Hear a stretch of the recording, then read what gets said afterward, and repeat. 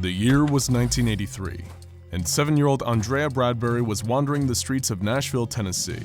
One of her favorite activities was to head down to the local movie theater and fantasize about the movies she'd one day be old enough to see.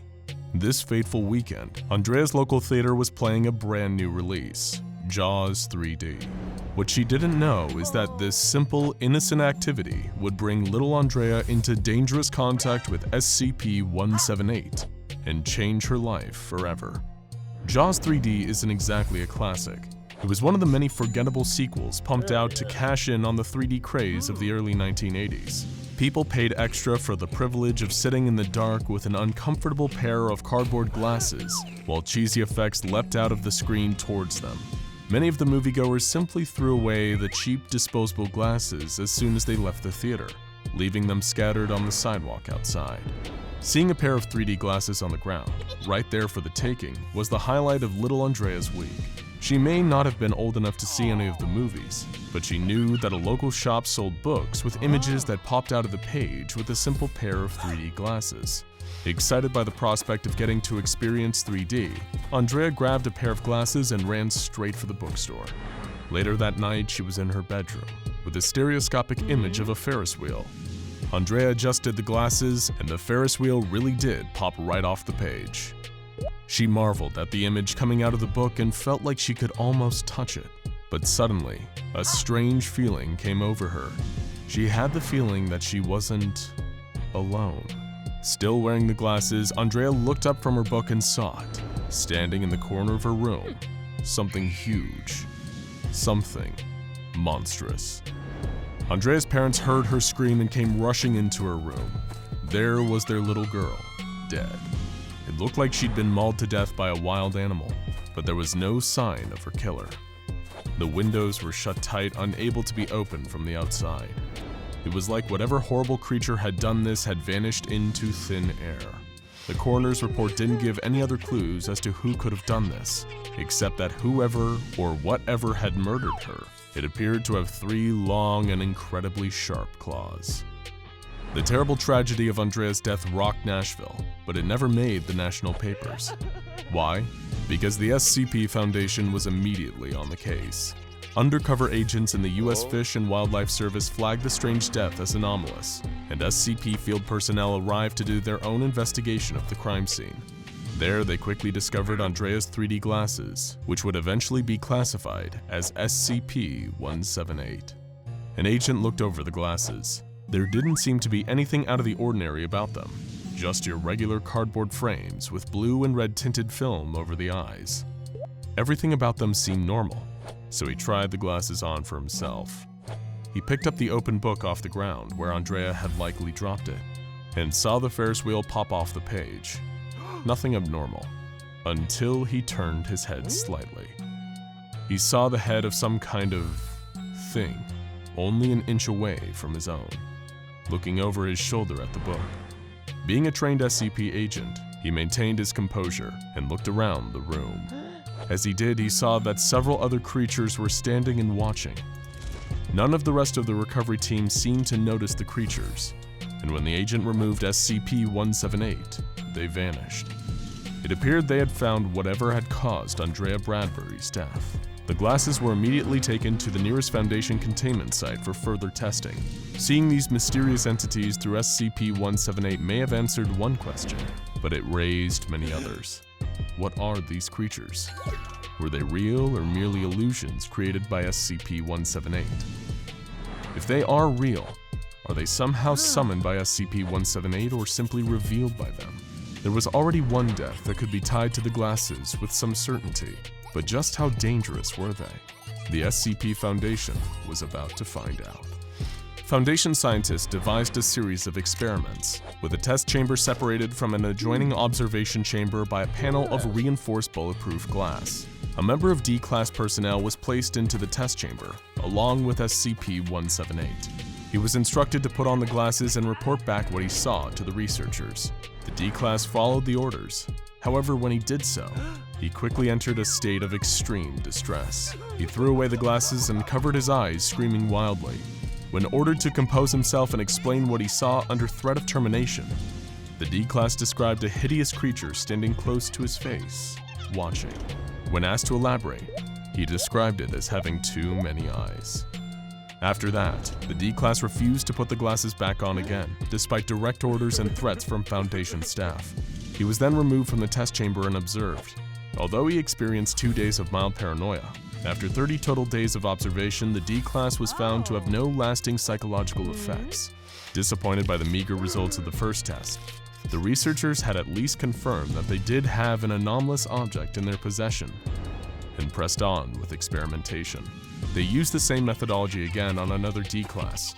She was placed into the chamber and instructed to put on SCP-178, then describe the entity she saw in great detail. When she put on the glasses, she recoiled in horror at the monster she saw staring back at her.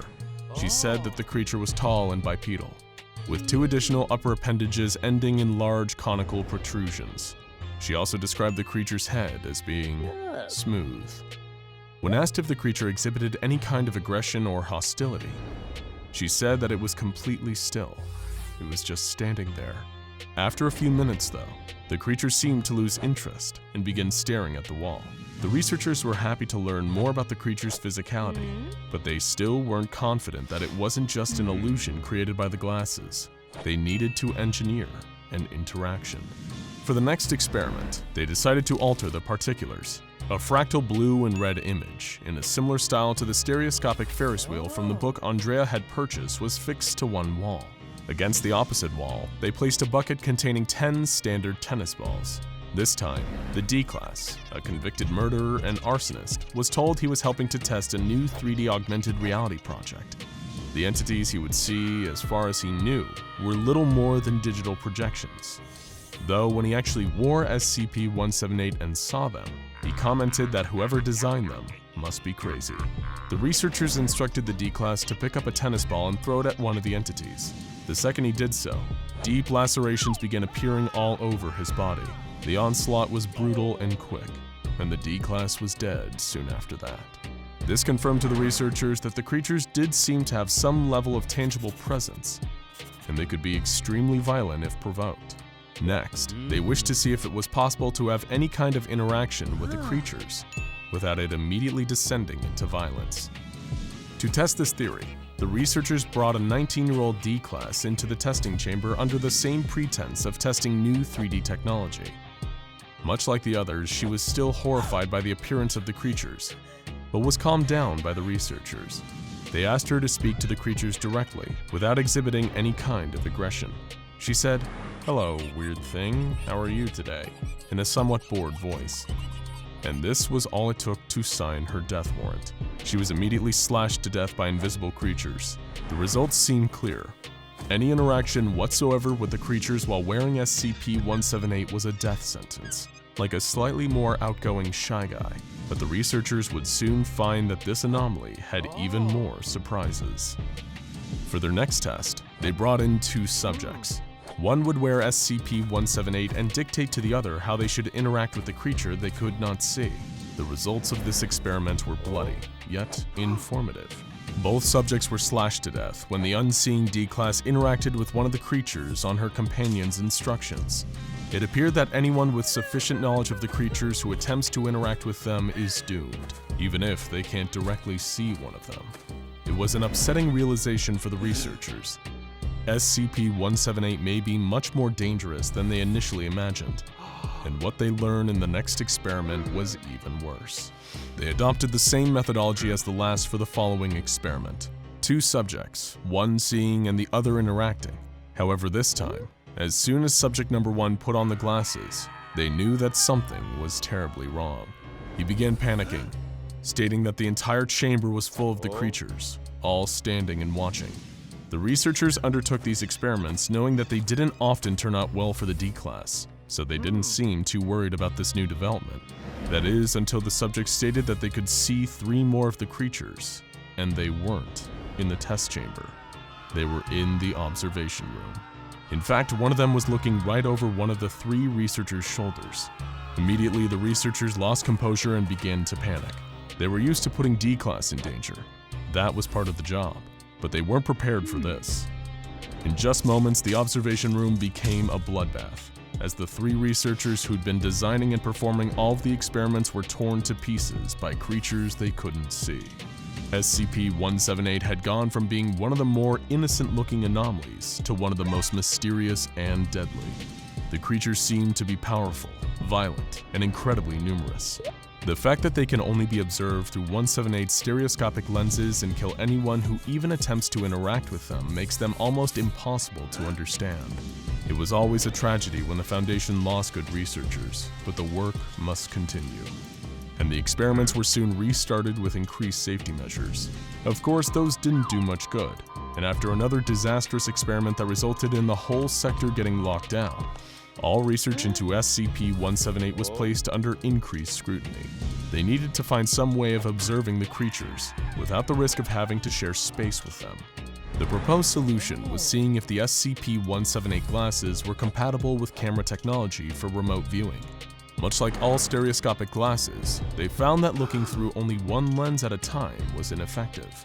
The solution was relatively simple: a dual-lens camera in a roughly similar configuration to human eyes. This, however, didn't give them the comfort or the answers they hoped for. Researchers commented, upon finally seeing the creatures, that they were even more hideous than they'd ever imagined.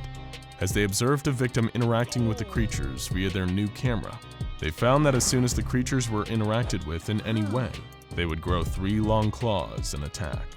And they were as fast as they were ferocious. From the observations, there were only a few things that the Foundation now knew about them for sure: their physical appearance, their violent nature, their enhanced physical abilities, and the fact they appeared to be pretty much everywhere. And who knows how long they'd been here, observing us humans while we glided by them, ignorant to their presence. It's enough to make you think twice before putting on a pair of 3D glasses again. But of course, never putting on the glasses doesn't mean you're safe. Just knowing about them puts you in danger. They could be standing next to you right now, looking over your shoulder as you watch this video. Just remember, if you want to be safe, you can't ever let them know you're aware. After all, just because you can't see something doesn't mean it can't hurt you. SCP Foundation agents stationed at Area 37 had intercepted chatter from a normally closed communication system in a nearby city. To anyone else, the calls that the Foundation were eavesdropping would seem innocent, even boring. But the Foundation immediately recognized the coded language being used. They were listening to communications between underground cells of the Serpent's Hand, a dangerous paramilitary organization that stands in opposition to everything the Foundation is trying to do. Once deciphered, the Serpent's Hand messages revealed plans for killing Foundation personnel, breaking into containment sites, and releasing anomalous creatures and objects into the world. Pretty standard stuff for the Foundation's least favorite anomaly-loving insurgents, but they kept using one code that even the Foundation didn't have any intel on. They kept asking about the condition of the Sisters. Fate has a funny way of sneaking up on you though, and in time, they would know more about the powerful, sadistic, reality-warping beings known as the Sisters than they could have possibly imagined. But what they would eventually learn was not the kind of data that anyone would ever want to have. After intercepting clear lines of communication from a local Serpent's Hand cell, triangulating the location of their compound was child's play, and mobile task forces were dispatched from Area 37 with orders to neutralize the potential threat before they could mount an attack on a facility. Just when the Serpent's Hands least expected it, they had heavily armed Foundation soldiers kicking down their doors, crashing through windows and rappelling down from the ceiling. As expected, the Serpent's Hand put up a fight, but thanks to their superior training and the element of surprise, the Foundation's mobile task forces came out on top. They were able to capture 15 members of the group for interrogation, as well as a collection of anomalous objects being stored by the group. Among them were a small wooden loom, an enamel needle, and a glass eye. When the task force obtained these seemingly mundane items, a haunted-looking Serpent's Hand began laughing wildly. He kept repeating, "You have no idea what you're getting yourselves into." Nobody knew just how right this man was. Not yet, anyway. Congratulating themselves on a job well done, The mobile task forces hauled their captives and the new anomalous items back to Area 37, a heavily isolated Foundation site that specializes in the early containment of anomalous objects for initial observation and study. The objects hadn't displayed any anomalous properties in transit. Maybe the Serpent's Hand was lying, and these weren't dangerous items at all, or it was actually just a pile of junk.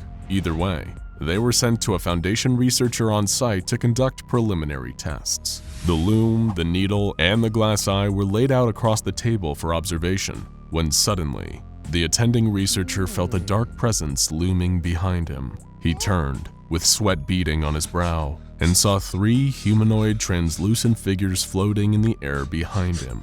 They would soon become known as SCP-1765-1, 2, and 3. The researcher could feel the power emanating from these silhouettes. Reality seemed to bend and shimmer around them, the way heat distorts the air into a mirage. He could tell right away that they were powerful reality warpers. Even in their brief time communicating with the researcher, 1, 2, and 3 displayed both intelligence and unique personalities. 1 was clearly the ringleader, displaying an articulate command of language. 2 displayed a more mischievous side, speaking with a Cockney accent, and had a tendency towards creepy giggling. 3 was the least communicative of them all, preferring to speak in short, simple sentences, often consisting of just single words. Though, of course, actions speak far louder than words, and it didn't take long for the sisters to define themselves with their actions. 1 told the scared and confused researcher that they'd been observing the SCP Foundation for quite some time,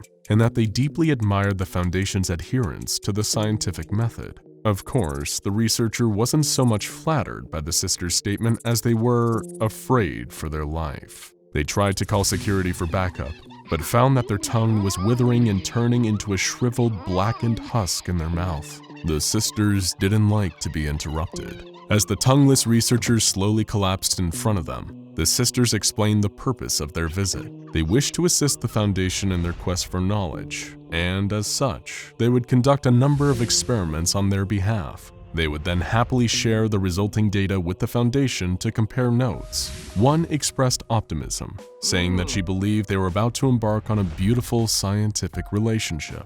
The reality couldn't be further from the truth. The sisters began their work, moving rapidly around the facility, bending and twisting reality wherever they went. They circled Area 37, making it separate from the rest of the world it inhabited. Area 37 no longer belonged to planet Earth. It belonged to the sisters. It was their private experimentation lab, filled with live and unwilling guinea pigs. The Foundation attempted to retake the facility by force, sending in Mobile Task Force Iota-6, also known as the Canvas Cats, into the belly of the beast, but they never returned. In addition to changing the fabric of reality itself, they also altered the physical structure of Area 37 to better serve their experimental designs. It was divided into 4 sections, marked A, B, C, and D, each with their own unique purpose. Section A, which had formerly been Area 37's storekeeping, mess hall, and dormitories, had been the least affected by the sisters' attacks on reality. The biggest alterations were the appearance of 2 large metal vats situated in the east corner of the mess hall,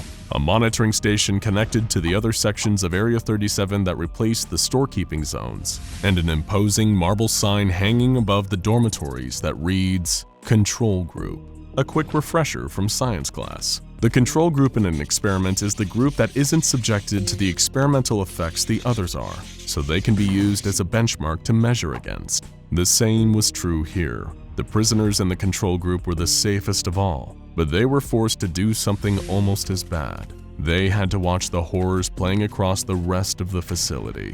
One of the sisters would occasionally return to this section to oversee the feeding of the control subjects, and to encourage them to take part in the observation of their unlucky peers. Section B, which had formerly been Area 37's outer grounds and sports facilities, had been transformed into the center of a localized spatial temporal abnormality. In layman's terms, this meant that its size, climate, atmospheric conditions, pressure, and temporal flow were all subject to constant changes based on the whims of Sister Number 1, who oversaw all the experiments performed in Section B. For those unfortunate enough to be trapped in Sector B, SCP-17651 was their god. but she didn't subject them to her whims randomly.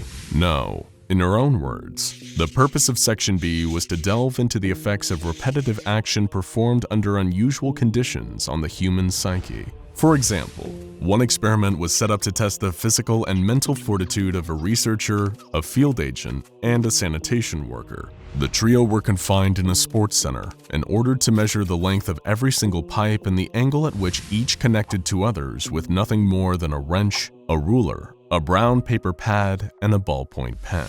The task was an arduous one, taking over 10 hours. And as soon as the subjects were done, one restructured the sports center and ordered them to perform the task again. The same happened another 459 times before one finally concluded the experiment, leaving the subjects with broken bodies and minds in the aftermath. Section C, which had previously been the facility's main office block, exhibited a similar level of anomalous activity to Section B, except that it was the domain of the more sadistic and mischievous Sister Number 2.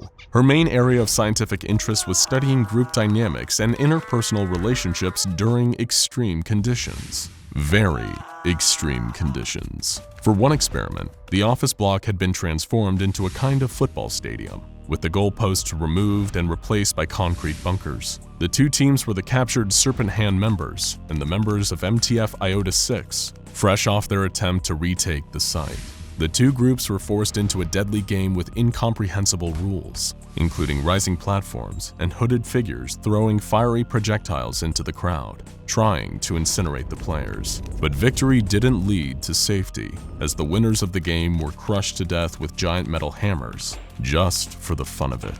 Two didn't even try to pretend that this act had a valid scientific justification. Section D, which had once been the facility's high-risk containment area, was now the strangest and most mysterious section of all. Under the charge of the equally peculiar and enigmatic Sister Number 3, this area appeared physically unchanged from its state prior to the arrival of the sisters. Temporally, however, Section D was the most warped of them all. It existed in a kind of temporal bubble, outside of the rest of our reality's timeline, giving 3 a frightening amount of control over all that went on in her domain outside of time. There she was performing the most strange and incomprehensible experiment of all. The subject was the former site director at Area 37. He was brought to a table and asked to choose between 2 different flavors of ice cream that were presented to him. Sounds simple enough. So then why is this the worst of all? Because the site director is caught in a time loop.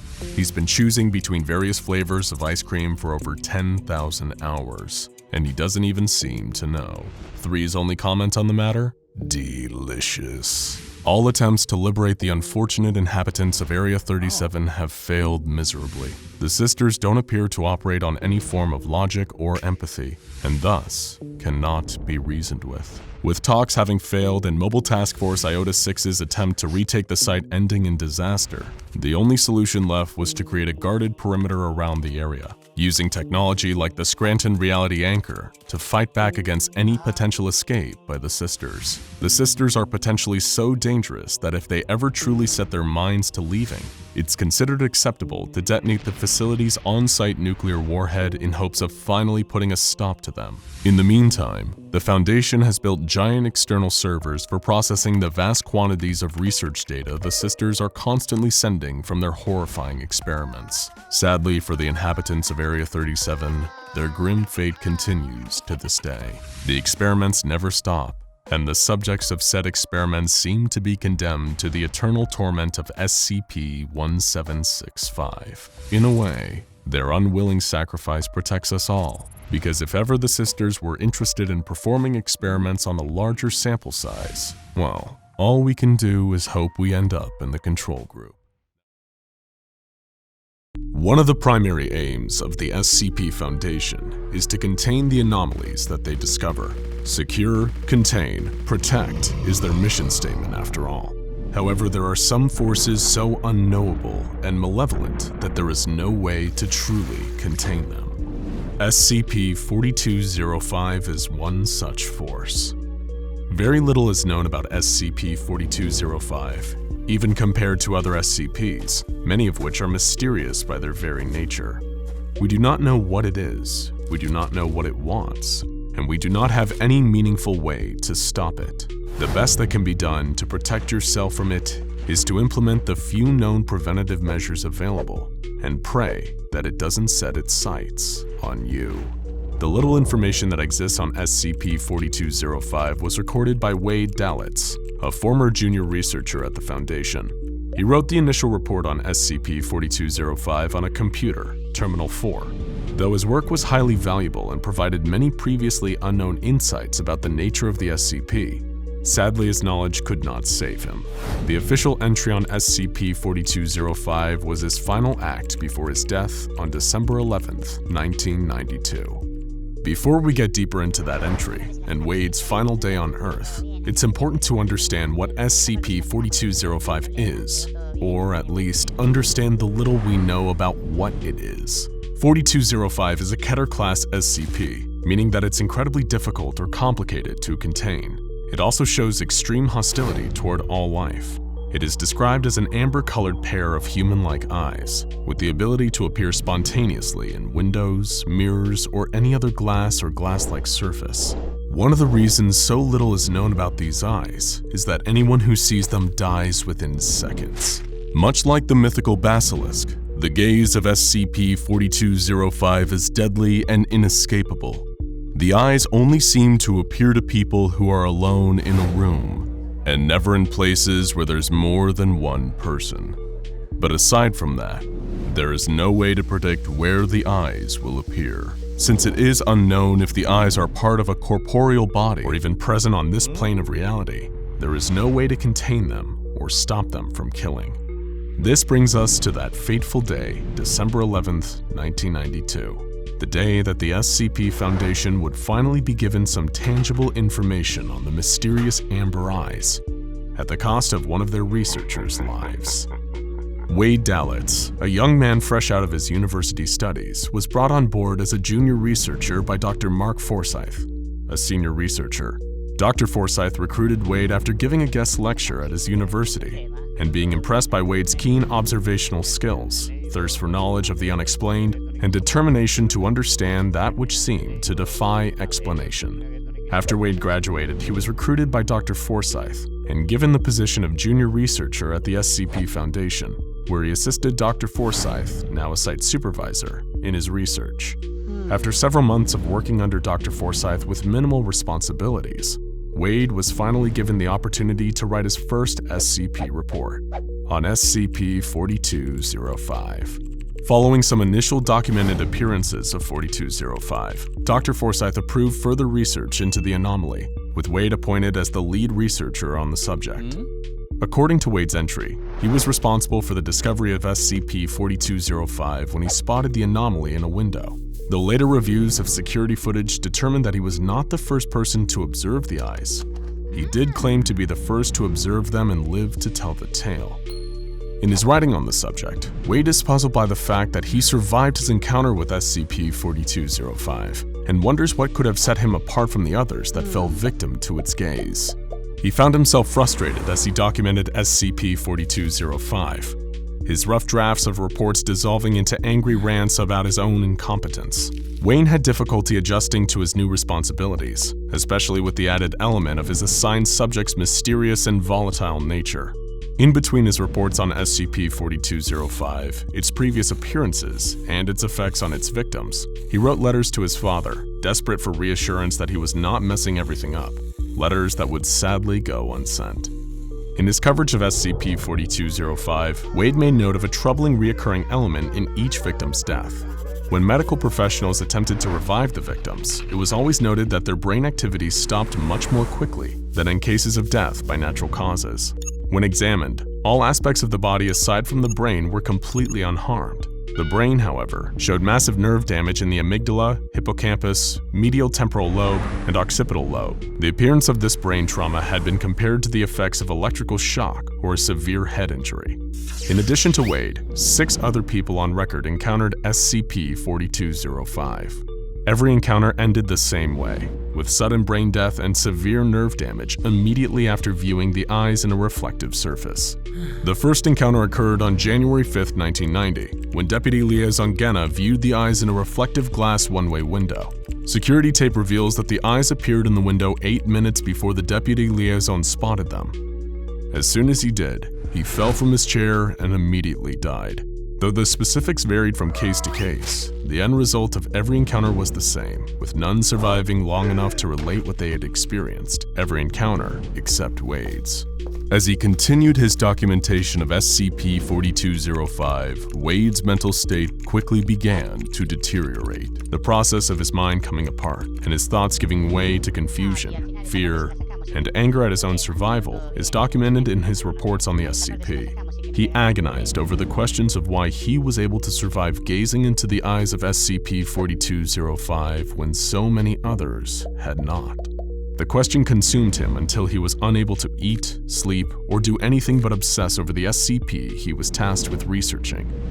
As he became more agitated, he began to write about the eyes appearing to him again. On one occurrence, he attempted to touch them and described the sensation like touching a balloon to your arm after it had been charged with static electricity.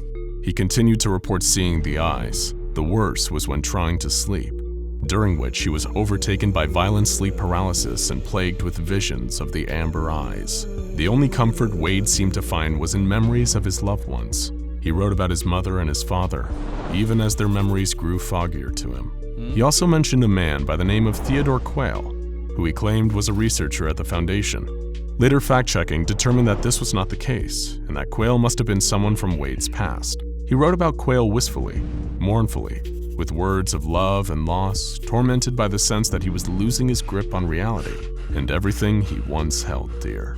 As Wade descended deeper into a hell inside his own mind, he continued to mull over the questions of SCP-4205. Was there more to it than what was visible? Did it have a body? Why had he survived the encounter with it? And what did it want from him? He decided that those who had perished immediately were the lucky ones. They had escaped the torture that had overtaken his life. The eyes were everywhere now, watching him even as he attempted to unlock their secrets on a Foundation computer. He spoke to the eyes at one point, but refused to write down what they said to him. His last entry, his last thought, was a plea for Theodore Quayle's embrace. There is no more written about the research or about the eyes, only a simple, desperate need for a comfort that is long lost. Now is the part of our story where terror meets tragedy. Contrary to what Wade thought, and what was recorded in his final computer entries, he did not survive his brief brush with SCP-4205. The truth is that he spotted the amber eyes in the glass above his terminal monitor while recording the entry and died seconds later. Though his death was swift, it felt agonizingly slow, as revealed by his descent into panic and paranoia recorded in his writings.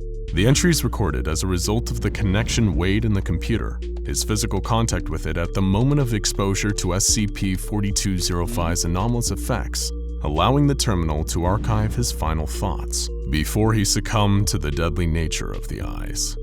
The entries were never physically typed, but rather jumped from his dying mind into the mainframe.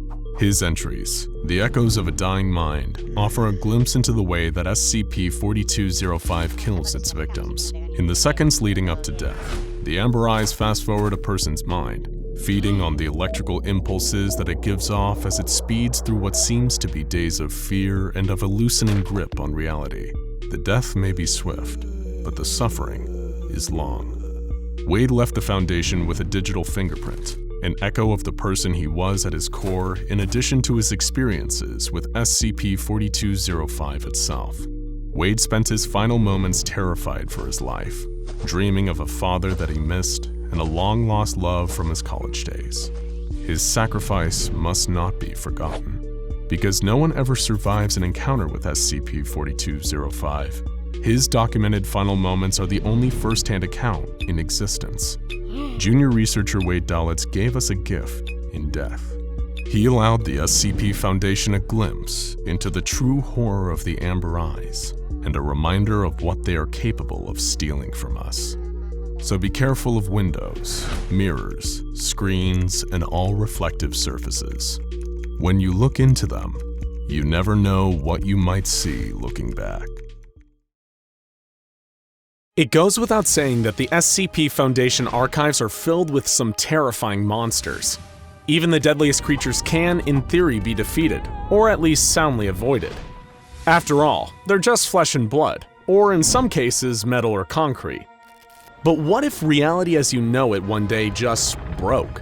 Or worse, you were transported to a reality so frightening and alien to our own that death seemed like the only escape.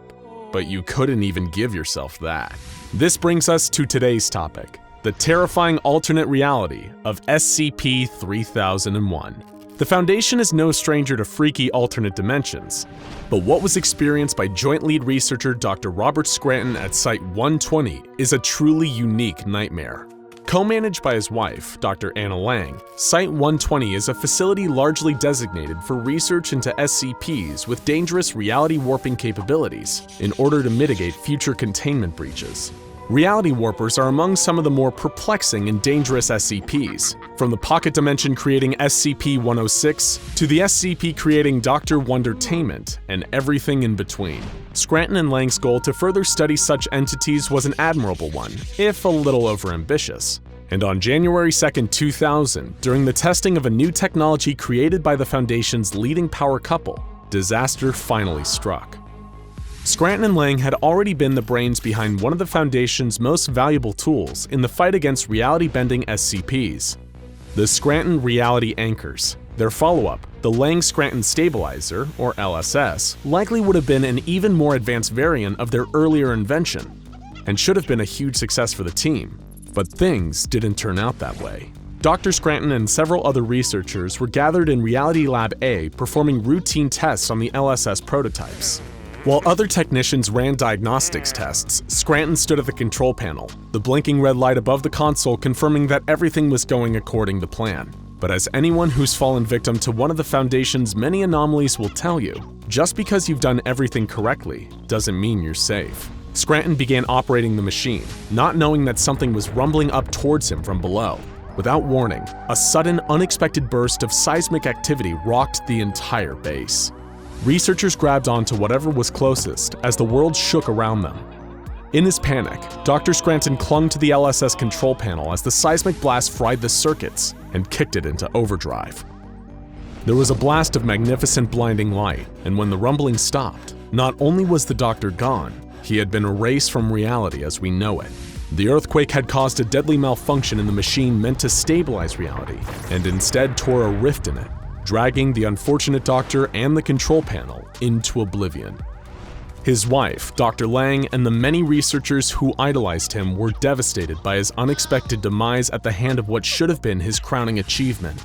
The one silver lining was that this reality-ripping event had almost definitely eliminated the doctor quickly and painlessly. As far as the Foundation and his loved ones were concerned, Scranton's death had been immediate and complete, a luxury afforded to few Foundation employees who die anomalous deaths. But sadly, that isn't how Dr. Scranton's story, or the story of SCP-3001, ends. No, this is where it all begins. How do we know all this? In the hellish new place where Scranton had been transported, the control panel from the LSS that he'd been clinging to for dear life had been transported with him and continued to record audio data from this anomalous location. Not that Dr. Scranton realized it, not at first anyway. As far as he knew, he'd suddenly been transported into a pitch-black location. No sights, no sounds, no sense. True nothingness. At first, the doctor was confused. One second he was testing out his new technology, and the next he was quite literally nowhere.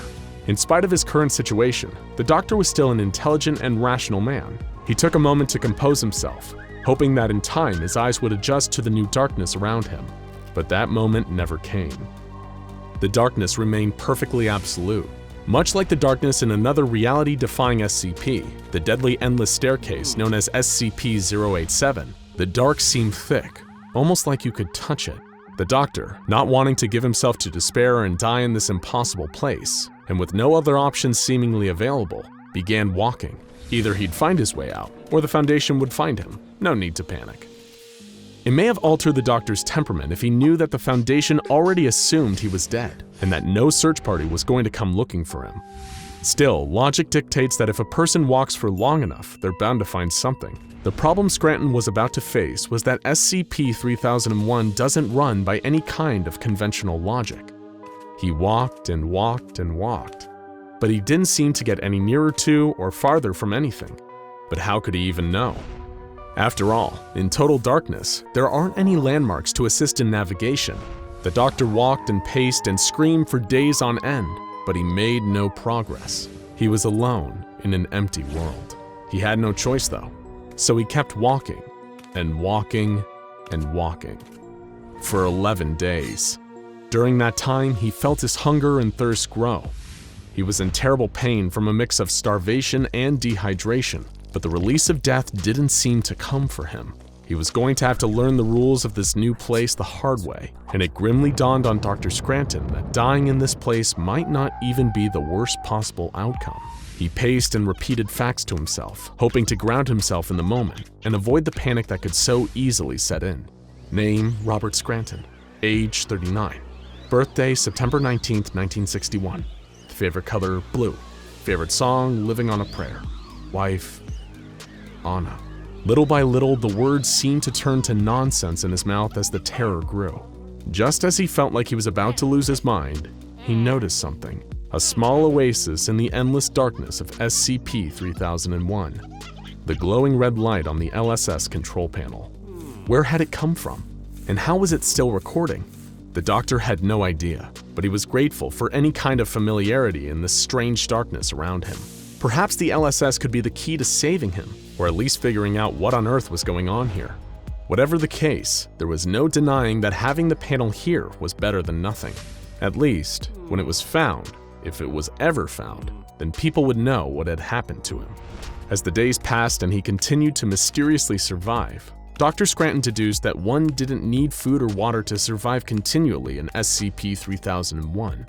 The location had an anomalous effect on its inhabitants. As the days passed and turned to weeks of wandering in the darkness, Dr. Scranton further deduced that he was no longer in his home dimension. This was an entirely separate pocket dimension, much like the one possessed by SCP-106, but featureless, a perfect self-contained void. Now dimly illuminated by the red light of the panel, Dr. Scranton explored further into the void around him. He traveled for months on end, the pain of his deficiencies growing by the day, but found he was getting nowhere. All things considered, he wasn't even sure he was moving, or whether reality and darkness were swirling around him like a thick liquid. Rather than walking on a single flat surface, he was moving in all directions across a three-dimensional plane. The space-time continuum appeared to be entirely broken here, where movement is more defined by the conscious intention to move than any real geographical repositioning. Dr. Scranton knew that this place broke every single one of Kijel's laws of reality parameters. And from his years working with a plethora of reality warpers in Site-120, he had a theory for why this pocket dimension was so strange. It had an extraordinarily weak Hume field. Before we get back to Dr. Scranton's semi-living nightmare, we need a quick primer on Hume theory and why having a weak Hume field is such a problem. A Hume is a unit of measurement for the strength and amount of reality in a given location or being. In an area with an incredibly low Hume field relative to our world, such as SCP-3001, universe breaches and anomalous incidents rise significantly. At the time of his being trapped there, SCP-3001 had the lowest number of Humes in any recorded environment, making it a phenomenally anomalous zone. It was for this reason that starvation and dehydration never took hold of him despite causing him great pain. And the worst by far was yet to come. Dr. Scranton wasn't trapped in this dimension for weeks or even months. He was trapped in the darkness for years, and it took a nightmarish toll on his body and mind. The small flashing red light on his LSS control panel became his only friend, and as the years drew on, he would hold entire conversations with his only source of illumination. He knew that his days were numbered. If he didn't escape the dimension within around 3 years, the Hume field would diffuse further, and he would be left in a truly horrific state. But based on how little headway he'd made in the time he'd been there, he didn't feel optimistic. He kept speaking into the recorder, if only to break the silence and prevent him from going completely insane. But even that would only hold it off for so long. Alone and talking to himself endlessly in the darkness, Dr. Scranton could feel his mind slipping as the confines of the pocket dimension constricted and his body began to change. The low Hume field slowly diffused his physical matter, destroying the physical integrity of his body, but never being merciful enough to actually let him die. In his haunting audio logs, the doctor described his hands as diffusing and thinning out like spiderwebs. Over time, there was less and less of him, and what was left wasn't entirely human.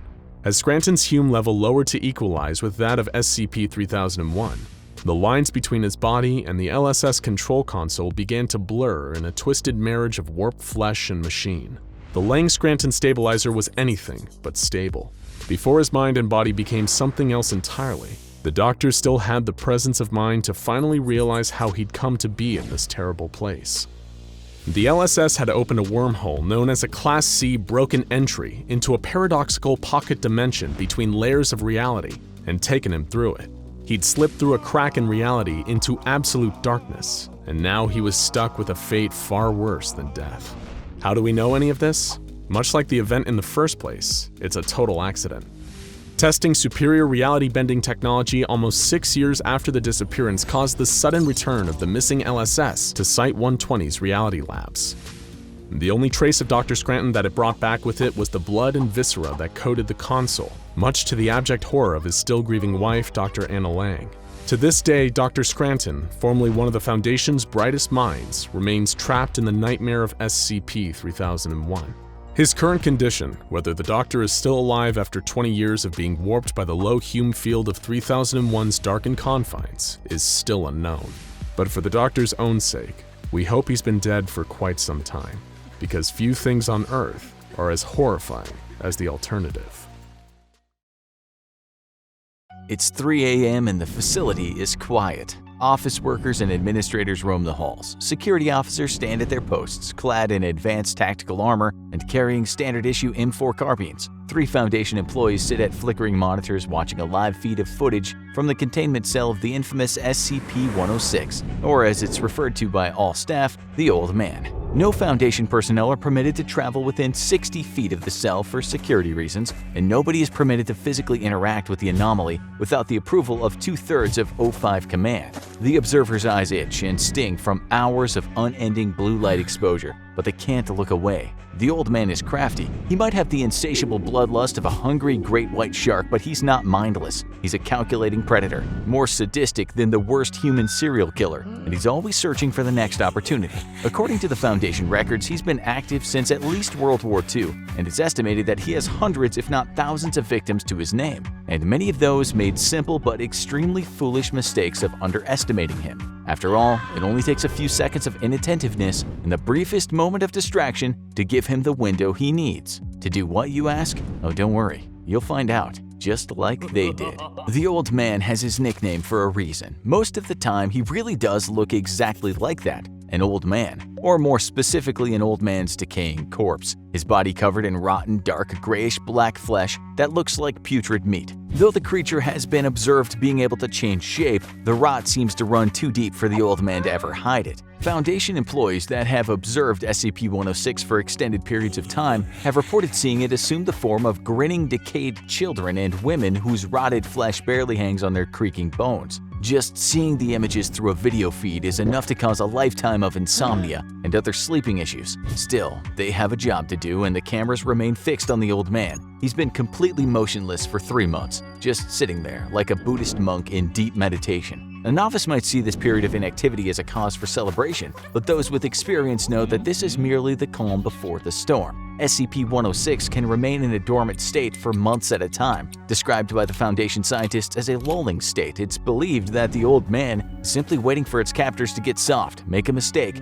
or simply have a momentary lapse in concentration, which is all it needs to make its move. It had happened so many times before, and it was about to happen again. One of the observers must have felt an overwhelming wave of anxiety as he saw the creature ever so slightly twitch. Just a tiny quiver in the shoulder muscles, but that was enough to tell the observer that their day had just taken a terrifying turn. He grabbed the emergency phone fixed to his desk and practically screamed into the receiver that 106 is moving, that they need a tactical team stat. But it was already too late. He and the other 2 observers stared into the monitors with their mouths agape as a gooey, rust-like substance began to pool around the creature on the floor of its cell. Slowly, the creature craned its withered neck around. Its face was fixed into a broad, yellow-toothed, lipless grin. Its eyes had the kind of dull, flat malice of an underwater predator. It looked directly into the camera, directly at them, and smiled. the observers knew this was bad. Really, really bad. With what they could have sworn was a little nod, the old man began sinking into the rusty puddle it made on the ground beneath it,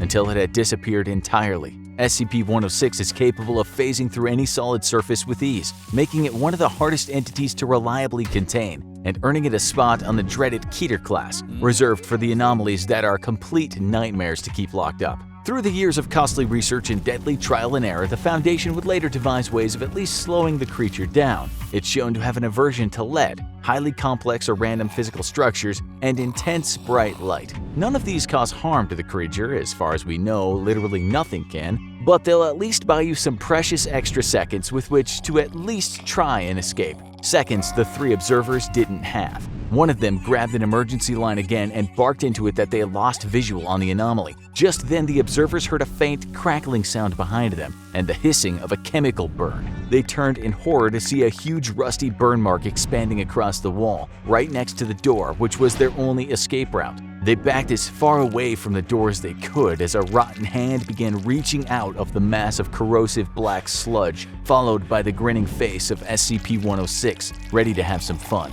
Meanwhile, two heavily armed security officers, Agents Goodwin and Resnick, came charging down the corridor toward the observation rooms. It became a bleak slogan during SCP-106 escape attempts that all you need to do is follow the screams, and that motto was proven true that night, because awful things were happening to the observation personnel. They were certainly screaming about it. Of course, even with the top-of-the-line firearms, there was little they could do to harm the rampaging old man. He seemed immune to all forms of physical damage. All they could hope to do was keep the thing distracted until the scientists and containment specialists finished the preparations to lure him back into his containment cell.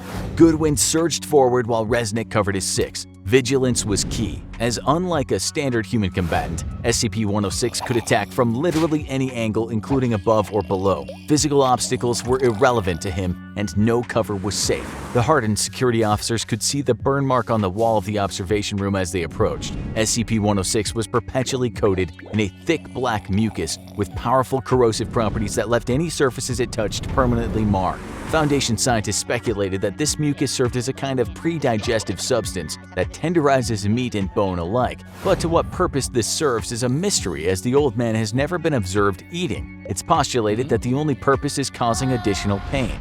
Goodwin and Resnick knew to treat this hissing sludge as a potential threat, as the corrosive properties would remain active for as much as 6 hours before finally fizzling out. The two officers shared a quiet nod before Goodwin breached the observation room door with a hard kick. The two of them surged inside, guns at the ready. In their time working at the Foundation, they'd seen some truly horrific sights. From the mutilation of D-Class personnel, typically death row prison inmates brought in for use as SCP guinea pigs, to the violence and mayhem of a containment breach. But there was nothing in their past that would ever make the horrifying sight they saw in the observation room that night feel normal. All three observers were dead. Almost nothing remained of two of them, and the third, while still intact, no longer looked human. He looked like he'd somehow been dead 100 years in the brief period that the old man had been free. His skin was gray and completely dried out, and his mouth was locked into a perpetual scream. It was a massacre, but there was no sign of the old man. Goodwin grabbed his radio and whispered, "This is Goodwin in Observation Room 6, requesting immediate backup. We have no idea where this thing," but his sentence was cut off by a sudden scream from Agent Resnick. SCP Foundation security officers are as tough as nails, the best of the best, you might say, recruited from the top military organizations in the world. So hearing one of them scream in fright is a rare, if not impossible, occurrence. But even they were forced to yell out in fear when they looked up to see the old man standing on the ceiling, grinning down at them. Resnick raised his M4 and shot a 3-round burst at center mass. SCP-106 didn't care. Even under sustained gunfire from the two security officers, it didn't flinch. The old man simply reached down and snatched Agent Resnick from the ground like it was picking an apple from a tree.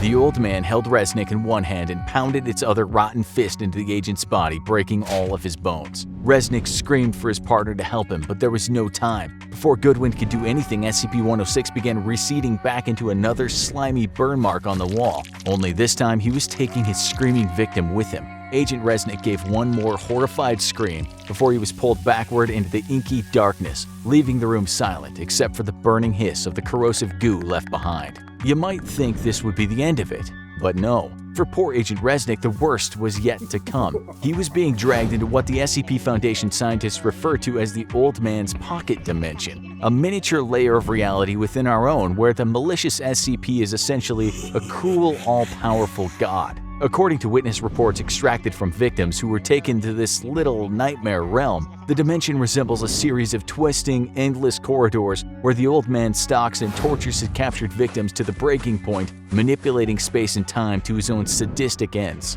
On rare occasions, the SCP will even release its victims just for the joy of hunting, capturing, and torturing them all over again. While Agent Resnick was learning the true meaning of terror, containment specialists were mobilizing in its cell, preparing the one known, tried-and-true method of luring the Old Man back, tempting it with the prospect of causing even more suffering. In order to do this, Foundation personnel take one of the aforementioned Class D personnel and begin inducing extreme pain by breaking a major bone or slicing a tendon every 20 minutes. The victim's agonizing screams are then played over the facility's intercom, acting as bait for the pain-loving Old Man. The screams echo through the facility's otherwise silent halls as the mutilated corpse of Agent Resnick falls from a new scorch mark on the ceiling. The Old Man can hear the sounds of suffering ringing out through the air around him, and he can barely contain his excitement over the prospect of a new plaything. The snapped femurs, the torn Achilles tendons, it was all too good to miss. Having had its twisted fun with the security officers and observers, SCP-106 wandered back to its containment cell,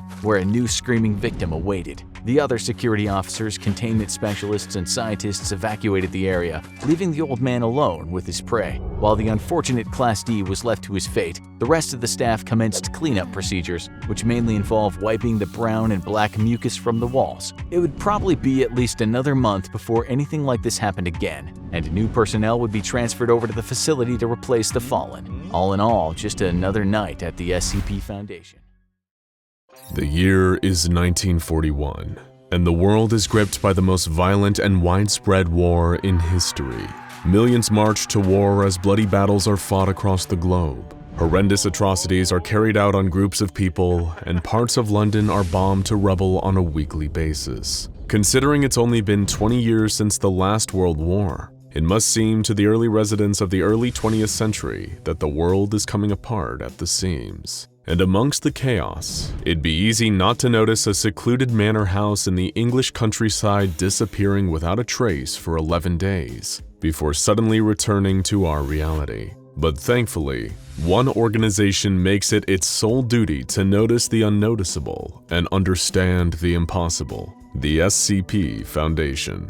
And within that anomalous manor house, Foundation agents and researchers were about to find horrors beyond even their darkest imaginations. This is the grim tale of SCP-1461, better known as the House of the Worm. When the manor house reappeared after its 11-day absence, the Foundation zeroed in, sending agents inside to investigate. It was a 2-level dwelling complete with 12 bedrooms, 4 baths, 3 studies, a main foyer/ballroom, a library, a kitchen, and a pantry basement. The Foundation observed that a number of these rooms had been fitted with rows of bunk beds, similar to a boarding house or barracks. Only later would they understand why. They found that the upper portion of the home exhibited no abnormal qualities whatsoever, but as the agents investigated further, they found an entrance to the truly anomalous portion of the manor, the extensive sub-level system.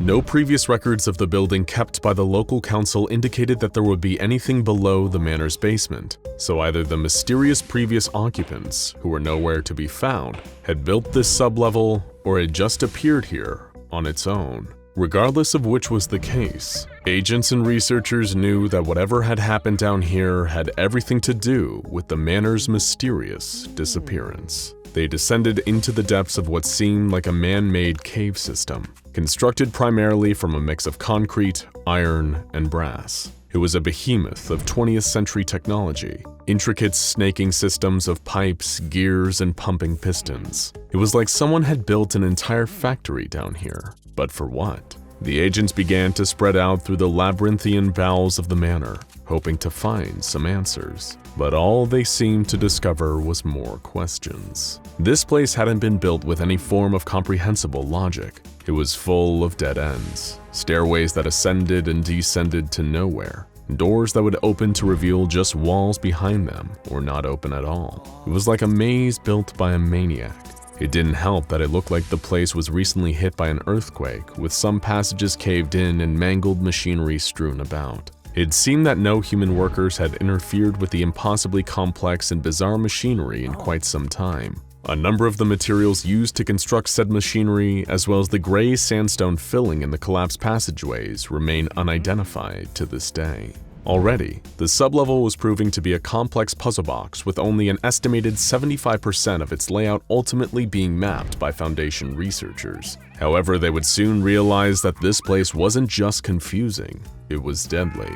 The only method of self-maintenance detected by the exploring agents were pipes that would fire a thick black lubricant onto the surrounding machinery. One of the Foundation agents had the misfortune of getting covered in it while exploring a darkened passageway, and 80% of his body was melted as a result. It appeared that the viscous black goo was incredibly corrosive to all organic matter. A number of the machines also emitted dangerously high quantities of gamma and X-ray radiation, making it difficult to explore many of the caverns without heavy hazmat protection. And worst of all, were the extremely hostile creatures living in the caves who would regularly attack Foundation personnel. These abominations came to be known as SCP-1461-1, vicious steampunk Frankenstein monsters, once human, but with large parts of their bodies replaced by crude mechanical implants, including metal teeth and claws. 1461-1s have displayed a taste for human flesh, and they have dragged multiple Foundation agents down into their lair to be converted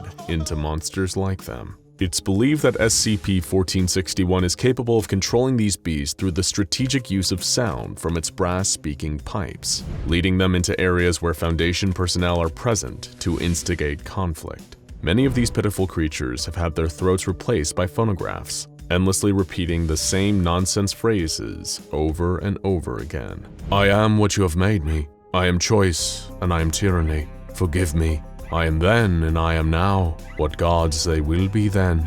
I am evil, and I am flesh. I am the trap. I am beauty, and I am chaos. Children are selfish. I am the worm. I have broken God. Still, in spite of the mazes, monsters, and deadly chemicals, the agents persisted and managed to discover several important locations. The gel production chamber on sublevel 3 creates glass jars from the unidentified sandstone and fills them with a slime that looks to contain living eyes and teeth. The factory deliveries room is filled with a huge number of crates and boxes, which seem to shift and change in number between Foundation patrols. The speaking tube room on sublevel 11 contains a grand pulpit that acts as the connecting point for the complex array of speaking tubes running through the entire cave system. The body parts of a deceased female also appear to be wired into the machinery, like spare parts. And on sublevel 12, they found the so-called catalyst room.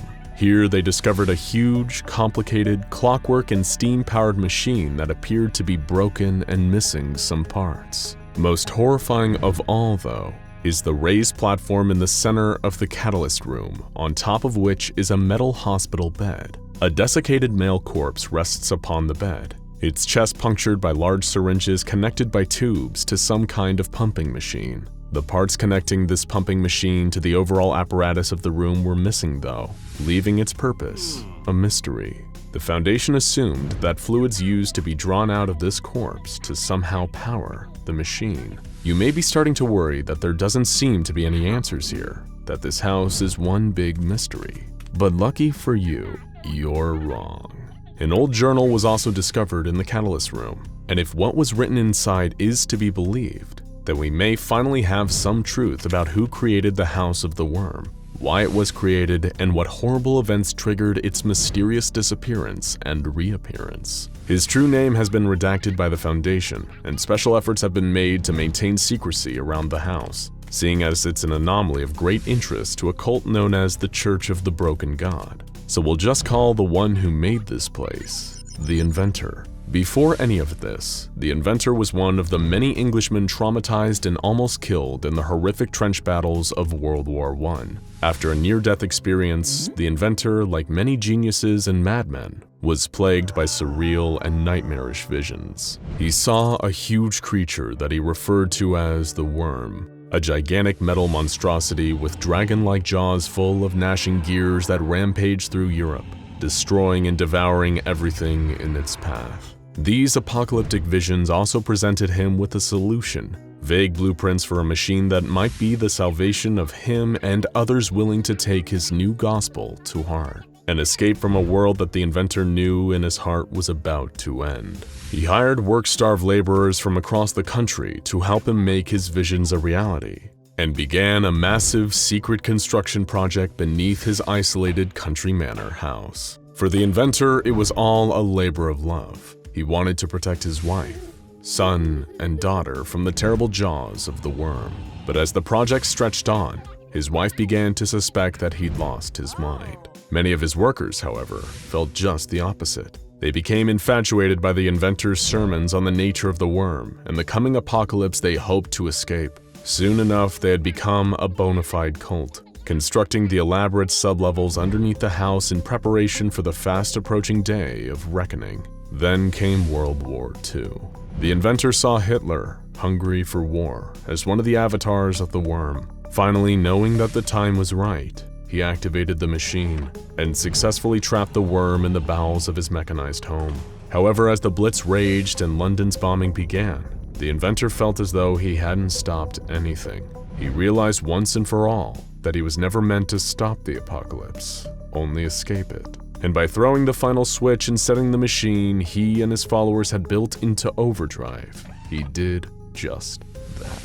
This was the moment that the House of the Worm disappeared, transporting the inventor, his family, and his devoted staff to a different world. An empty gray world, devoid of war but also lacking all the comforts of regular life, including food. Things went downhill from there, as their supplies quickly began to run out, and the cult descended into cannibalism in order to survive. Things weren't going much better in the inventor's personal life. His wife, fearing what would happen to the family, took her own life and the life of his daughter. Though by this point, the inventor's mind was so fractured that it's possible he may have killed them himself. Either way, it was only the inventor and his son left, and more trouble was brewing.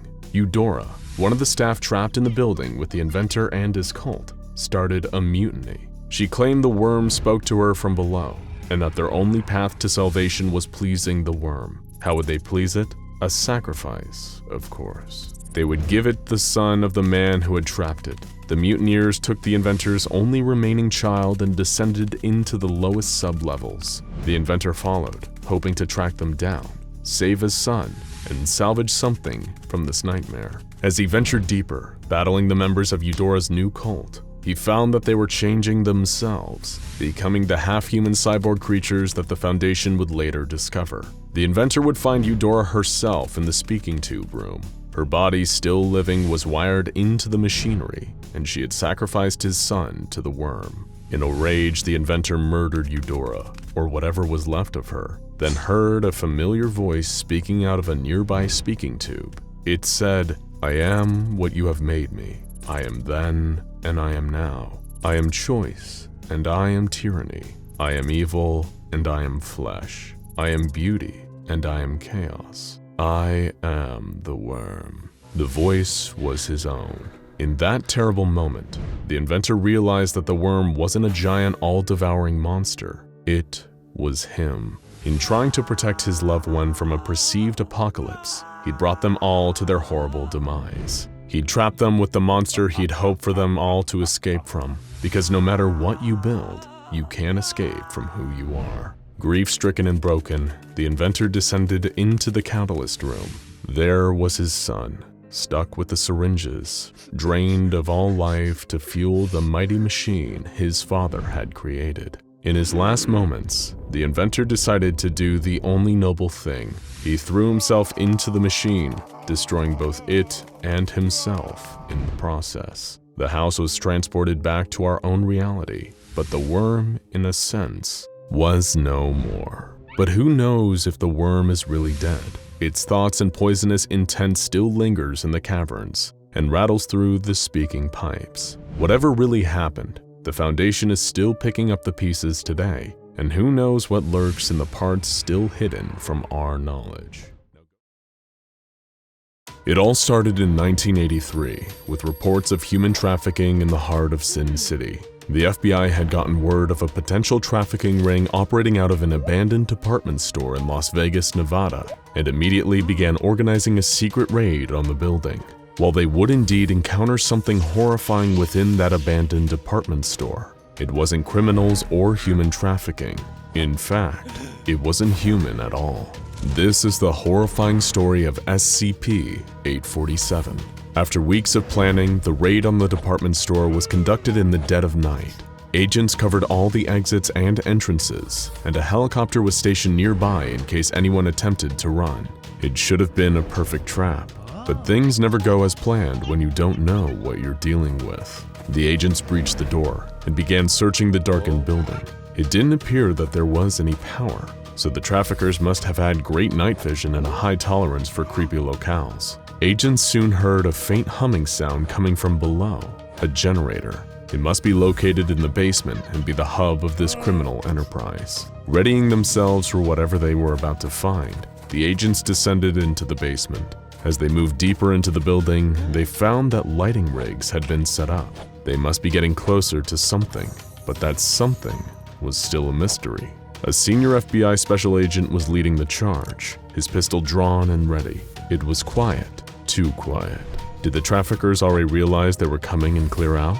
He was ready to consider this bust a bust when he heard a quiet mewling in the distance, a persistent whining whimper that was undeniably human. He gave the signal to his fellow agents to follow the noise. They proceeded forward towards the pain sounds and found themselves in a wide, well-lit room filled with department store mannequins. All were broken to some degree. Some were totally smashed to pieces. Some were chained to walls and locked in cages. Others were wrapped in plastic. The agent wondered whether this was some kind of twisted joke or a messed up avant-garde art piece. That's when he noticed her, a single crouched figure in the distance, hunched over and whimpering in a darkened corner of the room near a full-length mirror. He couldn't fully make her out, but he got the sense that something was wrong. She was injured, bent over. Was she even missing an arm? Just what have these monsters done to this woman? He whispered a request for backup into his radio and pushed on. When he got within 50 meters of this strange woman, her demeanor changed entirely. She jerked around, her movements forced, erratic, and painful looking. The woman stared directly into the agent's eyes and began hobbling towards him, occasionally stopping to strike a pose as if modeling during a photo shoot. Just then, the agent made a horrifying realization. This thing moving towards them wasn't a woman at all. It was a living mannequin. As she got closer though, he realized that the mannequin's broken left forearm had been carved into a large shiv. A female junior FBI agent had been one of the many to pour into the room when the raid leader had radioed for backup. The second she entered the 50-meter range of this strange mannequin, everything changed. In an instant, its eyes and mouth began dripping with a thick, viscous resin. Its whimpering gasps suddenly became vicious, ear-splitting screeches, and it turned its gaze from the senior FBI agent. It was now focused on the junior agent, who had just entered the room and broke into a terrifying run straight towards her. The mannequin moved with a violent, single-minded purpose. Other agents began firing, but it was running freakishly fast and easily dodged most of the bullets. The few that actually hit seemed to do nothing to slow the creature down. It shrugged off the damage and kept running. With a great leap, it landed on the terrified junior agent and began jabbing her with its bladed arm. The other agents stopped firing, fearing they might accidentally hit their colleague during the panic. The mannequin was ruthless, clawing and stabbing with the strange resin leaking out of its every orifice. Terrified and unable to reach her gun, the agent remembered her training. She reached into her belt and grabbed her stun gun, jamming the two probes up against the creature's chest and giving it 30,000 volts. The creature spasmed, fell backwards, and collapsed in a heap on the ground, frozen. This was the first recorded encounter with SCP-847, a violent living mannequin with a serious problem with women. This terrifying report was passed up the chain of command until it landed on the desk of a Foundation agent working in the FBI. The Foundation quickly swooped in and claimed the mannequin, delivered necessary amnestic treatment to all who'd witnessed it, and closely observed the female junior FBI agent's recovery in a private hospital with Foundation ties. As it turns out, they were right to do so, as the junior agent was in for a gruesome fate. While the wound she'd suffered at the hands of SCP-847 didn't appear fatal, the fact that the mannequin's anomalous resin excretions entered the open wound changed everything. Several hours after being committed, the junior agent began complaining of limb stiffness and difficulty moving. This quickly developed into full paralysis. Over time, her skin and internal organs began to harden, until the process dubbed plastination came to a gruesome end. The junior agent wasn't just dead, she had been transformed into a mannequin. Foundation researchers were met with a truly horrifying realization. This means that all the other broken mannequins found with SCP-847 were likely once living humans, attacked and transformed by the anomaly, now a source for new harvested body parts. Now safely interred at a Foundation containment facility though, the real tests on SCP-847 to determine its behavior and physical attributes could begin. The most important detail about SCP-847 is that its aggression is exclusively directed towards women, as opposed to when it encounters men, and its instincts are more self-destructive. Through a series of tests and observations, researchers have been able to pin down 3 different distinct patterns of behavior for SCP-847. Pattern Z behaviors occur when there are no humans standing within 50 meters of SCP-847.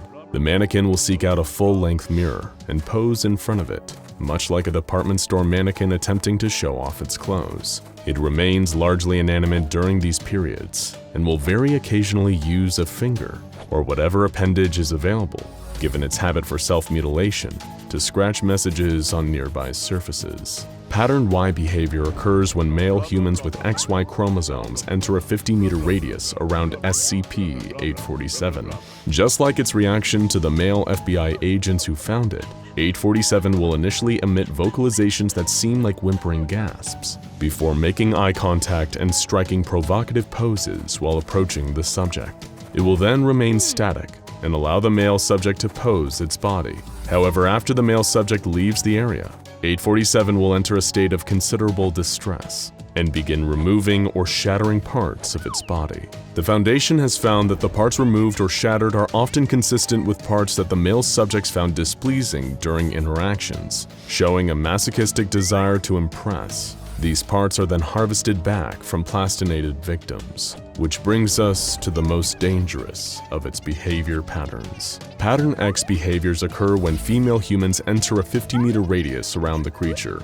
847 will immediately become brutally aggressive, switching its noises from whimpers to violent screeches and growls. 847 experiences enhanced physical capabilities during Pattern X states. Its speed has been measured at 45 kilometers per hour, making it as fast as the legendary SCP-096. It's also been shown to exhibit extreme physical strength. It's during this pattern of behavior that it begins excreting its deadly resin, which has been proven to only be dangerous to women. In these states, the only thing capable of reliably pacifying the being is a powerful electric shock. The shock causes the creature's resin to harden, temporarily incapacitating it for roughly 5 minutes. Other conventional weapons and damage has no meaningful effect on SCP-847. After a number of incidents that had sad and violent endings, the Foundation Ethics Committee forbade the use of female D-Class personnel in SCP-847 testing. When it came to female subjects, 847 always slipped into a state of extreme aggression, so instead the Foundation began testing with male subjects in hopes of better understanding the dynamics between human males and SCP-847.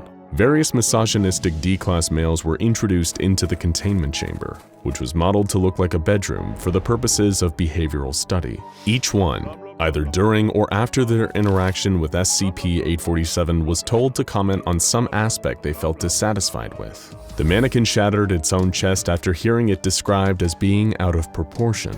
After another D-Class called its nose ugly, the mannequin broke it off. After another said that its hair was out of fashion and commented on its inability to drink, it tore out its hair and liver. All parts were replaced after the experiments. Things took their most violent and upsetting turn yet with the introduction of D-7294. A lot of the time, D-Class personnel are considered to be as anonymous as they are expendable, but D-7294 is an exception.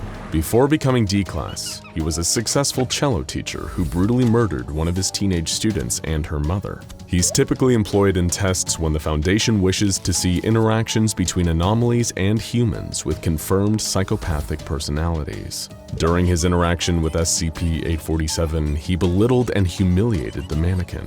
He forced it into uncomfortable poses and even snapped off one of its fingers before being dragged from the room by Foundation guards. In the following debrief, he further berated the mannequin as useless and lousy at its job of being controlled by him. In response, 847 extracted its own brains, eyes, and clavicle before shattering its own hands in dismay. So why does 847 behave this way? While it may appear monstrous, it seems that the reason SCP-847 does what it does is all too human.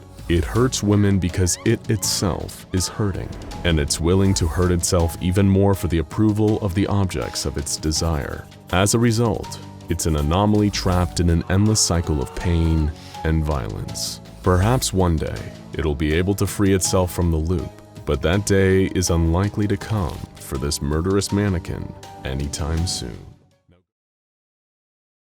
It's the holiday season.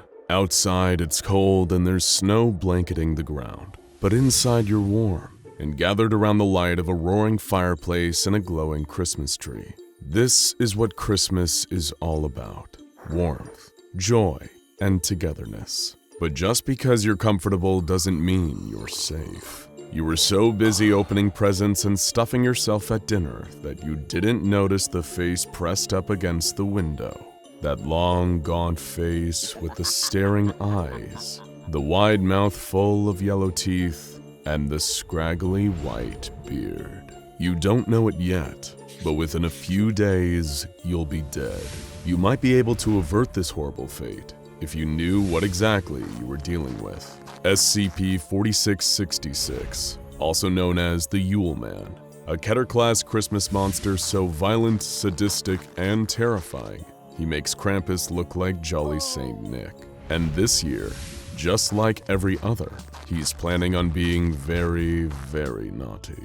The SCP Foundation began cataloging the Yule Man in 1974 after a string of violent and eerily similar home invasions during the holiday season. But they have reason to believe that this entity has been around for a whole lot longer. Over 2,000 years, in fact. Stories that describe what look to be Yule Man massacres date back as far as the 1st century BC in Scandinavia, and there have been reports of similar clusters of events happening around the same time every year since. This monster is prolific, and may have one of the highest body counts of any creature under observation by the Foundation. The Yule Man's trail of destruction became clearer in the 18th century, as accounts of the carnage it leaves became more detailed. Later still, authorities even managed to find physical evidence like the Yule Man's fingerprints, which are similar to human fingerprints but display a distinct double whorl pattern not seen in human fingerprints. Much about the anomalous nature of the Yule Man is still unknown though, and the Foundation has yet to discover an effective way to contain it. Their only hope is intercepting it before it can get its long, gnarled fingers on its intended prey. Maybe you're feeling worried, or that you're being watched. You have good reason to be afraid, because during his yearly active period, the 12 days between December 21st and January 2nd, he's always searching for prey. Nowhere is safe, because while it was initially believed that he only appeared to those who live north of 40 degrees latitude, it's now believed that much like Santa Claus, the Yule Man operates worldwide. Anyone could be in his sights right now, blissfully unaware of the nightmare coming down the tracks towards them. Thankfully, the SCP Foundation, through analysis of these attacks, which are known as Weihnacht events, they've been able to find certain patterns. But first, what does the creature known as the Yule Man even look like? Much like SCP-096, the Yule Man is a long and lanky humanoid, standing about 2 meters tall, who resembles an emaciated human of European descent, and never wears any clothes or other coverings despite the frigid temperatures he operates in. You might be sad if you're spending Christmas alone, but it at least guarantees you safety from the Yule Man, as he only appears at the homes of families with a child under the age of 8 present. He also seems to favor isolated and rural locations, and Weihnacht events only occur when there's a healthy covering of snow on the ground during the event, hence the name, which means White Night in English. It's also vital that you recognize the 3 distinct stages of a Weihnacht event too, or you won't be seeing much of the new year. The first stage occurs during the space of a week. Children in the home might start to seem worried or afraid. They might tell you that they see something strange in the distance. The figure of a man they don't recognize, standing just far enough away that you can't fully make him out, except that he's really tall. Of course, you probably won't see anything, and your instinct will be to tell them there's nothing to be afraid of. Even when they tell you, through tears, that there's a man pressing his face up against their bedroom window at night. But they are right to be afraid, and you should be too. Already at this point, your only hope is to try and spread the word as soon as possible. Report the incident to the local police, write about it on Facebook, tweet about it, whatever it takes. The SCP Foundation has operatives trawling the internet and monitoring police reports constantly during this period, especially for reports of mysterious men in the snow watching homes from a distance. Getting the Foundation's attention is your best hope of stopping this thing. And if you don't, next comes Stage 2, taking place between nights 8 and 11 of the active period. No longer will the Yule Man just be lurking on the periphery. Now he's getting closer. You'll start to hear strange noises in your attic or on the roof. Noises that sound almost like footsteps. That's crazy, you think. It's probably just an animal. But then the smell starts. An awful rotten stench that fills the house. But no matter how hard you look, you can't find the source. Finally, on the last night of December, you'll tell yourself that you'll take this matter to the police. But of course, it's already too late. The Yule Man is here for the 12th night. The Weihnacht is finally upon you. At this point, one of 2 scenarios will happen. In the first, you and your entire family will be tortured and murdered, except the youngest child, who the Yule Man will kidnap. The SCP Foundation keeps files on a number of notable instances of this kind of Weihnacht, and the details are truly gruesome. Reports of incidents have involved crucifixion, the removal of tongues, burning, dismemberment, post-mortem bite marks, and decapitation. In all instances, though, the entire family was killed except the youngest child, who simply disappeared. The Yule Man is a merciless and sadistic beast. You're now probably wondering, if that's the first of 2 Weihnacht possibilities, what's the second? In the second, if you're tremendously lucky, you and your family will survive. But that doesn't mean you won't face a grisly experience. In this scenario, which occurs during about 15% of Weihnacht events, you'll hear footsteps throughout the night, but thankfully you wake up alive. And when you do so, there are gifts waiting for you. The problem is, all these gifts are made out of human body parts. For example, in 1976 in Canada, one family received the gift of a ball made from a severed human head wrapped in skin. In Kazakhstan in 1903, a family received a flute made from a hollowed-out human femur. And in the Netherlands in 2003, a family received a wooden hairbrush covered in human teeth ranging from 400 years old to a mere few days. These gruesome gifts are referred to as SCP-4666-A, and it was one of these gifts that gave us the best insight yet available into the true nature of the Yule Man. Several gifts were dropped off at a family's residence in Hoonah, Alaska in 2018, but most notably among them was the horrific SCP-4666-A-0960, a life-size doll made from a human body with its eyes removed and mouth sewn shut. Worst of all, though, was that the girl was still alive. The family who received this twisted gift was given ME sticks by the Foundation, and the living doll was taken for medical treatment. Before succumbing to her extensive injuries, the girl was able to deliver some insights into what exactly happened to the children who were abducted during Weihnacht events. The children taken by the Yule Man are forced into a large sack that seems much bigger on the inside than it appears as he makes his rounds, traveling from house to house, murdering and kidnapping. His victims are taken to a kind of underground grotto, and workshop filled with bones. Like a twisted Santa's workshop, where they're forced to make toys out of the bodies of their fellow victims. During this time, the Yule Man will continue to torture and torment his victims. He'll even take some of them away to cook and eat whenever he feels like it. When asked how she was turned into this human doll, the girl told Foundation personnel that her fellow victims were forced to turn her into this by the Yule Man when she became too weak to continue making toys herself. Her chilling last words were, "When you can't make the toys, you become the toys." So if strange things happen to you and your family between the 21st of December and the 1st of January, don't ignore it. After all, you never know who's watching. But if it is the Yule Man's grinning face pressed up against your window, it may already be too late. Happy holidays. In a remote part of Russia, a mysterious disease outbreak was tearing through a tiny farming village with terrifying side effects. There was no cure, no clue to where it came from, and worst of all, the disease's terrifying impact didn't end with death. No, it was after those carrying the disease died that the real horrors started.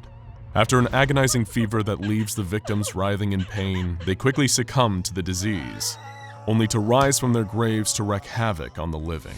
The virus continues to spread until the corpses outnumber those trying to hide from them, as the world spirals into almost certain ruin. It sounds like the plot of a zombie movie, but for the SCP Foundation, this is anything but fiction.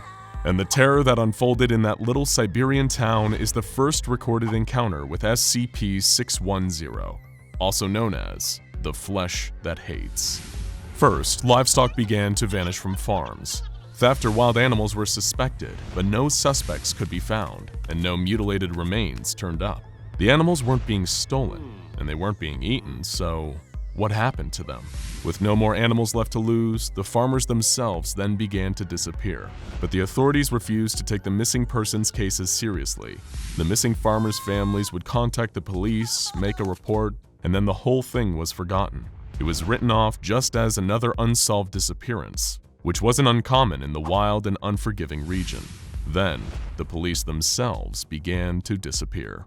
The families of the missing farmers would sometimes report strange sounds from the surrounding woods, describing moans and inhuman screeches of pain. One young boy reported seeing a cow with what he described as tentacles lurking around the edge of the trees. Regional police were dispatched to the location and ordered to investigate and report back on their findings within 24 hours. But the units sent to the area didn't report back and were never heard from again. Upon learning of the reports, the Russian government grew increasingly concerned, fearing domestic insurgency or foreign espionage of some kind could be at play. They sent a small team of special agents to the area, and one by one, those agents disappeared, just like the others before them.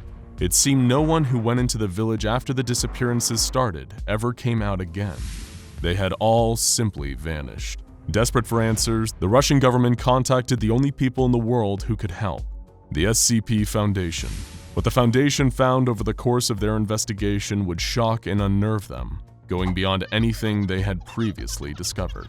Before the investigation officially began, the affected area was sealed off by the Russian government. Not knowing if it would be safe to send researchers into the containment perimeter, the Foundation set up a small camera-mounted unit, nicknamed Herbie, to capture footage of whatever remained of the village. The images captured by Herbie revealed what exactly had become of the people in this doomed village, and the true nightmarish nature of SCP-610. SCP-610 is a Keter-class entity, meaning it's an anomaly that's exceedingly difficult to contain consistently or reliably, with containment procedures often being extensive and complex. 610 is a highly contagious skin disease that initially manifests like an ordinary allergic reaction, with symptoms including increased sensitivity, itching, and a rash. But within just 3 hours of those initial symptoms appearing, the rash starts to turn into masses of scar tissue on the chest and arms. These masses spread over the legs and back of the victim and completely consume them in thick, rubbery flesh within 5 hours. Once they're covered, the victim will cease all vital functions. Unfortunately for them, and doubly so for those around them, they do not stay dead. About 3 minutes after expiring, the victim's vitals will restart at a heightened rate, and the masses of flesh encasing their body will begin to move and multiply. mutating them into a form beyond anything resembling the human they once were. The specific type of mutation varies from case to case, but has included the head becoming massive and bulbous, the growth of extra limbs, and, in especially gruesome cases, the victim's body splitting apart to allow extra tendrils of flesh to sprout from the open wound. Occasionally, an infected person will stop moving and become rooted to the ground in a set location. Once it is settled, their flesh will spread itself across the ground, encasing all nearby objects in flaps of scar tissue. The infected that maintain their mobility are highly aggressive, even violent, and will attempt to infect any living thing that comes into their line of sight. The disease does not only infect humans, and can take over any living organism within a matter of hours. Due to the highly contagious and dangerous nature of the disease, safe observation of infected specimens and areas is only possible with drones and mounted cameras. This brings us back to Herbie, the first such mounted camera to record footage of the infected area. Herbie was deployed to an infection site, also known as Site A, without any damage. It remained at the outside perimeter of the village for 2 hours, observing several infected humans and fire damage to many of the homes, before following an infected into an intact house. Herbie's camera feed captured the infected person entering the house and sitting down at the table inside. There were several other infected humans in the house, and one unidentified infected creature that remained immobile under the table. After viciously assaulting one of the other infected humans, the infected returned to the table and began to lay out plates on top of it. Pieces of its flesh began to wriggle and tear away from its body, before settling onto each plate. Once the plates were filled, the infected sitting at the table began to grab at the flesh and crush it into their mouths, in a perverse imitation of a normal mealtime gathering. After capturing this stomach-churning display, Herbie left the house and continued to explore the village. It recorded footage of a large stack of bodies that seemed to be made up of both Russian military and civilians, with an infected sitting on top. As Herbie maneuvered towards the remains of the town hall, an infected grabbed the rover off the ground. Herbie's camera was able to capture the face of the infected that grabbed the rover. The face was that of a young girl, around 10 years old, strangely intact atop a large, distorted body. The final moments of Herbie's camera feed captured the infected girl's face bursting open, revealing tendrils of flesh that pulled Herbie into the gaping maw. Then, the feed cut to black. Herbie was regarded as lost, but the video feed briefly resumed 5 hours later, showing the camera covered with an unidentified slime. After this, the video feed was cut for good, and Herbie abandoned in Site A. The Foundation has sent several manned expeditions into Site A, where many expedition forces have fallen victim to the infected. Several operatives were also lost in an earthquake that revealed a network of underground tunnels. A manned expedition into these tunnels was attempted, and the video feed that was captured by the researchers on the expedition was deeply disturbing. There were images of an abandoned church filled with infected, and a mass of uninfected or partially infected human captives. The final moments of the video feed from this expedition captured several operatives being murdered by an infected human wielding a farming scythe, indicating that the infected are capable of using simple weaponry in addition to brute force. The use of this weapon, paired with the presence of captives in the underground tunnels, paints a terrifying picture of the kind of organization the infected are capable of. No more manned expeditions have been attempted, or if they have been highly classified. Ordinarily, once a new SCP is discovered, it is placed in containment at the Foundation, with special procedures in place so that it can be studied or even neutralized in the rare occasions where it's deemed necessary. When it comes to SCP-610 though, containment might just be impossible. It simply covers too much area and is too dangerous to expose to human researchers. Instead, all infected areas have been isolated with the permission of the Russian government. There is an official perimeter established around these areas, and any civilians that approach them are told to leave under the pretense of ongoing military operations. For once, a top-secret military project is the more innocent answer. Armed guards are placed at the perimeter of every infected area, and any living thing with symptoms of SCP-610 spotted near the perimeter is to be immobilized, killed, and burned from as far away as possible. Any living thing that comes in contact with SCP-610, whether a soldier, a scientist, or a civilian, is immediately terminated and their remains destroyed. If someone comes within 3 meters of an infected organism, they will be quarantined and remotely examined to determine if they have been infected. While the spread of SCP-610 can be airborne, It has been determined to be far less contagious when spread through air particles as opposed to physical contact. The infection sites remain active to this day, like modern-day leper colonies, though they are isolated from the general population, and the military is doing everything in their power to contain the infected. SCP-610 is still very much alive. It is rare for an entity to exist that the Foundation cannot truly contain, but can only try to guard against, and that makes this infection all the more terrifying. Who knows how much it has mutated over the years, growing, spreading, hungry for new hosts. There is still so much that the Foundation does not know about the flesh that hates, such as how it works, what it can do, or even where it came from, since the origin of the first infection is still, at this point, entirely unknown. It has shown itself to be capable of learning, planning, and protecting itself, so who is to say that it couldn't figure out a way to escape from its isolated area? It is so highly contagious and spreads so quickly that just one tiny infected rabbit and one inattentive soldier could be enough for SCP-610 to reach the general population. If it did, its violent, destructive nature and hatred for all life would mean that everything, not just the people, but animals, plants, and the world itself, could be at risk.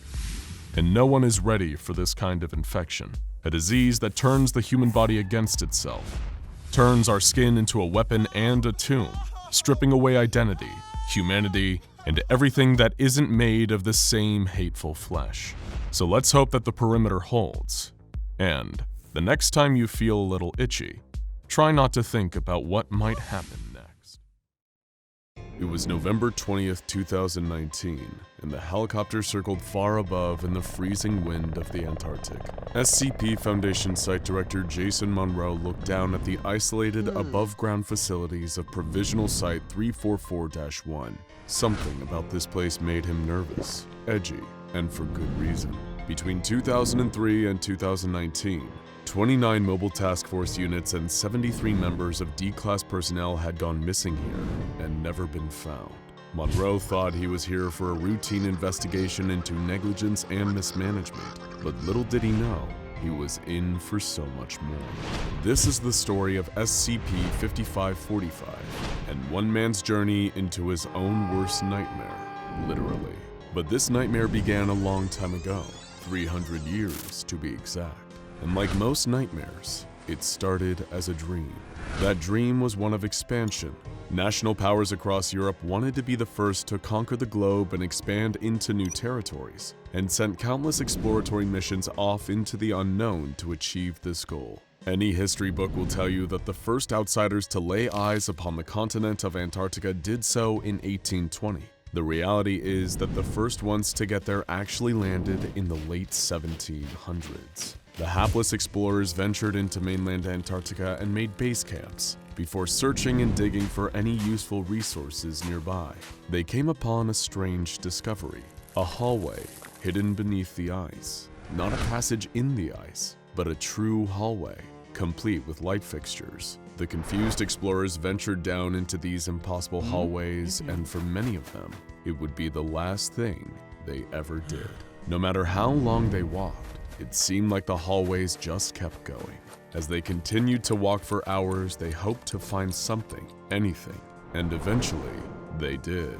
They passed from these hallways into somewhere different altogether, and most of them were never heard from again. Those who did manage to escape often died or took their own lives soon after. Whatever it was they discovered down there, they didn't want to live with it on their minds. It's believed that over 70 colonial explorers disappeared or died this way, and that most who found these endless hallways beneath the Antarctic ice never returned.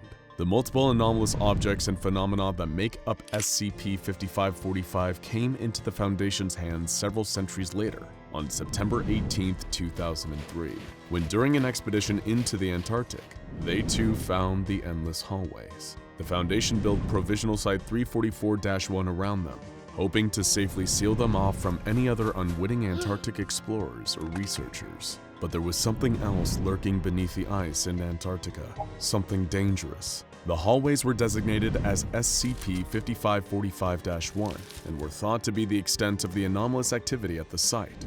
But soon SCP-5545-2 was discovered. which resulted in the deaths of 16 researchers. So what exactly is 5545-2? It's an entity so volatile that even knowing about it is considered to be a containment breach. And as a result, it's kept in Provisional Site 344-2. Unlike Site 344-1, 344-2 isn't a physical space. It's conceptual, accessible only through the endless hallways, created with the express purpose of keeping 5545-1 and 5545-2 separate. Why? Because whenever the two come into contact, the result is 5545-3, the network of endless hallways expanding. If they remained in contact, the hallways would continue to expand and the entire planet could be filled with endless hallways in just 4 to 6 hours. While the two are apart though, 5545-3 reverses, but it always would take just a few hours to throw the whole world into a chaos of infinite hallways. SCP-5545 has been given the classification safe. Wait, we're dealing with a mysterious and volatile anomaly that claimed a huge number of lives and still somehow eludes true Foundation understanding, yet the official SCP Foundation classification is safe? How could this be? Monroe was the director of Site-58 and was the definition of no nonsense. Prior to taking the site director position, he was a decorated member of Mobile Task Force Eta-10 and helped contain numerous Keter-class anomalies. He'd been around the proverbial block when it came to anomalous activity, and something about SCP-5545 and the management of Provisional Site 344 seemed awfully suspicious to him, and he had questions. Like how such an unpredictable anomaly could be declared safe, and why had there been such a lapse of communication between the Foundation and Dr. Gabriel Reed, who'd been running the facility for the past 2 decades, and most of all, just what exactly was the mysterious SCP-5545-2? Monroe started to believe that something terrible had happened at the site, and Reed was covering it all up. But to find out for sure, he'd need to go to Antarctica and investigate it himself. Information about this supposedly safe anomaly was highly classified. Those without O5 clearance could face termination for snooping. But that didn't scare Jason Monroe. He dealt with Keters before. He could deal with this. Or so he thought.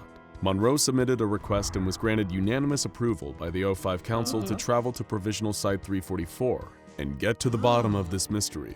He took a chopper to the base soon after, armed with a concealed firearm and a hostile meme detector, or HMD, to test whether the base and its staff had somehow fallen under a hazardous mimetic effect from SCP-5545. He'd find the answers, or die trying. The moment Monroe arrived, he couldn't help but notice the strange way the staff behaved.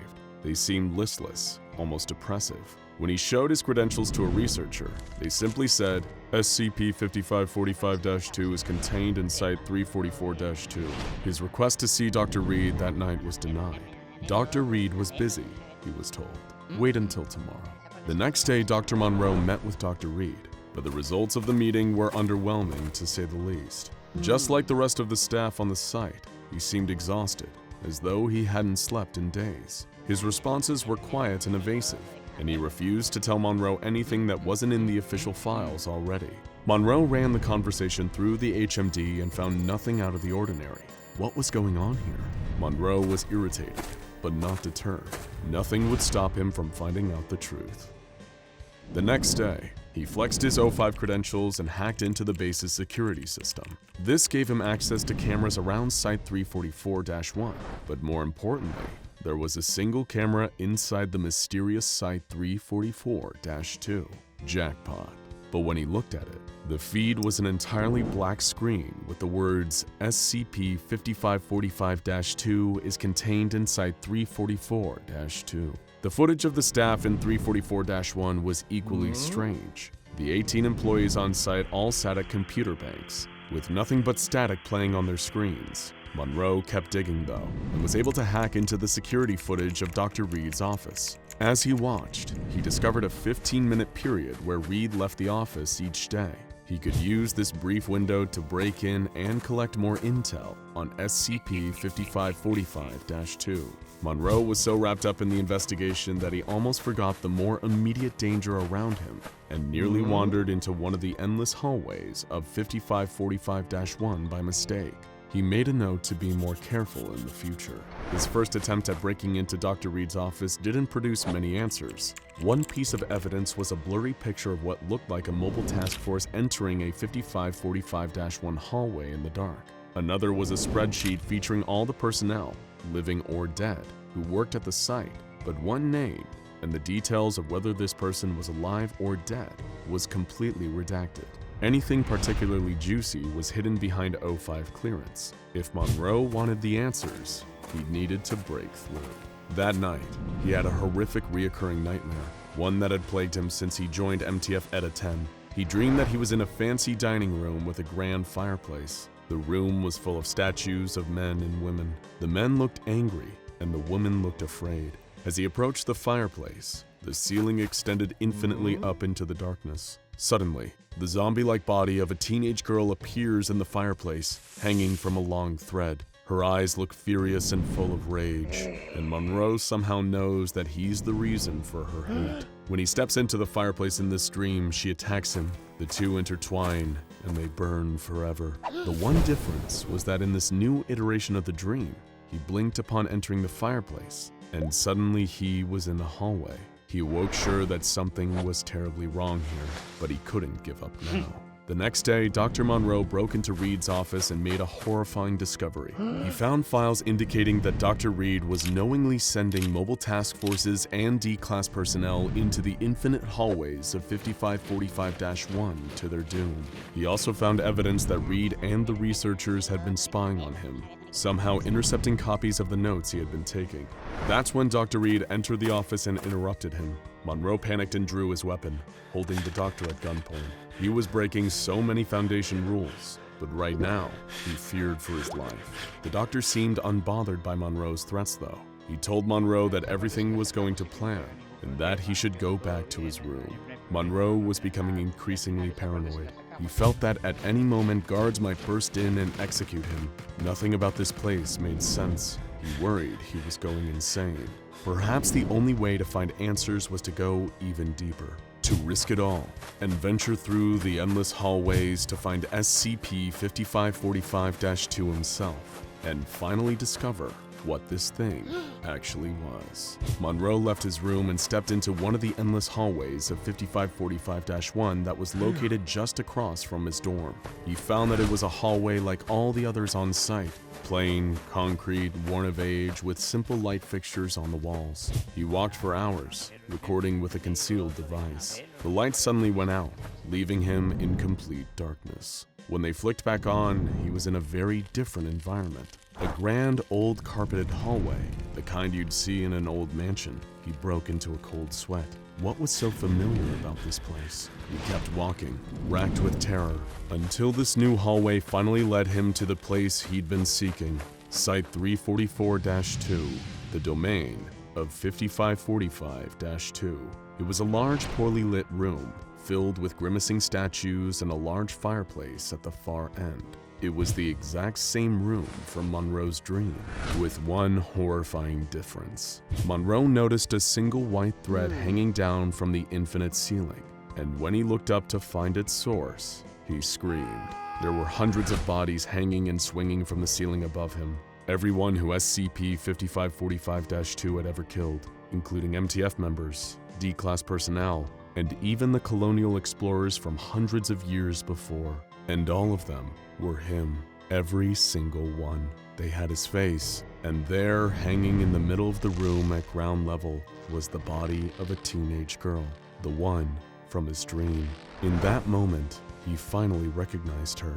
She was the girl he killed, the first him, hundreds of years ago.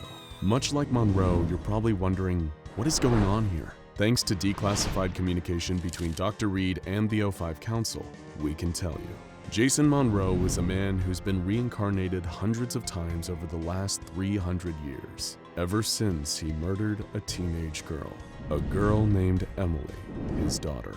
This murder sparked the existence of SCP-5545 as an eternally reoccurring punishment for his crimes. Since figuring this out, the Foundation has kept tabs on Monroe's reincarnations, whether they're MTF members, D-class personnel, or even site directors. They see to it that these reincarnations always find their way back to 5545-2 to take his punishment and prevent the infinite hallway expansion that threatens to destroy the world. It's a plan everyone is in on, everyone except him.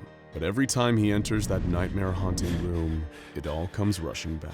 In that moment though, he knew his crime, and he somehow knew how many times this punishment had unfolded for him. He now had two choices: repent and accept the punishment again, or leave and activate 5545-3, potentially allowing the endless tunnels to expand across the world. Like his many predecessors, Monroe made the decent choice. He accepted his punishment and allowed his own string to coil around him as the lights in the room went off, one by one, leaving only darkness. Jason Monroe, that version of him, at least, was never seen again. But the SCP Foundation is already eyeing up his next reincarnation and preparing to let this twisted cycle play out all over again. Stop me if you've heard this one before. A young man was driving home from work late one rainy night when he spotted a woman in a white dress and a red sweater walking along the shoulder of the road. Concerned for her safety, he slowed down and rolled down the window so he could talk to her. When he asked where she was going, she said she was walking to her parents' house. The man pulled over and offered her a ride that she accepted. The woman gave him the address of her home, hopped in the back seat, and the man drove off. He sensed that she must have been cold from walking in the rain, so he cranked up the car's heater to help her dry off. Soon she removed her heavy red sweater and placed it on the seat next to her. The man tried to make friendly conversation, asking if the woman had a job, what she was studying at school, where she'd been that day, but she remained quiet, staring out the window, until they drove past an old graveyard. The woman began pounding on the glass of the car as if she desperately wanted something. Unsure of what to do, the man pulled over, but before he could ask her what was happening, she had gotten out of the car. He exited the car to try and find her, but the woman was nowhere to be seen. She must have somehow ran off. Confused, the man got back in his car and drove away. He went on his way and didn't think of it again until the next day, when he noticed her sweater was still in the back of his car. He decided to go to the house she had originally given him the address for and give it back to her. He found the home without any trouble, but when he knocked on the door, the old woman who answered it was confused by his story. She told him that her daughter couldn't have possibly left her sweater in his car because she died in a car accident 30 years ago. The Vanishing Hitchhiker is a classic ghost story, with the details varying from place to place and storyteller to storyteller. In Chicago, she goes by Resurrection Mary, named after the graveyard she asks for rides to. In Okinawa, Japan, she's known as the Nightwalker of Nago, and she only appears to taxi drivers. In Kent, England, she's Suzanne, a bride killed in a car wreck on the way to her bachelorette party. In North Carolina, her name is Lydia, and in Hawaii, she's believed to be the goddess Pele in human form. But as far as our friends at the SCP Foundation are concerned, the Vanishing Hitchhiker's name is Mary Talish, also known as SCP-1337. On the 19th of May, 1952, college sophomore Mary Talish was abducted on her way to class in her hometown of Muncie, Indiana. When police found her body 2 weeks later, her eyes and heart had been torn from her body in a ritualistic fashion, and she had scrapes and bruises that suggested she had been beaten before her murder. Her killers were never caught, and her body was returned to her family for burial in Tomlinson Cemetery.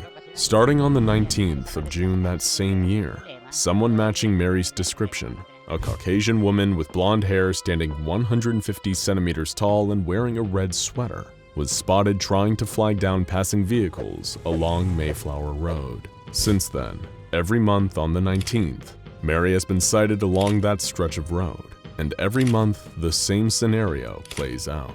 Mary gives anyone who picks her up directions to her parents' house. Then on the way, she instructs the driver to stop at the graveyard where she was buried. She vanishes from the car, leaving her sweater. The driver of the car tries to return the sweater to her parents' house, only to be told that Mary Talish was dead. When the SCP Foundation was made aware of Mary Talish's pattern of haunting in the late 50s, they set up a system where agents would patrol Mayflower Road at hourly intervals with the intention of picking Mary up. Agents were sent on their own, in non-Foundation cars, and instructed to stick to the accepted script of the vanishing hitchhiker legend, without attempting to engage Mary in further conversation.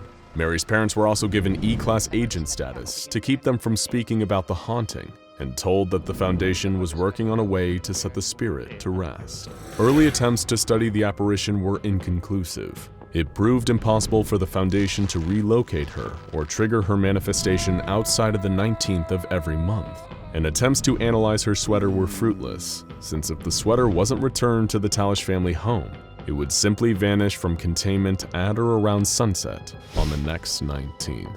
For 20 years, SCP-1337 events continued to happen as normal. D-Class personnel under the instruction of the Foundation would pick Mary up, drive her past the cemetery, and return her sweater to her parents. It was business as usual, and in fact it was one of the more sedate reoccurring apparitions the Foundation had to deal with. But, as you might have guessed, that peace wouldn't last forever. Enter Dr. Lawson, who in 1972 was placed in charge of all resources regarding SCP-1337. Dr. Lawson was getting sick of all this phantom hitchhiker business, and while most of the Foundation was happy to keep this routine going, Lawson thought that the continual picking up and dropping off of Mary Talish and her red sweater was a waste of the Foundation's valuable time. After all, it was the early 70s. The price of oil was at an all-time high, so the expense of sending car after car up and down the same road for a solid day once a month just to pick up a ghost was more trouble than it was worth. So Lawson started developing a plan, one that he didn't go through the proper Foundation channels to approve. He reasoned that the reason Mary's ghost kept coming back was because she wanted something. Since always asked for a ride home, then it must mean she wanted to return back to her parents. So logic followed that if she had nothing or no one to go back to, then she'd stop appearing. On the 18th of June 1973, Lawson went ahead with his plan without his superior's knowledge and ordered the execution of Mary Talish's parents, as well as the immediate demolition of their family home. According to his journals, Lawson had hoped that his attempt at decommissioning 1337 would significantly cut the Foundation's gas bills, freeing up valuable funds, at which point he'd surely be promoted in recognition of his brilliance. But that wasn't what happened. Lawson was demoted from team leader to junior staff, and only kept on 1337 detail out of the belief that, without a family to return to, Lawson would become the new focal point of the haunting should Mary Talish ever return. Though Lawson's actions weren't at all above board, even by SCP Foundation standards, they did seem to have worked. The 19th of June came and went without a single Mary sighting, and she wasn't seen the next month either. A full year went by without any sign of the Mayflower Road apparition. Satisfied with this turn of events, the Foundation made the decision to officially reclassify SCP-1337 from safe to safe decommissioned, and the gas money that was budgeted for the Mayflower Road Patrol was redirected to the SCP-682 Tank Acid Fund. But even though everything seemed to have been sorted out, Lawson wasn't entirely satisfied, and not just because of his demotion. Whether it was intuition or merely guilt-induced paranoia is unclear, but he suspected that Mary was still out there somewhere. At first he thought that she might show up on the anniversary of her parents' deaths, but then that date came and went, as did 8 more anniversaries after it. Finally, on the 19th of June 1983, Lawson decided he had to see for himself. Fitted with recording equipment, he drove alone, in a non-Foundation standard car, down that lonely stretch of road, where so many before him had stopped to pick up that mysterious blonde woman with the red sweater. He had to prove to himself that she wouldn't show up, that he had really and truly gotten rid of her for good. It was about 5 o'clock in the evening when he reached Mayflower Road. At first, he didn't experience anything strange. He scanned the roadside, looking for the phantom hitchhiker walking along it, but there was nobody there. Dr. Lawson breathed a sigh of relief. He may have orchestrated the deaths of 2 innocent people, but at least it hadn't been for nothing. He turned on the recorder he brought with him and logged that nothing had happened. SCP-1337 had been permanently neutralized. As he approached the T intersection and prepared to turn onto Marsh Avenue, he looked up to adjust his rearview mirror. To his horror, he found that he wasn't alone in the car. Someone was in the seat behind him. Someone with blonde hair and a red sweater. His last transmission consisted only of, "Wait, who the hell are you?" before the recording abruptly stopped. Lawson's car was found soon after by Foundation agents. Lawson was dead in the front seat, bruised and bloody, with his eyes and heart ripped out in a ritualistic fashion, just the way Mary Talish had been found all the way back in 1952. It turns out that Mary hadn't been neutralized after all. She'd just been waiting for a chance to get revenge on the man who killed her family. And Mary didn't stop with Dr. Lawson. No longer does she appear, walking along the road waiting for someone to offer her a ride before disappearing without incident. Now, should someone pass by without offering a ride, she will appear in their back seat before reenacting the method of her own death upon the driver. And her physical appearance has changed too. Whereas before she looked like the image of a pretty young woman before her tragedy, now recordings show that she appears with the wounds of her death present, her eyes gouged out in their sockets, and a massive hole in her chest where her heart should be. The same wounds she inflicts on her victims. The SCP Foundation has tried closing off and eventually destroying the road, but that has only resulted in Mary manifesting at other locations in and around Meansea. Foundation documents reveal that any back road in the city can potentially serve as host to a 1337 event, and all attempts to contain the apparition have failed. The only way someone who has seen Mary can avoid her wrath is by stopping to pick her up, at which point she will dematerialize before reappearing on another road. Mobile task forces have been unsuccessful, as Mary only appears to those driving alone, and all agents who have been sent on solo missions to apprehend her have resulted in the death of the agent. SCP-1337 was reinstated, this time as Euclid class. Currently, the Foundation's method of managing SCP-1337 is to dispatch a security team on the 19th of every month to monitor all the places where a potential sighting could take place. As soon as signs of a manifestation are identified, a remotely controlled vehicle containing a single D-Class is driven to the location. Once Mary appears in the car is piloted to the empty lot where her home used to stand, and the remains of the D-Class are then disposed of. Like a lot of the stories that get passed down as urban legends, the story of SCP-1337 has a lesson that can be taken away from it. This SCP started off as an ordinary local haunting, no more deadly than Lydia, Suzanne, Resurrection Mary, or any of the countless other local versions of the Vanishing Hitchhiker story. But thanks to one rogue Foundation doctor and his desire to rush what he thought would be an efficient solution, the spirit not only became harder to control, but also much more violent and bloodthirsty than anyone was prepared to deal with. So if there's anything we can learn here, it's that no matter if you're a student, an office worker, or a researcher with the SCP Foundation, think twice about cutting corners. It might save you a little bit of time and money in the short term, but in the long term, the results could be fatal. It was 1965, and the Chicago PD was investigating a meatpacking plant reported to be the home of a devil-worshipping cult, complete with allegations of human sacrifice. There, the cops were met with heavy resistance. A firefight broke out between the police and the occult worshippers who flooded out of the plant's basement. The cops were pinned down and in trouble, but they had a secret weapon, heavily armed and decked out in sophisticated ballistic armor and covered in strange insignia. Mobile Task Force Epsilon 9, also known as the Fire Eaters, here to assist the cops on behalf of the SCP Foundation. As always with the Foundation, they had no interest in some mere human cultists. Those were a dime a dozen in the world of anomalous monsters. What the Foundation had taken an interest in was who or what these cultists were worshipping. It all begun a few weeks back, near Danforth Meatpacking, an abandoned meatpacking plant just outside of Chicago. No one had given the place a thought in decades, that is, until people started going missing. Rumors spread of people being snatched in the surrounding woods by figures dressed in robes. Mysterious voices and noises were said to be coming out from the cavernous belly of the plant. Some even reported seeing smoke rising out of the building. Thick, black, noxious smoke. Something was terribly wrong here. Something was anomalous. The Chicago Police Department Strike Force, in association with the Fire Eaters from the Foundation, mobilized at Danforth Meatpacking. While the police were initially reluctant to work with these mysterious figures, they turned out to be indispensable for the raid. There were 47 cultists holding out in the basement of the plant, many of them heavily armed and all of them hopped up on zealous devotion to their unknown master. All except one of the cultists fought to the death during a tense firefight with Chicago PD and the Fire Eaters.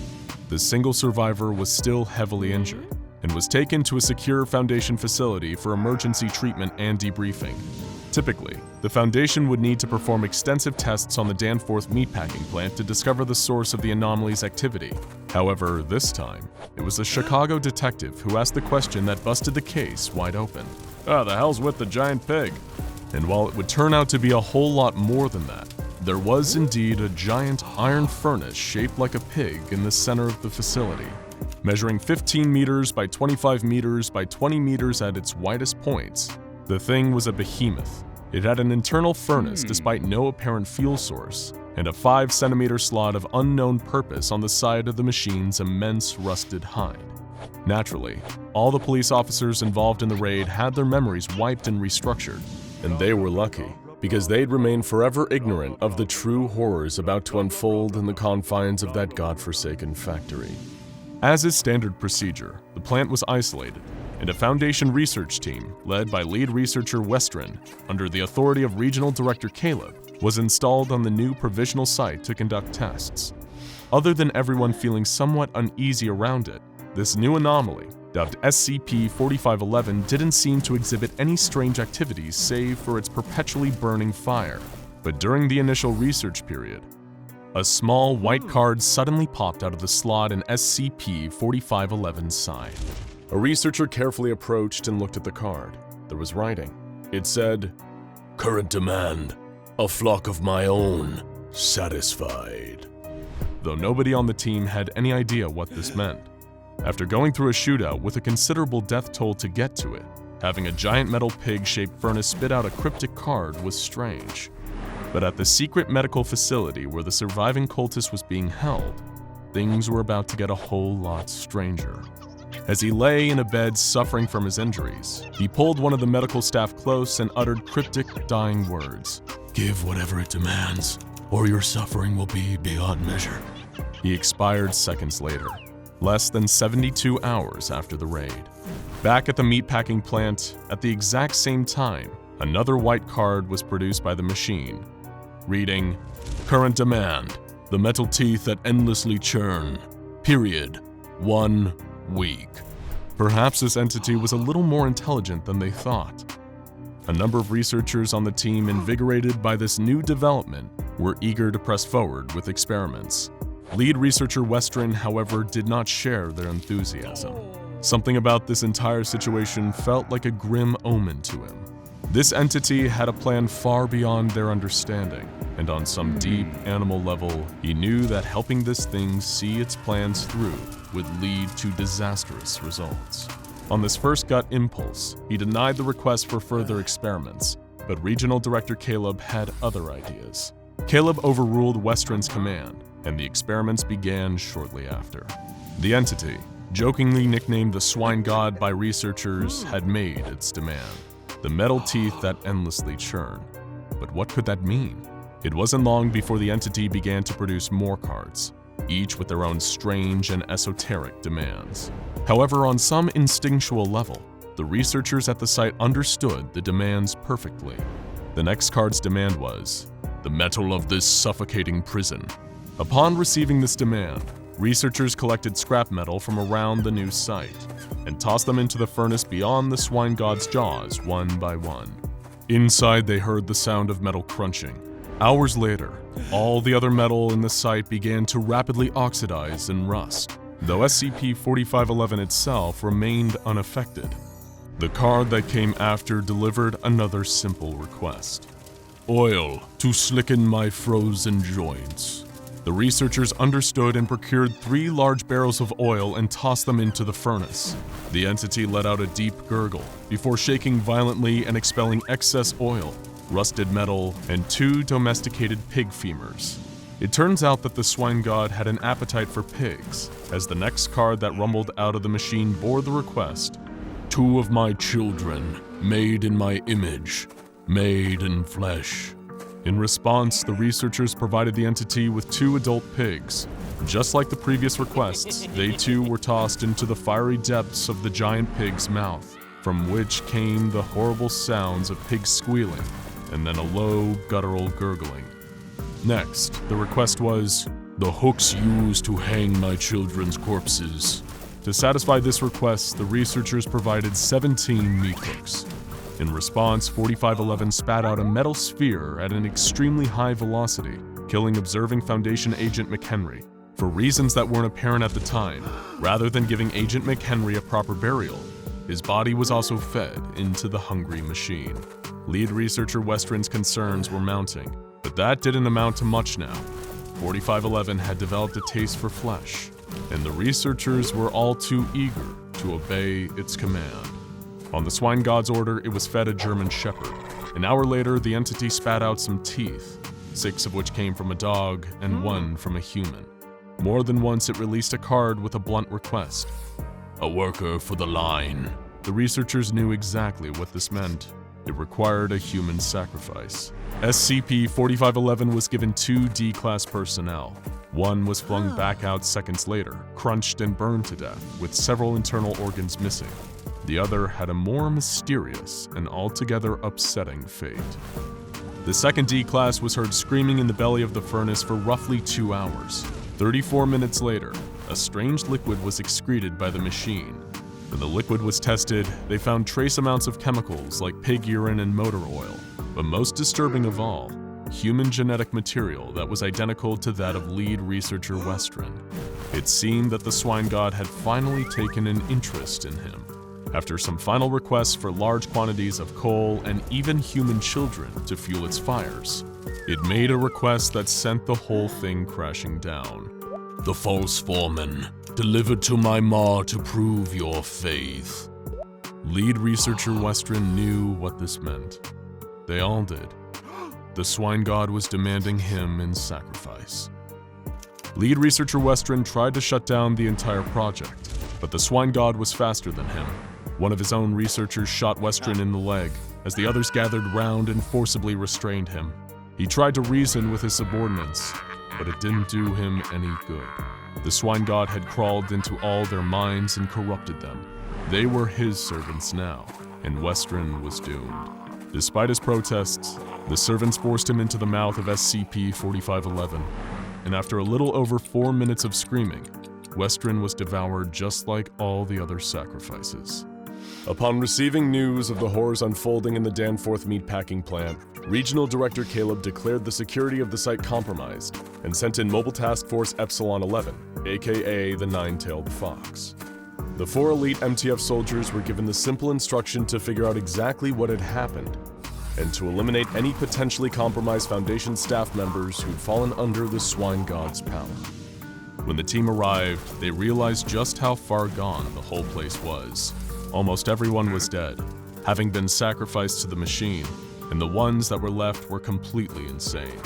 They attacked the task force, shouting in their madness about how no matter what the Foundation does to them, it would be nothing compared to what it would do. It had them all under its rusty iron foot. The team was forced to fend off repeated attacks from the pig's devotees, and even found the powers of the swine god starting to affect their own minds. The beast was more powerful and dangerous than anyone had imagined. The trained Foundation researchers and guards had been transformed into the same cultists they'd fought to gain control of the building by the mind-bending power of the swine god. The MTF were forced to retreat and return with reinforcements to truly clean the place out. Once a slaughterhouse, always a slaughterhouse. At this point, Regional Director Caleb took personal responsibility over the casualties, since he'd been the one who signed off on the experiments in the first place. He gave up his Regional Director rank and deemed himself the new lead researcher on the 4511 case, now that he fully understood the scope and danger of the entity they were dealing with. He wanted to lead the charge in discovering more about the anomaly and hopefully someday negating its deadly effects. This may sound like a happy ending, in spite of all the violence, bloodshed, and human sacrifice that brought us here. But beware of the premature celebration. Despite investigation, the swine god retained no evidence of the objects, animals, and people it consumed and burned. Perhaps it burnt them down to their very atoms, if those even still existed. What we do know is that not long after lead researcher Caleb and his subordinates installed themselves into the facility, SCP-4511 produced one more little white card.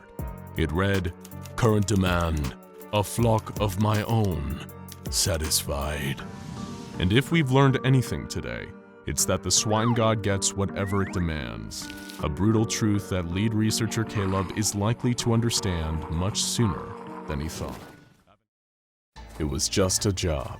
You were meant to be mopping floors and cleaning toilets at the Johnston Labs and Pharmaceuticals Research Center for minimum wage. And you were happy about it, grateful for any kind of employment. You didn't even know that the company signing your checks was the SCP Foundation, an organization dedicated to securing and containing anomalies and protecting humanity from their negative effects at any cost. And today, you're going to find out exactly how steep that cost can be. The Johnston Labs and Pharmaceuticals Research Center isn't actually a research center at all. It's a Foundation front business, with a building solely dedicated to the containment of a single anomaly, SCP-3280.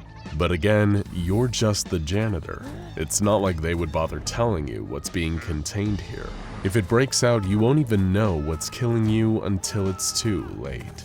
It begins like most classic horror stories on a dark and stormy night.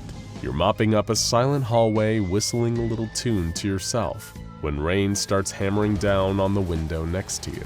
Not long after, you see a bolt of lightning split the distant sky, followed by an immense thundercrack. Soon after, you hear screaming and panicking from below, frantic footsteps, then the flashing lights and sirens. You think back to your employee orientation. These flashing lights and wailing sirens can only mean one thing: containment breach. You run for it, not even knowing what you're running from. You bring your mop and bucket with you, perhaps just out of habit. You seek refuge in the only place in the facility that truly seems to belong to you, the broom closet. The alarm blares as you lock yourself in the closet. You're shaking with terror and can hear the screaming of your colleagues. You hear more noises. Running, scrambling, a wet dripping sound, gunshots, and then silence. All this time you can't help but wonder, why isn't anybody coming to help us? After a while, the only thing you can hear is the rain and the distant thunder. It's been hours. You've only managed to stave off dehydration by drinking the filthy water from the mop sink, but at least it seems like the chaos outside has died down. Carefully, you open the door and peek out of the closet. Darkness, but no detectable movement. Now's your chance and you make a break for it, creeping down the hall. The dark hallway is suddenly lit up by lightning, and you can see that there are bodies everywhere. You step over the corpse of Dr. Cawthron, one of the few scientists working here who actually knew your name. If you can make it to the security office, you might be able to radio for help, or maybe access a computer terminal. On the way to the office, you hear another horrific scream start to echo through the complex before it's cut off by a thunderclap. You have to ignore it though, and push on. When you enter the security room, you see that the head security officer, Nichols, is already dead. His body has been cut open from neck to groin, gutted. The anomaly, whatever it is, has already been here. You access the computer terminal and open the file for SCP-3280. You're warned that as janitorial staff, you have level 0 clearance, and as a result, information will be omitted from the files you access. It doesn't matter. You press on and open up the file. Both the object class and the description have been redacted. You can only see the special containment procedures. They dictate that 3280 is to remain contained at the Johnston Labs and Pharmaceuticals Research Center until long-term containment procedures can be drawn up. If the entity ever reaches beyond sublevel 2, the facility enters full lockdown mode. Not even information is allowed in or out of the facility, as this could result in an XK-class end-of-the-world scenario. In other words, nobody is coming to save you. The only other information on the page is a picture of a lightning storm, much like the one you find yourself in right now. Lightning flashes in the hall. You dart around paranoid, knowing the anomaly could be anywhere. All you can hear now is the quiet drip, drip, drip of blood coming from the body of Security Officer Nichols. Whatever this thing had done to him looked painful. You try to remember him as he was in life, and then a revelation hits you. A security officer probably has a lot better clearance than a janitor. You feel around Nichols' mutilated torso until you find his keycard. Thankfully, Nichols was the kind of guy who'd write his password on the underside of this card so he wouldn't forget it. You easily gain access to the Foundation servers with his login credentials. You now have Level 2 security clearance. The terminal gives you the option to view security footage taken throughout the site. You're given access to every camera still working after the containment breach and the subsequent carnage. You select the camera feed for the second floor barracks. There you see researcher Jensen hanging from a makeshift noose attached to his bunk. There's a puddle underneath his corpse. You access the feed from the second floor east wing. There you see Dr. Emmanuel stumbling down a dark corridor. His movements are oddly listless, like he's in a trance. Suddenly there's another flash of lightning and a crack of thunder. Dr. Emmanuel clutches his gut in pain and crumples to the floor. You access the camera feed from the first floor entrance. It seems that the whole area is flooded. Is this because of the storm? In a panic, many lower-tier staff members had tried to escape, defying the lockdown protocols and the special containment procedures. Now they're floating face down in the water, all dead. You access the camera feed from sub-level 2 and see another corpse lying in the corner. He's wearing an orange jumpsuit, D-Class. No idea why he was down there. The only other notable thing in the basement was a burst pipe, leaking and spraying more water everywhere. With trembling fingers, you select the camera feed for the first floor cafeteria. The whole room is practically underwater. The only evidence of the massacre that must have taken place are the fragments of clothing floating on the surface of the water. That, and the fleshy pink slurry forming at the bottom of the windows. It reminds you of the gooey meat runoff in chicken nugget factories. You close your eyes and try to center yourself. It's violent chaos. Looking at more of it isn't getting you anywhere. Instead, you put those new Level 2 security access credentials to good use and hop back onto the file for SCP-3280. You think to yourself, there has to be something I can use on here. But even as you wait for the file to load, some part of you knows that time is running out for you. Perhaps it's the stress, or the fear, or the filthy mop water you drank, but you're feeling the pressure start to mount, physically. Your stomach is beginning to ache. You can see blurry shapes moving in the corners of your eyes. It's getting harder to focus your vision, and harder still to quiet the terrified voices in your mind. But you can't get up, not without knowing what is doing this to you. The containment class for SCP-3280 is now declassified, Euclid, and once more, the special containment procedures have altered too. They now explain that every week, a new member of D-Class personnel is to be deposited into the entity's lair in Sub-Level 2 through Subterranean Access Point Gamma. The D-Class, or more accurately, the Sacrifices, are to be told lies about why exactly they need to descend to the lowest point in the facility. They're even given a working flashlight and a defensive nightstick to create the illusion that the Foundation expects them to ever return from the depths. Little do they know, they also have a tiny transmitter sewn into their jumpsuit. This broadcasts a frequency that will attract an eager SCP-3280 to the D-Class's location, like a dinner bell only it can hear. The file specifies that SCP-3280 always prefers live prey. Well, at least that explains the dead D-Class in Sub-Level 2, you think, hoping that it will somehow overwhelm the dizziness you're feeling, or the nagging pain in your gut. You read on. Somehow the file's tone becomes even more severe. It says that failure to maintain the containment of SCP-3280 will not only trigger a lockdown, it will always call in the intervention of 2 different mobile task forces, MTF Iota-12, the Silencers, and Tau-4, also known as Water Everywhere. If 12 hours pass from the point of initial containment breach and the O5 Council hasn't been given the all-clear signal by one of these teams, preparation begins for an imminent XK-class end-of-the-world scenario. Just reading the words sends you into a cold sweat. End of the world? What on earth is this creature? Finally, you reach the description. You get to find out what this horrifying entity actually is. But the last thing you expect is the first sentence in the file to read, SCP-3280 is a sapient entity composed of a fluid physically identical to water, capable of traveling roughly 2.5 kilometers per hour. It's water. It's literally a living, thinking blob of water. As you read on, the concerning details pile up. Any water that the anomalous SCP-3280 water touches, it integrates it into its own mass. But anytime water is separated from this mass, it remains anomalous and continues to act independently. When the creature was first discovered, it was a mere 66.4 liters in volume. Now it's around 2,500. The water infected by SCP-3280 is hostile to all humans, and not just in a defensive manner. SCP-3280 will actively seek out human prey, and when it finds them, it forces its mass into any available body orifice, including the victim's pores. This can happen in such a subtle manner that you may not even notice yourself being infiltrated. But below this, the file has a list of symptoms for those experiencing 3280 infiltration: loss of motor control, weakening of the micturition reflex, visual hallucinations, and abdominal pain. As you read the words, your stomach gives another painful churn, almost like something is moving around inside of you. It's all coming together. You read on.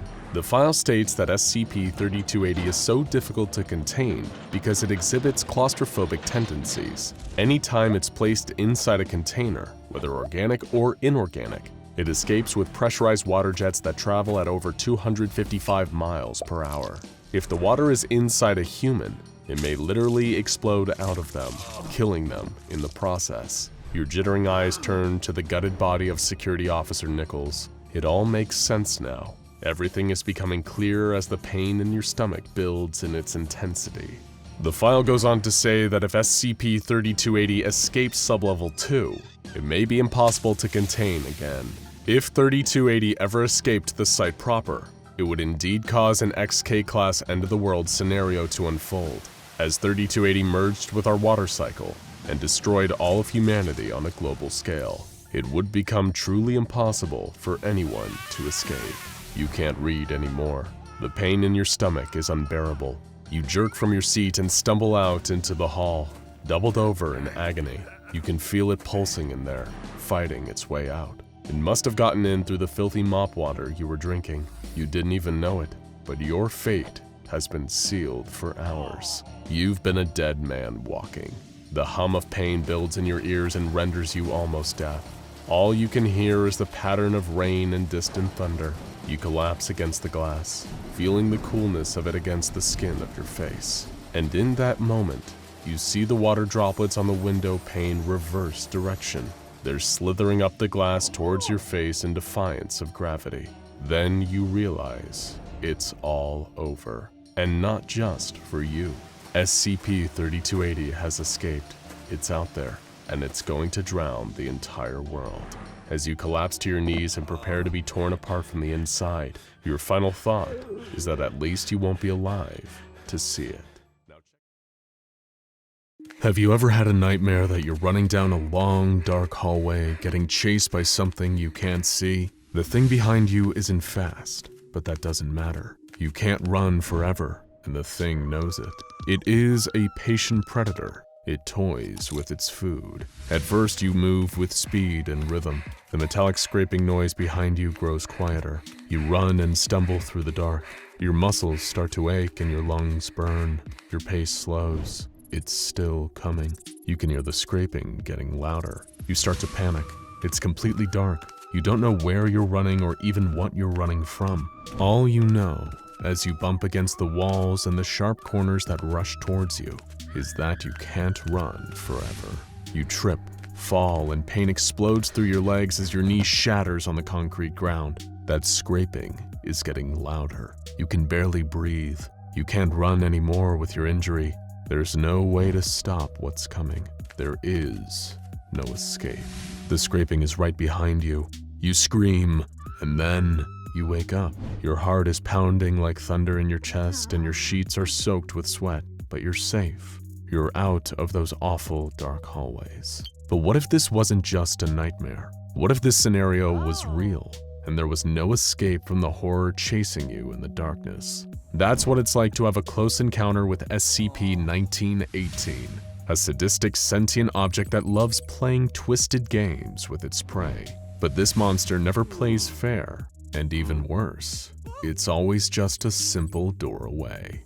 It may even be hiding behind a door near you right now, waiting to start a game with its new playmate. But soon you'll understand why some doors should never ever be opened, and why some games are better left unplayed. SCP-1918 is an anomaly with two parts: SCP-1918 itself and SCP-1918-2, the monster's underground lair. The duo are a match made in hell, as the chambers and hallways of 1918-2 are perfectly tailored to 1918's violent hobbies. Nobody knows how long this anomaly has been operating, but it's probably behind countless disappearances. After all, 1918 has a habit of breaking its toys. The nightmare began in a small town in Maine with a population of only 226 people, but that population was about to get lower. People in the town began to report strange noises at night, a droning metal-on-concrete scraping noise, like someone dragging a lead pipe along the ground. At first, people just ignored the sound. It was all in their heads, or maybe just a faulty oven or a washing machine on the fritz. Anything that would allow them to forget about the noise and get on with their daily lives. But the noises were coming from below. They could be heard out on the streets, most audibly near manholes and sewer grates. People started feeling unsafe in their homes. The noises were spooking animals and children.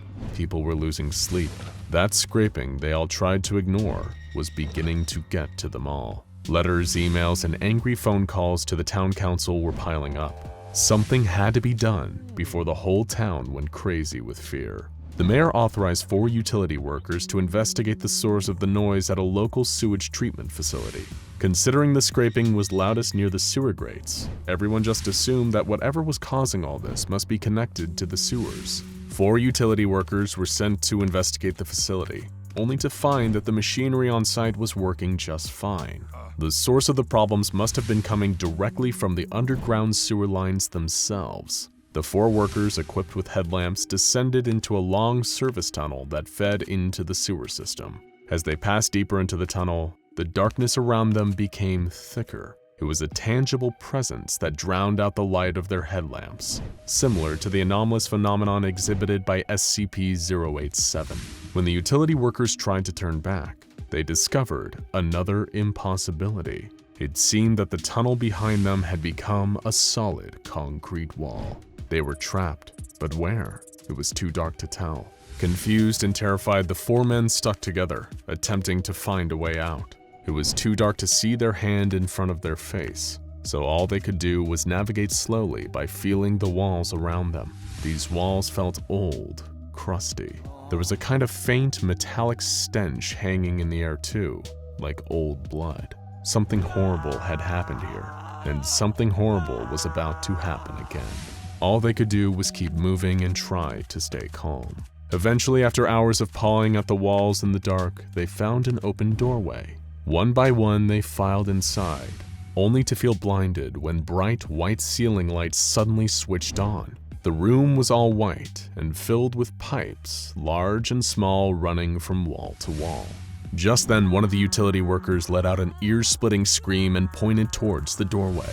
His colleagues turned and gasped in shock. There was something outside the door, and it was staring at them. The object filled up almost the entire doorway. It seemed like a demonic hobby horse, made from a black and white candy-striped metal pole with a crude plastic head on top. The head looked like a clown's with a wide, toothy grin, but no visible eyes. It was SCP-1918. The utility workers were frozen as the object leaned forward slightly and slithered into the room, the bottom of the metal pipe scraping against the ground. It was the exact same scraping noise that had been haunting the concerned townsfolk up above. This was the thing behind it all, and as the object moved, its metal pole started to scrape words into the ground. Tick, tack, toe. none of the 4 utility workers were ever seen again.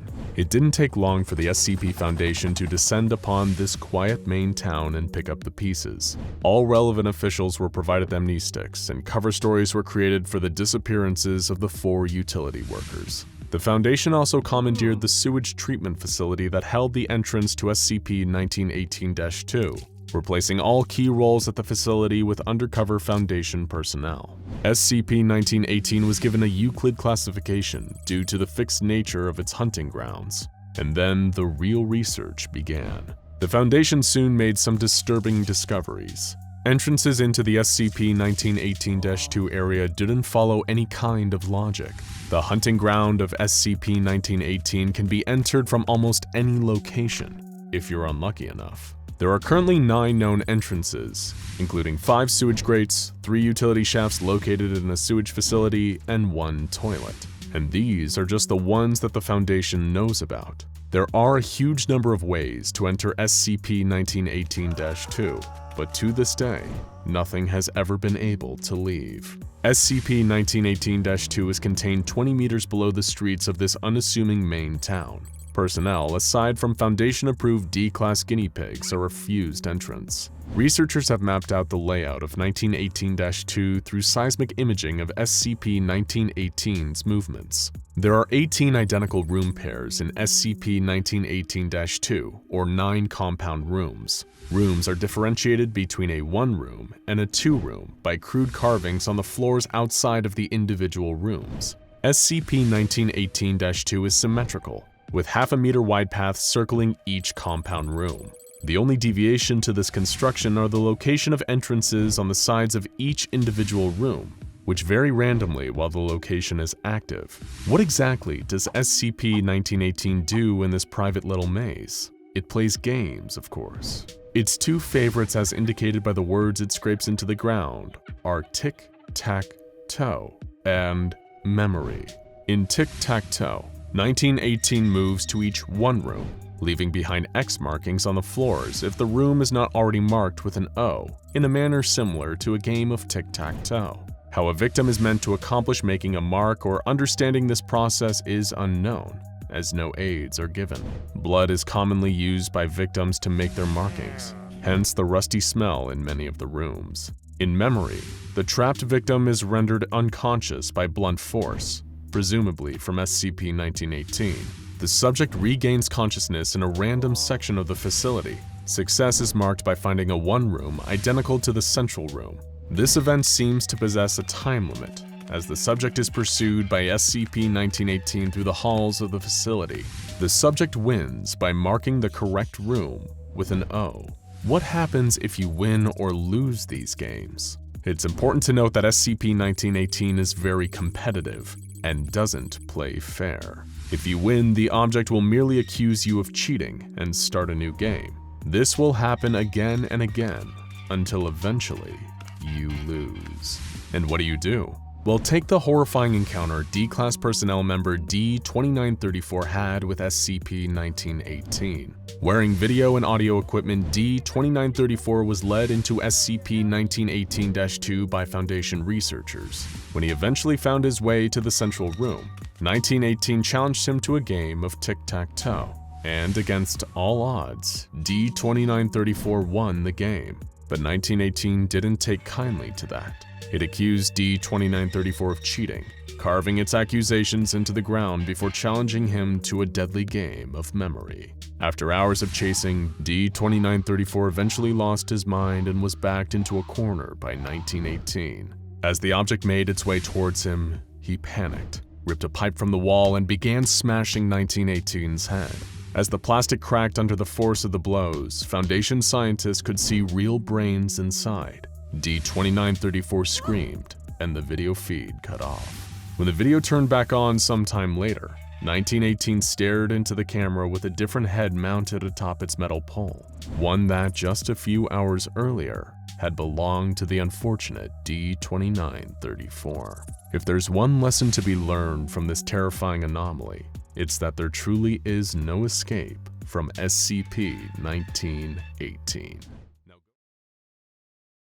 Imagine this. It's summer vacation and you're a kid. You and your friends are playing in the woods near your neighborhood, just like you've been doing most days during the break from school. One day you spot a treehouse. It's not that high off the ground, and it's very simply built from leaves, grass, and scraps of wood. You and your friends are curious, so you decide to check it out.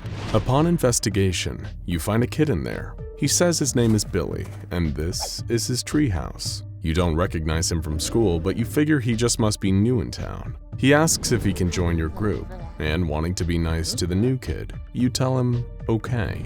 You spend the rest of the day playing with him, games like hide and seek, tag, and Red Rover, until it's time for everyone to go home for dinner. Strangely, Billy doesn't seem to leave. He just stays in his treehouse. For the rest of the week, playing with Billy in his treehouse become a regular fixture of your daily routine. But oddly enough, he never comes to hang out at any of your houses, and you never seem to see him anywhere else but in the woods. One day, however, he decides to invite one of your friends, Amy, to hang out with him at the treehouse alone.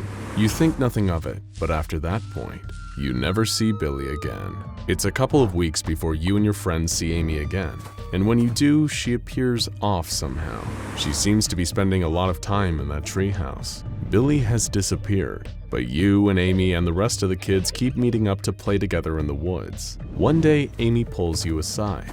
She wants you to come meet with her tomorrow at the treehouse, alone. This is typically how an SCP-974 infestation begins, with a mysterious new kid inviting a group of friends to hang out in this crudely made treehouse. But as you might have guessed, this kid isn't a kid. He's SCP-974, a carnivorous monster that only looks like a human child. It can live on small woodland animals, but its preferred prey is kids between the ages of 6 and 12, taking the phrase "you are what you eat" to the next level. The entity will install itself in an area with a sufficient amount of trees, in proximity to a decent population of children.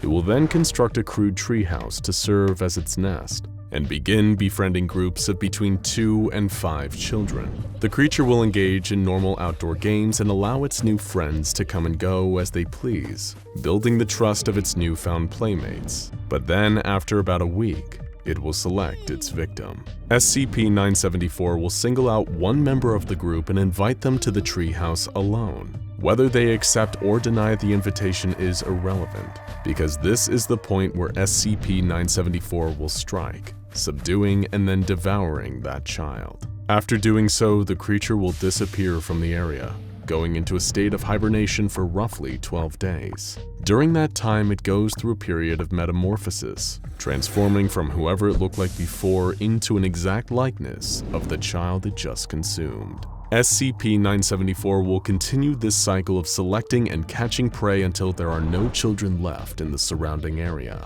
While it's initially friendly to children, SCP-974 has an intense fear of any older human beings. The mere presence of a person older than 13 is enough to trigger the creature's fight or flight response, and it will run away if it sees any adults coming. When running isn't an option, SCP-974 will resort to violence to defend itself.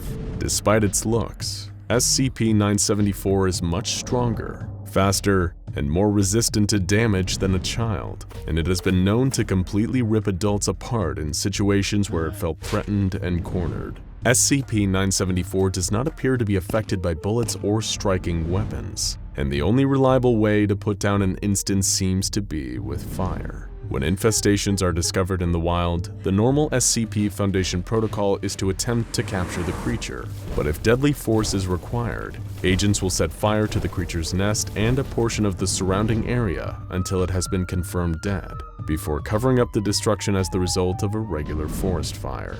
The SCP Foundation was able to capture one instance of SCP-974 and place it in containment, hoping that having one in captivity would provide insight into the creature's origins. It was placed in a lightly wooded enclosure at Zoological Reserve Site-16, where it immediately started constructing multiple treehouse nests from the plant life it found. Initially, the containment of SCP-974 involved offering the creature live human prey.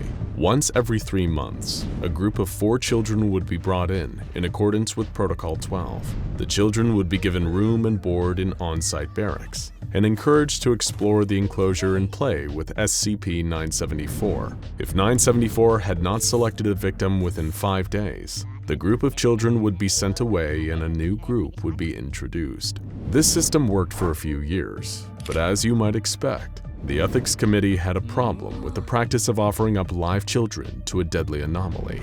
Now, as of January 1st, 2015, the team at Zoological Reserve Site-16 are no longer able to evoke Protocol 12 in order to acquire children. Attempts to use another SCP, SCP-1680, a collection of clones of a missing 8-year-old boy, failed, as SCP-974 refused to eat them.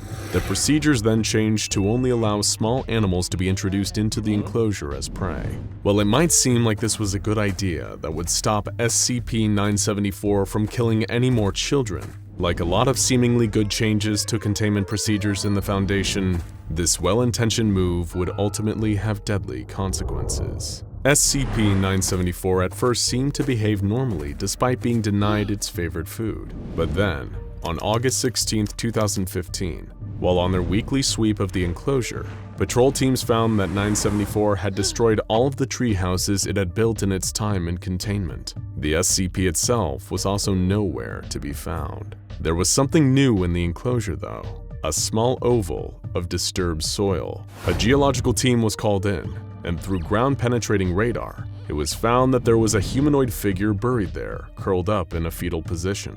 This couldn't be SCP-974, could it? The figure was much too long and thin to be anything resembling a human child, but it had to be SCP-974. It was the only living thing in the enclosure. The scientists were intrigued, and they theorized that the SCP might have entered a new life stage. Further scans were conducted over the next 10 days. During that time, the creature never moved from its position, though it did continue to grow. It seemed like it was absorbing nutrients from the surrounding soil. The team decided to exhume the creature to examine it.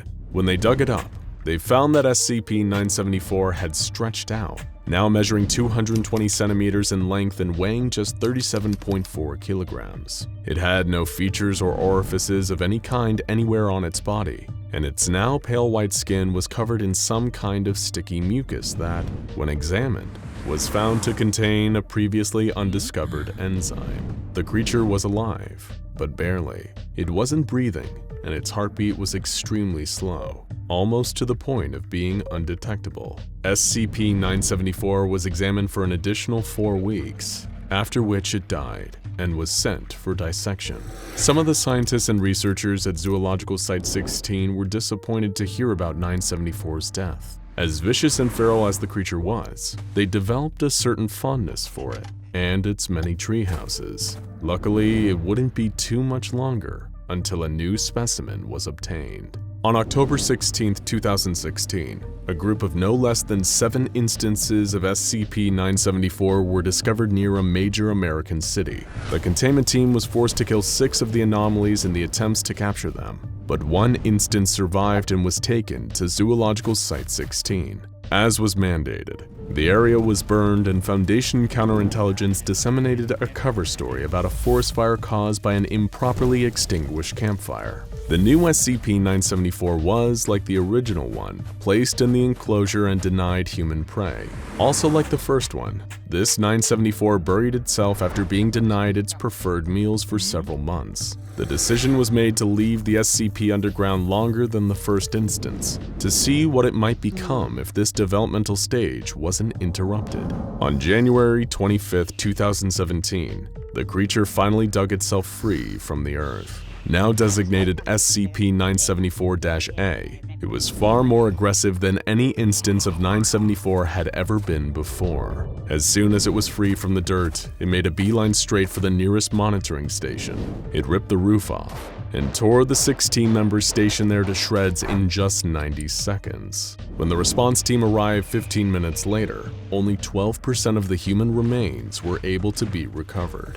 But, strangely enough, it at first seemed like one of the team had been spared. Georgia Stone, one of the monitoring team, was severely injured, but apparently in a stable condition. Disoriented, she approached the response team, begging for assistance and urging them to take her out of the enclosure, but the team was skeptical. They knew that SCP-974 could become an exact copy of any child it consumed, so it followed that the fully grown SCP-974-A might be able to copy adults. They asked Georgia questions in order to confirm her identity, but she was unable to answer them. Having been found out, SCP-974, still mimicking Georgia, attacked the response team. They'd been armed with flamethrowers, but unfortunately, on top of its resistance to damage, the adult form of 974 didn't seem to be afraid of or harmed by fire. The team was at a loss for how to kill this thing, or even subdue it long enough to get out safely.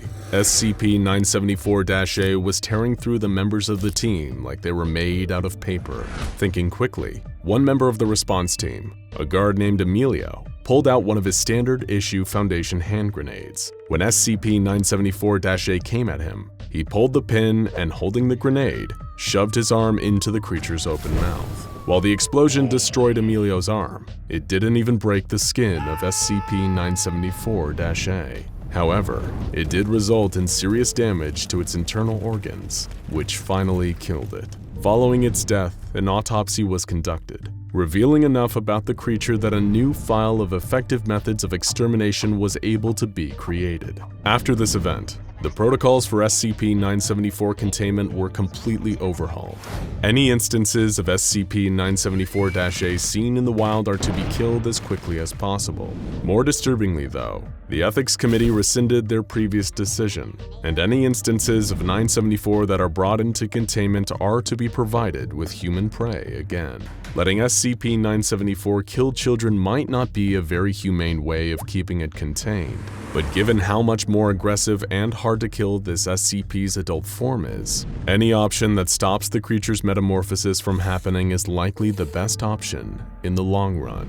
So remember, if you're ever out in the woods and see a crudely constructed treehouse, perhaps think twice about how innocent it is. There could be something hungry lurking inside. The first thing that tipped the Foundation off to SCP-087's presence were the reports of numerous unexplained disappearances on campus. There were plenty of rumors about what might be behind them, but field agents suspected that the true source of the vanishing would be something beyond civilian imagination. All anyone knew for sure was that everyone who had gone missing was last seen in a certain administrative building on the university grounds, and that the disappearances only seemed to happen when the elevator was out. The campus was soon flooded with Foundation agents, creating a barrier around the administrative building and the presumed habitat of SCP-087. Nobody else could get in, and hopefully whatever was inside couldn't get out. One of the Foundation's lead scientists was flown in to consult on the investigation. What could have been behind those students disappearing? The doctor's preliminary interviews with university staff who worked in the building yielded some interesting details. Strange noises, like banging and even a faint, shrill crying, would be heard from a door that led to a no longer used stairway in hallway 3B. Staff in the building had no reason to ever take these stairs, especially considering how many of them reported a strange sense of unease when just standing outside the dorm. The only reason someone might take those stairs is due to elevator malfunctions. In that instant, the doctor had put it all together. The staff they interviewed had their memory wiped with amnestics, special chemicals used by the Foundation with the power to delete human memories. The Foundation only used them for staff or civilians who had confirmed contact with an SCP, and the doctor knew that they had a live one on their hands. The staircase. There was something terribly wrong with that staircase, and it was the SCP Foundation's job to find out what, before it made anybody else disappear. This is the story of SCP-087, otherwise known as the Endless Staircase, and the 3 doomed journeys down into its murky depths. The doctor was more than eager to begin research into the staircase and its frightening, anomalous properties. After all, you don't claw your way up to being one of the Foundation's key researchers without being brave, and perhaps just a little bit deranged.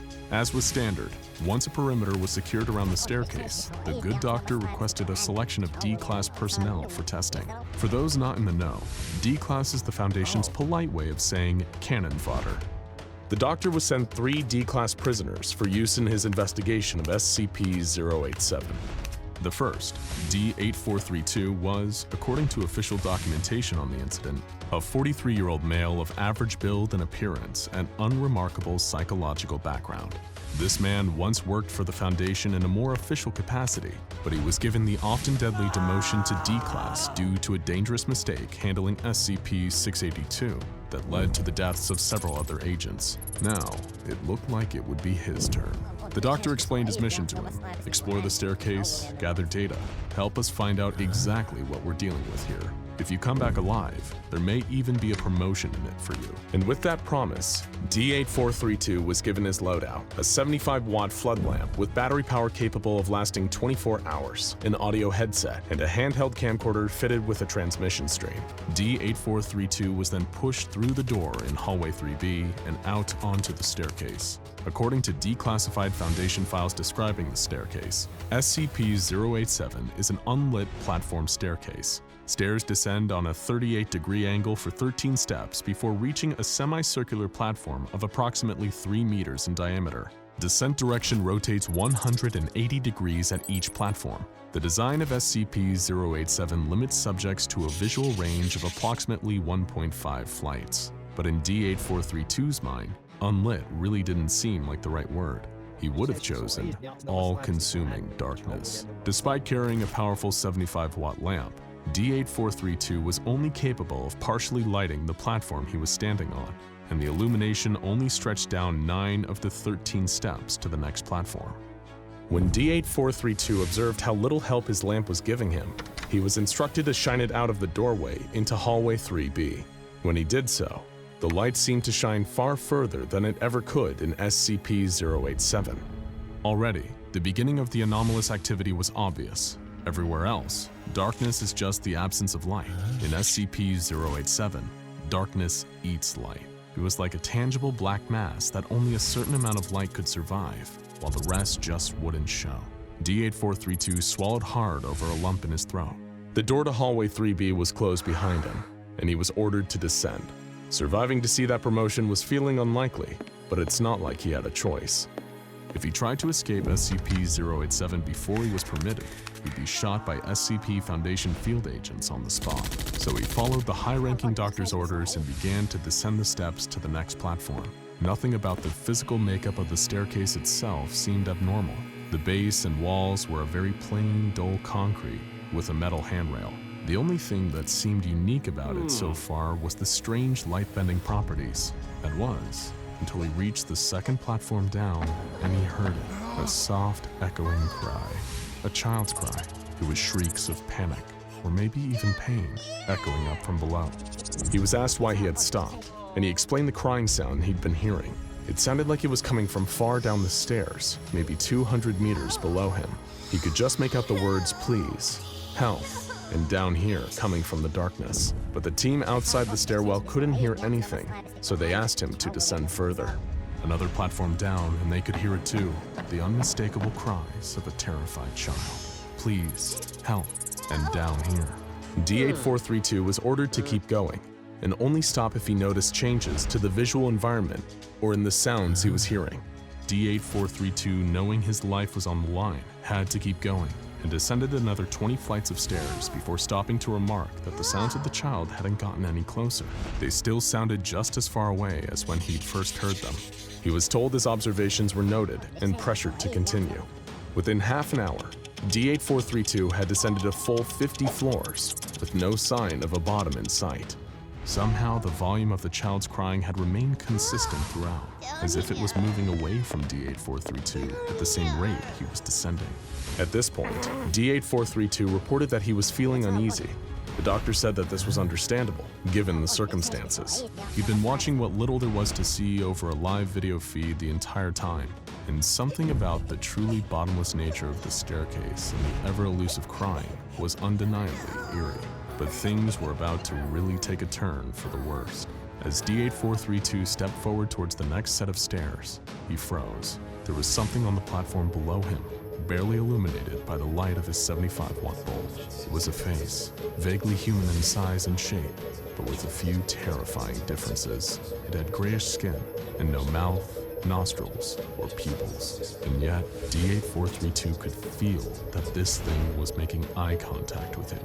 He couldn't move, trapped in the thing's piercing gaze. In an instant, the face jerked forwards, suddenly only about a foot away from D432's face, eyes staring into its own. D8432 screamed and ran, scaling all 50 flights in an astonishing 18 minutes before charging out into hallway 3B. There, he collapsed from the exhaustion and the fear of what he'd just seen. Upon reviewing the footage, the strange face was designated SCP-087-1. Fascinating. It was time for a second experiment. The doctor just had to know more. The second test subject was D9035, a 28-year-old male with a history of aggravated assaults against women. He was given the same loadout as his predecessors, except this time with an even more powerful 100-watt bulb. He was also given 100 small LED lights that had adhesive backs and a battery life of approximately 3 weeks, with which they intended to permanently illuminate SCP-087. However, despite the extra wattage of his bulb, he still couldn't illuminate beyond the 9th step. SCP-087 wouldn't allow it. Having no ideas of the horrors that lurked below him, he descended on the doctor's orders and began fixing the LEDs to the walls of each platform he passed. The LED always illuminated the landing, but the light couldn't pass the first step on either side. The flights of stairs themselves would remain in perpetual darkness. After the second flight, D9035 noticed the same crying D8432 had heard and became uneasy. Just like before, as D9035 descended, the volume of the crying didn't seem to increase, as if for every step he descended, the source of the crying descended 1, 2, keeping them at a constant 200 meters apart. Still, he was ordered to continue his descent and the placing of LEDs even as his paranoia grew. When he reached the 51st floor, he observed damage to the wall and steps. Sections appeared to have been smashed to rubble by an extreme force. As he descended past the broken step, he only felt his fear, anxiety, and paranoia grow. The doctor made note of the fact that SCP-087 seemed to cause instances of anxiety and terror in its occupants, even before they encountered SCP-087-1. As D9035 reached Platform 89, a full 350 meters under the initial platform, he stopped dead in his tracks and saw something staring up at him from the platform below. That same terrible gray face with those dead white eyes. He was encouraged to stay calm and try to get better footage of the face, but it charged for him, and D9035 ran for his life. He ascended the staircase at a staggering pace, even passing out from exhaustion and remaining motionless for 14 minutes halfway.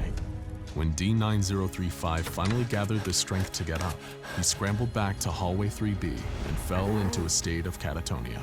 He remains unresponsive to all external stimuli to this day, just staring off into the distance with a haunted expression, almost like he's still there in the hallway. The doctor wanted to conduct one more test before he ordered SCP-087 shut off from the world forever.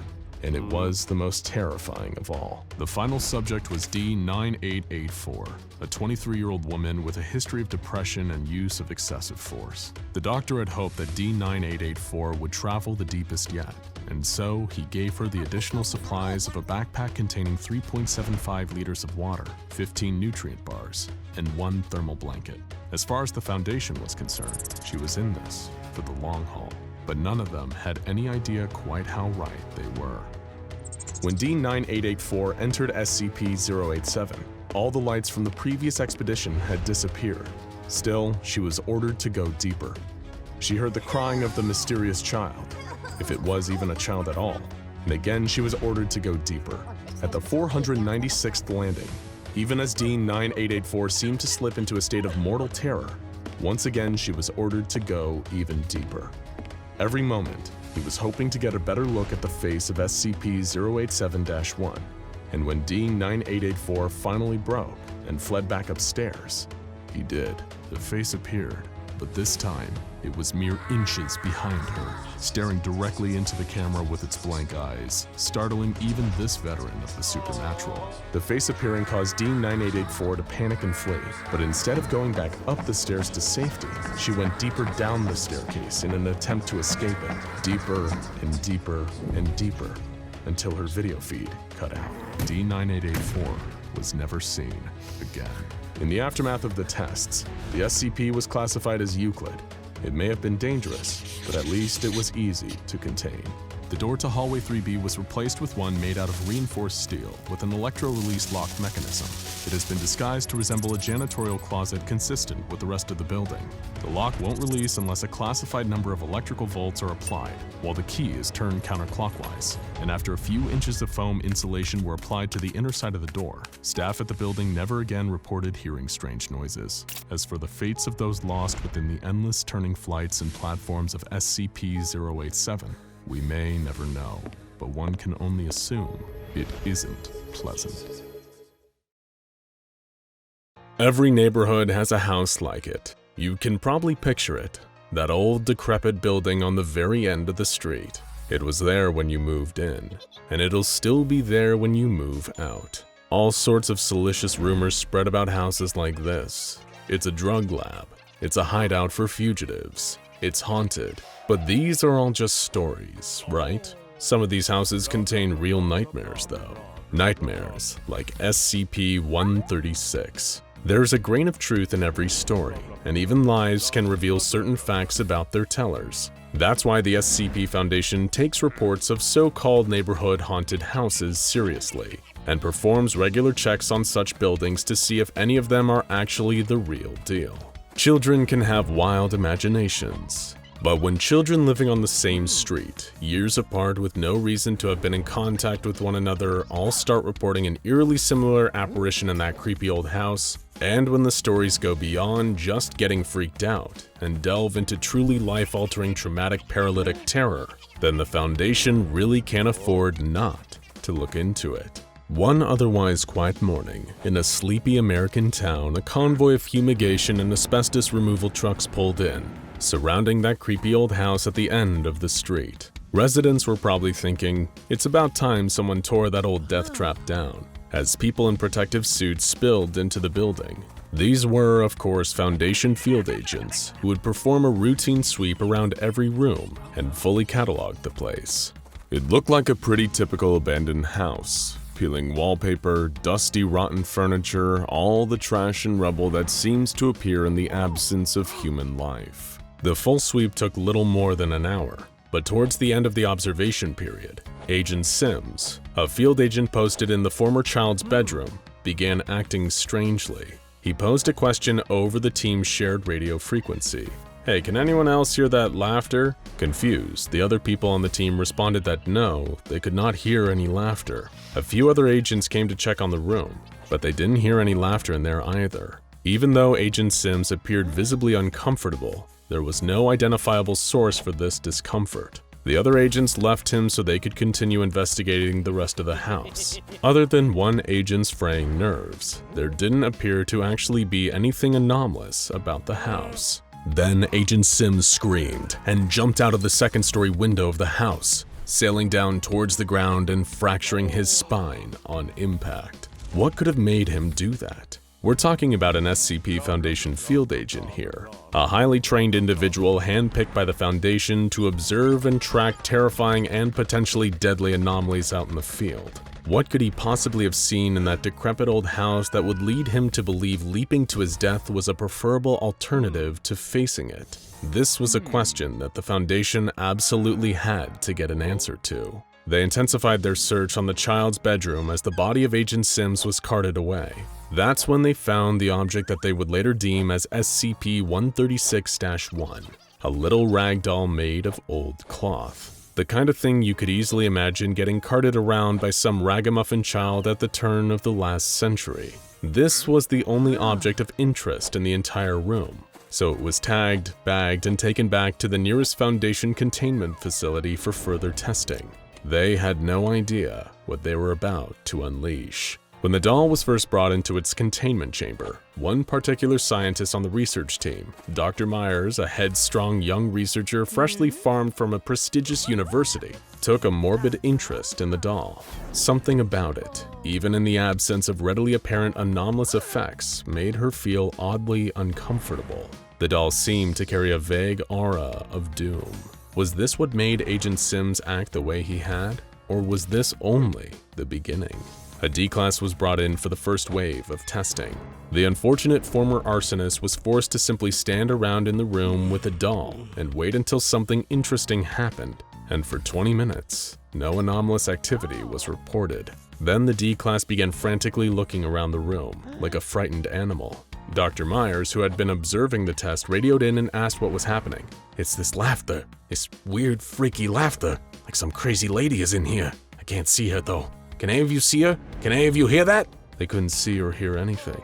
According to all their monitors, it was just a lonely D-Class standing around in an otherwise empty room with nothing but a rag doll. 5 minutes after the D-Class reported hearing the eerie laughter, he collapsed to the ground, shrieking like a maniac and crawling away from something he could not see. He was emitting the desperate screams of a man who truly believed something was about to take his life, but nothing was there. He backed into the corner of the room, gibbering incoherently and scratching desperately at the wall until his fingernails were ripping off, leaving bloody traces behind. In the end, a pair of guards entered the chamber and had to drag him out. The D-Class had urinated in fear and seemed to have temporarily lost the use of his legs from sheer panic.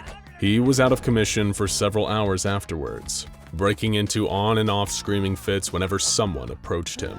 Upon reviewing the footage of the experiment, Dr. Myers noticed something strange. The moment that the D-Class had begun screaming, the doll had disappeared from the room. It only rematerialized in its previous position when the D-Class was finally dragged from the room. Eventually, the D-Class became lucid enough to be properly interviewed about his experience. He said that after first hearing the laughter, a sense of overpowering dread had begun building within him. 5 minutes later, that was when the entity, later dubbed SCP-136-2, first appeared. The vision that appeared to him could generously be described as human, but it was a little too tall to really qualify. The monster appeared to be female, but like a freakish Carnival House of Mirrors exaggeration of what one thinks of being female. Long, flowing hair, large breasts, and a Barbie doll thin waist. She looked like the nightmarish doodle of a hormonal teen boy come to life, with a face twisted into a rictus grin somewhere between arousal and agony, showing way too many teeth. The creature was nude and posed provocatively, but it was anything but appealing. The D-Class reported that just seeing it was the most frightening experience of his life. And then, it started moving. It was slowly floating through the air towards him like a vengeful ghost, that painful smile getting wider as it drew closer to him. The D-Class could only describe the whole experience as feeling like death itself was coming towards him. When the creature was finally looming over him as he cowered in the corner, it opened its tooth-lined jaws and let out a long, piercing shriek before disappearing. In the following weeks, the D-Class was kept for testing. He experienced severe night terrors every single night afterwards, all of them related to SCP-136. Further tests looked into the doll itself, but there didn't seem to be anything anomalous about its construction. It appeared to be made from the kind of plain, non-anomalous materials you'd expect from any doll of this variety, though occasionally, the exact materials would change, even between observers. In addition to the most common cloth variety, witnesses have reported the doll being made of clay, wood, and metal, with 10% viewing the doll as male, with the rest all agreeing that the doll is female. The Foundation conducted a battery of tests on the doll, just to make sure that the results were largely consistent across all subjects. Over 25 subjects were tested on SCP-136, all reporting roughly the same results. Laughter after 20 minutes of observation, a few minutes of silence, and then, according to subject testimonials, the appearance of the same grinning, naked apparition, inducing a state of truly primal terror in its victims. Interestingly, not all of the subjects were D-Classes. Some were volunteering scientists who were aware of the potential effects, but let their morbid curiosity get the better of them, thinking they would be prepared to face whatever terrifying vision would manifest from the doll. But in every case, they were reduced to the same screaming, traumatized wrecks. But when a Foundation researcher named Dr. Simon, the 25th subject of the SCP-136 experiments, volunteered for testing, things took an even more horrifying turn. During the testing period, Dr. Simon had the unusual experience of not actually seeing the SCP-136-2 entity. After being told how terrifying it was by coworkers, he was a little disappointed that he didn't get to share their fears. Later that day, he went to get himself a warm cup of coffee from the site's employee break room. His coworkers became concerned when his coffee mug dropped to the ground and shattered, as Dr. Simon pointed into a nearby empty hallway and began screaming. He claimed that he could see her floating down the hallway towards him, her face twisted into that menacing grin. As none of the other scientists could see what Simon was seeing, they surrounded him and attempted to calm him, assuming that he was perhaps the victim of some kind of sudden psychotic break. But minutes later, every scientist in the break room collapsed and fell unconscious. Not long after, they all began to wake up, except Dr. Simon. He had fallen into a coma and died while still on life support 3 days later. It was the first report of SCP-136 causing a death since Agent Sims' unfortunate fall. Dr. Myers immediately requested that SCP-136 be reclassified from Euclid to Keter class, so more resources could be allotted for its containment. Administration denied any changes to the containment procedures of SCP-136, frustrating Dr. Myers. But little did she know that it was because Site Administration had ulterior motives for SCP-136. No matter who they were, whether they were the hardened killers of D-Class, the trained soldiers of the Foundation Field Agent Corps, or jaded scientists who had seen any number of horrors each week as part of their normal jobs, SCP-136 had the unique ability to reduce its victims to terrifying wrecks. In a move that feels decidedly more in line with the Chaos Insurgency, Site Administration had started using SCP-136 to assist in enhanced interrogation with detained people of interest. Even the toughest nuts to crack soon became very talkative after the appearance of SCP-136-2 traumatized them for life. Essentially, the administrators were making a kind of deal with the devil, allowing SCP-136 more free reign, in exchange for them gathering valuable intel from these victims. But as always, the problem with making deals with the devil is that the devil is always going to collect his due in the end. Dr. Myers' warnings would continue to fall upon deaf ears though, even as the creature's powers seemed to grow. Tests on D-Class continued, with the entity traumatizing a whole group at once during one of these experiments. However, when Dr. Myers herself, along with a few agents, entered the testing chamber to drag out their twitching bodies, they all fell unconscious. When Dr. Myers woke back up, 3 of the D-Classes had fallen into comas like Dr. Simon, and died shortly after. Dr. Myers pleaded with the administration to terminate the doll, but her requests were denied. It was proving to be too valuable in its various interrogations, and besides, nobody was sure if the doll could even be terminated. Whenever it was damaged, it simply disappeared and reappeared within a 1-meter radius. The only thing that hadn't been tried was full vaporization, which Dr. Myers' superiors refused to sign off on. SCP-136 was here to stay. Unfortunately, the same could not be said for Dr. Myers herself. After one more unfortunate testing incident, where D-Class disappeared entirely in what seemed to be clear evidence of SCP-136's growing power, Dr. Myers implored Site Administration to reclassify the anomaly and slate it for termination. It was getting more powerful, more unstable, and more dangerous. But rather than terminate the anomalous ragdoll, in the end all they did was remove Dr. Myers from the SCP-136 case. With her gone, there was one less thing for them to worry about as they gave more and more victims to SCP-136, using its dark powers to torture detained people of interest into telling them everything they wanted to know. But with the entity seeming to grow more powerful with every victim, it seems very likely that Dr. Myers' worst fears will come true. And one day those controlling the terrifying anomaly will find that they're the ones hearing a strange, evil laughter coming from nowhere at all. It was a beautiful September day, but Sean Taylor was trapped in his car in one of the worst cases of gridlock he had ever seen. He tried to look on the bright side though, and while he was stuck in an unmoving car, at least he had a pleasant view of the wide, shimmering lake just off the road next to him. He was admiring the scene when tiny drops of rain started landing on his windshield.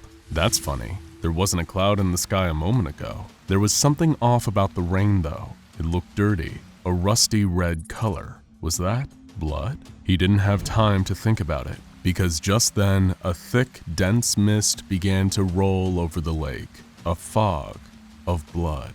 Just off the side of the road, he could see a huge silhouette rising out of the water. Is that an old submarine? What Sean didn't know was that he was about to have an encounter with SCP-1861, also known as the HMS Wintersheimer, a ghostly submarine with strange and terrifying effects. Sean and the other drivers stuck in traffic that day were far from the first people to have a dangerous brush with this legendary vessel. According to SCP Foundation records, the HMS Wintersheimer has been appearing since as early as 1916. The first recorded incident occurred in the British seaside town of Innsmouth-on-Sea. You won't find this town on any maps or in the history books, and you're about to find out why. The 500 population of the town, which had already reduced by the wartime draft into the currently raging Great World War, awoke to red skies on February 6, 1916. Citizens left their homes to investigate,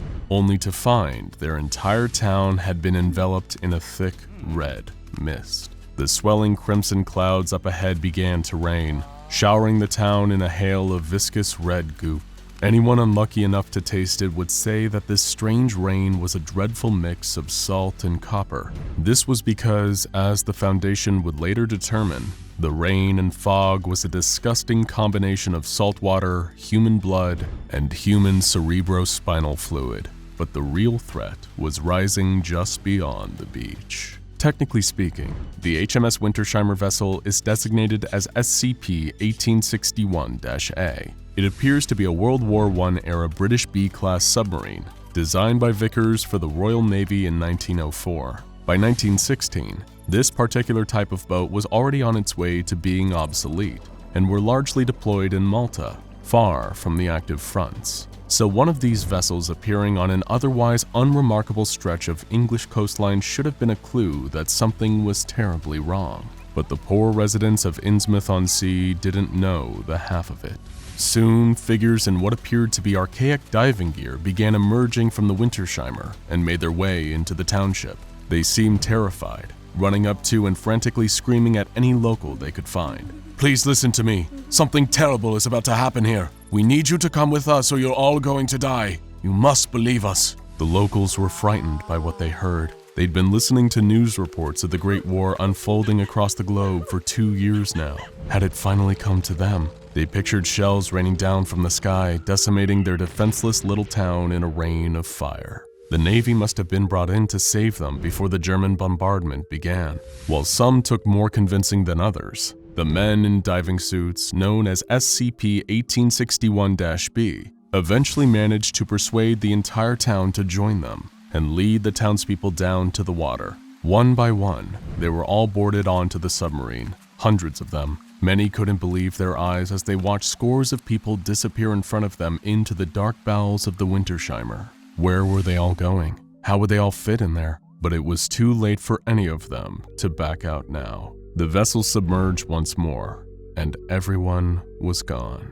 The entire population of Innsmouth-on-Sea had disappeared in a rain of fog and blood, never to be seen again. The Foundation wiped all records of the town from existence and delivered appropriate amnestic treatment to anyone who still mentioned or remembered Innsmouth-on-Sea.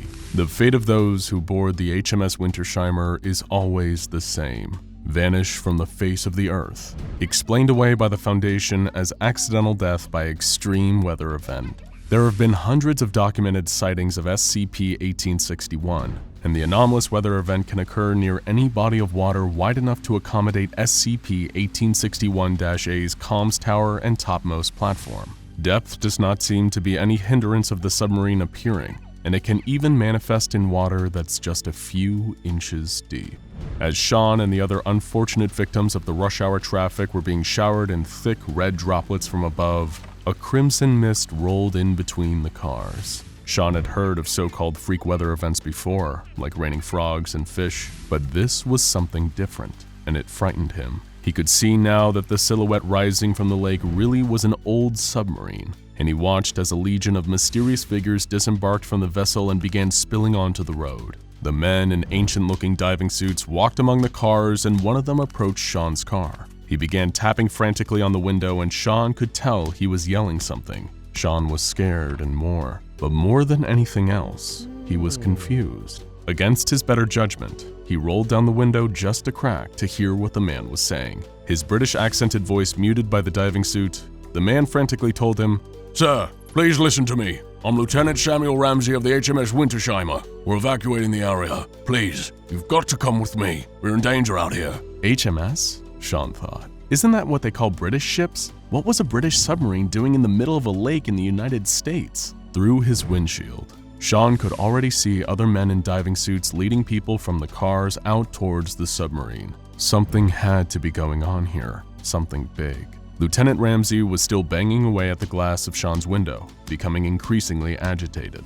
"Sir, if you won't comply with my orders, I'm within my rights to take you by force for your own safety." Sean could feel the fear setting in, but he didn't know what else to do. He turned off the car and took off his seatbelt. He was just about to open the door when there was a tap on the passenger side window of his car. It was a soldier in what looked to be advanced tactical gear. There were several soldiers directing cars to drive on the shoulder to get around the mess of stopped automobiles. Sean looked to his left, and the man in the diving suit was gone. The soldier tapped again, and Sean didn't need to be told twice. He followed his directions and drove around the traffic jam and out of the mist. A half-mile down the road, Sean was stopped by another group of soldiers and given an amnestic. He drove away, never knowing how close he had come to vanishing in the bowels of SCP-1861-A. Sean was lucky that one of the SCP Foundation's mobile task forces had taken over the situation, but they were too late to help those who had already complied with SCP-1861-B's orders and boarded the Wintersheimer. The task force made it their business to save whoever they could, but that wasn't their only directive. The Foundation had recorded a huge number of SCP-1861 instances since 1916, and now they were finally going to figure out what was going on inside. The Foundation had already discovered that those taken onto the Wintersheimer don't simply disappear. Once on board the submarine, they are forced into a diving suit of their own, which transforms them into new instances of SCP-1861-B. Upon realizing this, Foundation scientists devised an ingenious plot. 6 months before this latest instance of 1861, the Foundation dispatched 2 members of D-Class personnel who were familiar with one another into the Red Mist. One was instructed not to interact with SCP-1861-B, while the other, named Sal, was ordered to enter the submarine. His mission was to report back all findings to Foundation researcher Dr. Clutch during the next 1861 event. The D-Class who remained on shore was brought in once more by the Mobile Task Force during the September event that Sean witnessed. They checked each diving suit wearing Anomaly until they heard a familiar voice, muffled by the mask. It was Sal, and he'd been transformed into an instance of SCP-1861-B. The human D-Class, receiving questions from Dr. Clutch via remote broadcast, commenced the interview of his former friend. It is from this vital interview that much of the Foundation's knowledge of the mysterious HMS Wintersheimer is drawn. According to Sal, the interior of the Wintersheimer, which is a long, narrow passageway, is a spatial anomaly that seems to stretch on forever. This explains how a vast number of people, like the entire population of Innsmouth-on-Sea, can disappear into the submarine at once. Sal reported that, about an hour after entering the vessel, the hatch closed and the interior began rapidly filling with water as the submarine descended. Prisoners of the Wintersheimer were faced with 2 choices: suit up or drown. Few chose the latter option, and as soon as the suit was on, the transformation had begun. As soon as everyone was suited up and the submarine had fully descended, causing the 1861 weather event to dissipate on Earth, the Wintersheimer had effectively entered an alternate dimension. The airlock opened, and the new recruits were instructed to step outside and take a look around. The Wintersheimer veterans informed the new sailors that everyone on land was likely already dead by this point. When Sal first exited the submarine, he commented on everything around him looking eerily similar to how it looked on land before the mist descended, but with one key difference. It seemed as though everything was underwater. Well, not quite that. It was almost as though everything was water, like the world had taken on a kind of flowing liquid state. Sal and the others existed in this otherworldly land of living water for 6 months, and as the months passed, things only got stranger. They found that they neither needed to eat nor sleep. According to Sal, all they did was breathe and pass the time by exploring and talking to one another. Anyone who attempted to take off their suit would dissolve and diffuse into the same liquid that surrounded them. Dr. Clutch asked Sal about the other inhabitants of this alien realm, and this was when things got truly disturbing. There were dead humans and animals floating all over the place, missing their eyes as though they'd been scooped out, and missing their mouths, as though they'd been bitten out of their face by some kind of huge predator. Their empty eye sockets bled constantly, and Sal theorized that this may have something to do with the anomalous blood mists of SCP-1861. When asked to provide more information on why all the corpses were mutilated in this way, Sal said that one of his superiors on the Wintersheimer told him, "The watcher of eyes and biter of teeth deemed them worthy." Whatever this mysterious being was, it seemed to be a powerful figure within 1861's Waterworld, and Sal felt lucky that he never had a direct run-in with the creature himself. For his final request, Dr. Clutch asked Sal to attempt to remove his suit. The Foundation had learned in previous instances of 1861 that the diving suits have anomalous durability, and it was impossible for anyone other than the wearer to remove them. Hence why the Foundation could never deal with 1861-B by using brute force. Naturally, Clutch was interested in finding out what was going on underneath. Sal expressed fear and anxiety at first, wondering if after all he'd been through, whether he could ever be considered human anymore. Eventually, he was convinced to remove the suit, and his worst fears were confirmed. The second Sal removed his helmet, gallons of seawater poured out, and the now empty suit collapsed to the ground. Sal's body was never found. Only some teeth and a pair of eyes were recovered. The eyes were later confirmed to be belonging to a young girl, and the teeth were identified as having come from a European red deer. And so, the dark mystery of the HMS Wintersheimer continues. Because of the unpredictable nature of its appearances and the resulting difficulty of containing it, the Wintersheimer has earned a Keter classification. The only containment procedure currently employed by the SCP Foundation is for mobile task forces to try and intercept the submarine when appearances are reported, and hopefully prevent or at least reduce the kidnapping of civilians. With so many questions left unanswered, all we can say for certain is that if a red mist ever descends on you, and a stranger in a diving suit tells you you're in grave danger, he's absolutely right. If you have ever taken a trip to Suntop Mountain in the Mount Baker Snoqualmie National Forest, Washington State, then you may have come across an old wooden structure, the Suntop Fire Lookout. Built in the early 1930s, the building was used by the U.S. Forest Service to keep watch for any fires in the nearby woodland. At one point, Suntop Fire Lookout would have been manned 365 days a year, complete with a bed for staff who were stationed there on rotation. The single-story lookout house overlooks the scenic valleys of the White River and Huckleberry Creek, but you're not here for an informative tourist guide. You probably don't care about the frankly fascinating history of the lookout and how it was used as part of the Aircraft Warning Service during World War II, watching for enemy planes. No. You're here because something much darker lurks inside the Suntop Fire Lookout. And even though it appears to be a simple one-story tall wooden structure, it certainly is not short on space. SCP-3333 refers to an anomaly that the Foundation discovered inside the Suntop Fire Lookout House. The building's interior is a single square room measuring 14 feet by 14 feet, with large windows on all four sides. When standing inside Suntop Fire Lookout, looking up at the wooden ceiling, one will immediately notice a trap door.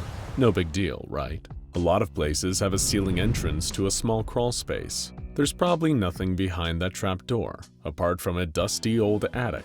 There's a latch that maybe once had a padlock there, but not anymore. Opening the trap door will reveal a collapsible ladder. Should anyone be brave or indeed foolish enough to begin to climb, then they'll soon find themselves right back where they started, inside Suntop Fire Lookout. Or so it will seem. The thing about being in a place like the Mount Baker Snoqualmie National Forest that surrounds Suntop Fire Lookout is that woodland areas are teeming with life. Not just plants and trees, but birds and other animals of the forest. You can never truly be alone in a setting like that. there is always life everywhere around you. So when you ascend the ladder and climb right back into the Sun Top Fire Lookout, that is the first most noticeable difference you will find. It may take a while at first, but the nagging absence of something unusually so abundant in a forest will eventually become obvious. It's quiet, far too quiet. No birdsong or the sound of distant calls from woodland critters, just silence all around. Anyone ascending the ladder will find themselves in a copy of Sun Top Fire Lookout's interior, one story higher than the ground level of the small wooden building, with the stairs leading up to the front door getting taller each time to reach up to the higher and higher building.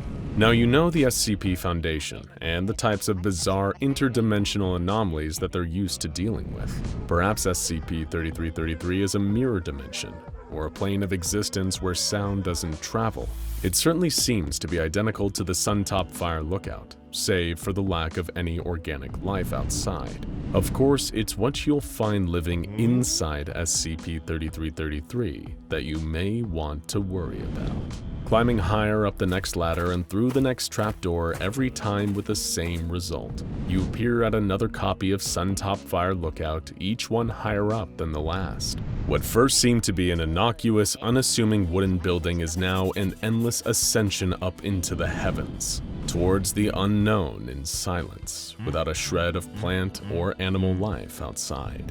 As you climb, perhaps you start to think about how much higher these copies go. This might even be the biblical Jacob's Ladder connecting heaven and earth. That would be nice, wouldn't it? If you were gradually climbing your way up to paradise, it might make it worth the trip. But SCP-3333 is nothing that pleasant. You wouldn't be the first to attempt this long climb. When the SCP Foundation first discovered SCP-3333, a research detail set up an on-site base camp to examine this spatial anomaly. Their first exploration involved sending a member of D-Class personnel, designated D4F68A, up the ladder. His D number is a hexadecimal code that, when translated to text, reads O, so we'll call him that for brevity's sake. During the first day's exploration, O was able to climb 184 iterations of SCP-3333, communicating with head researcher Dr. Williams below. On the second day, O could see a pair of figures standing motionless on a nearby ridge, but the pair could not be seen by Dr. Williams and the other researchers at the base camp. Both figures disappeared shortly after O spotted them with the camera he had been issued, and he felt uneasy, almost certain that he saw them point at him. The next day, at the 345th copy of Sun Top Fire Lookout, O's behavior started to noticeably change. Previously, he had been anxious about the long climb and hadn't questioned directions given to him by Dr. Williams. Now he seemed to speak more casually, resisting instructions, asking Williams to climb back down and even calling her Doc instead of Doctor. O also reported seeing writing on the walls, but there was no evidence of this on his camera. It appeared that something had started to affect him. It was when O reached level 527 that things seemed to change more dramatically. Rather than SCP-3333 continuing upwards, the copies of Sun Top Fire Lookout no longer had a trapdoor or ladder. They seemed to be arranged side by side in a grid-like pattern. Stepping out of the main doorway, O remarked on the lack of sunlight and a walkway that connected directly to the front door of the next iteration of SCP-3333. O complained about the lack of natural light and again requested to be allowed back down. Dr. Williams instructed O to use the flashlights he was provided, but they wouldn't activate and their spare batteries had vanished. O then noticed a sudden movement, and just then his microphone and camera feed went dead, almost as if someone had turned them off. It appeared that SCP-3333 had something else lurking up there. Dr. Williams oversaw the second expedition into SCP-3333. This time, members of Mobile Task Force Mod 0, also known by the codename Characteristic Eigenspaces, were sent up the ladder. Their ascent through the various copies of Sun Top Fire Lookout were not as eventful as O's, with no signs of mysterious figures or anxious feelings that O seemed to feel as he climbed. When they reached level 527, where the copies of the lookout stopped progressing upwards and spread out in a pattern instead, Their lights and equipment all seemed to be in working order. However, as the MTF team split up, one by one they encountered some sort of anomaly, or an effect of SCP-3333 that caused each of them to vanish into the dark. Either that, or something took them.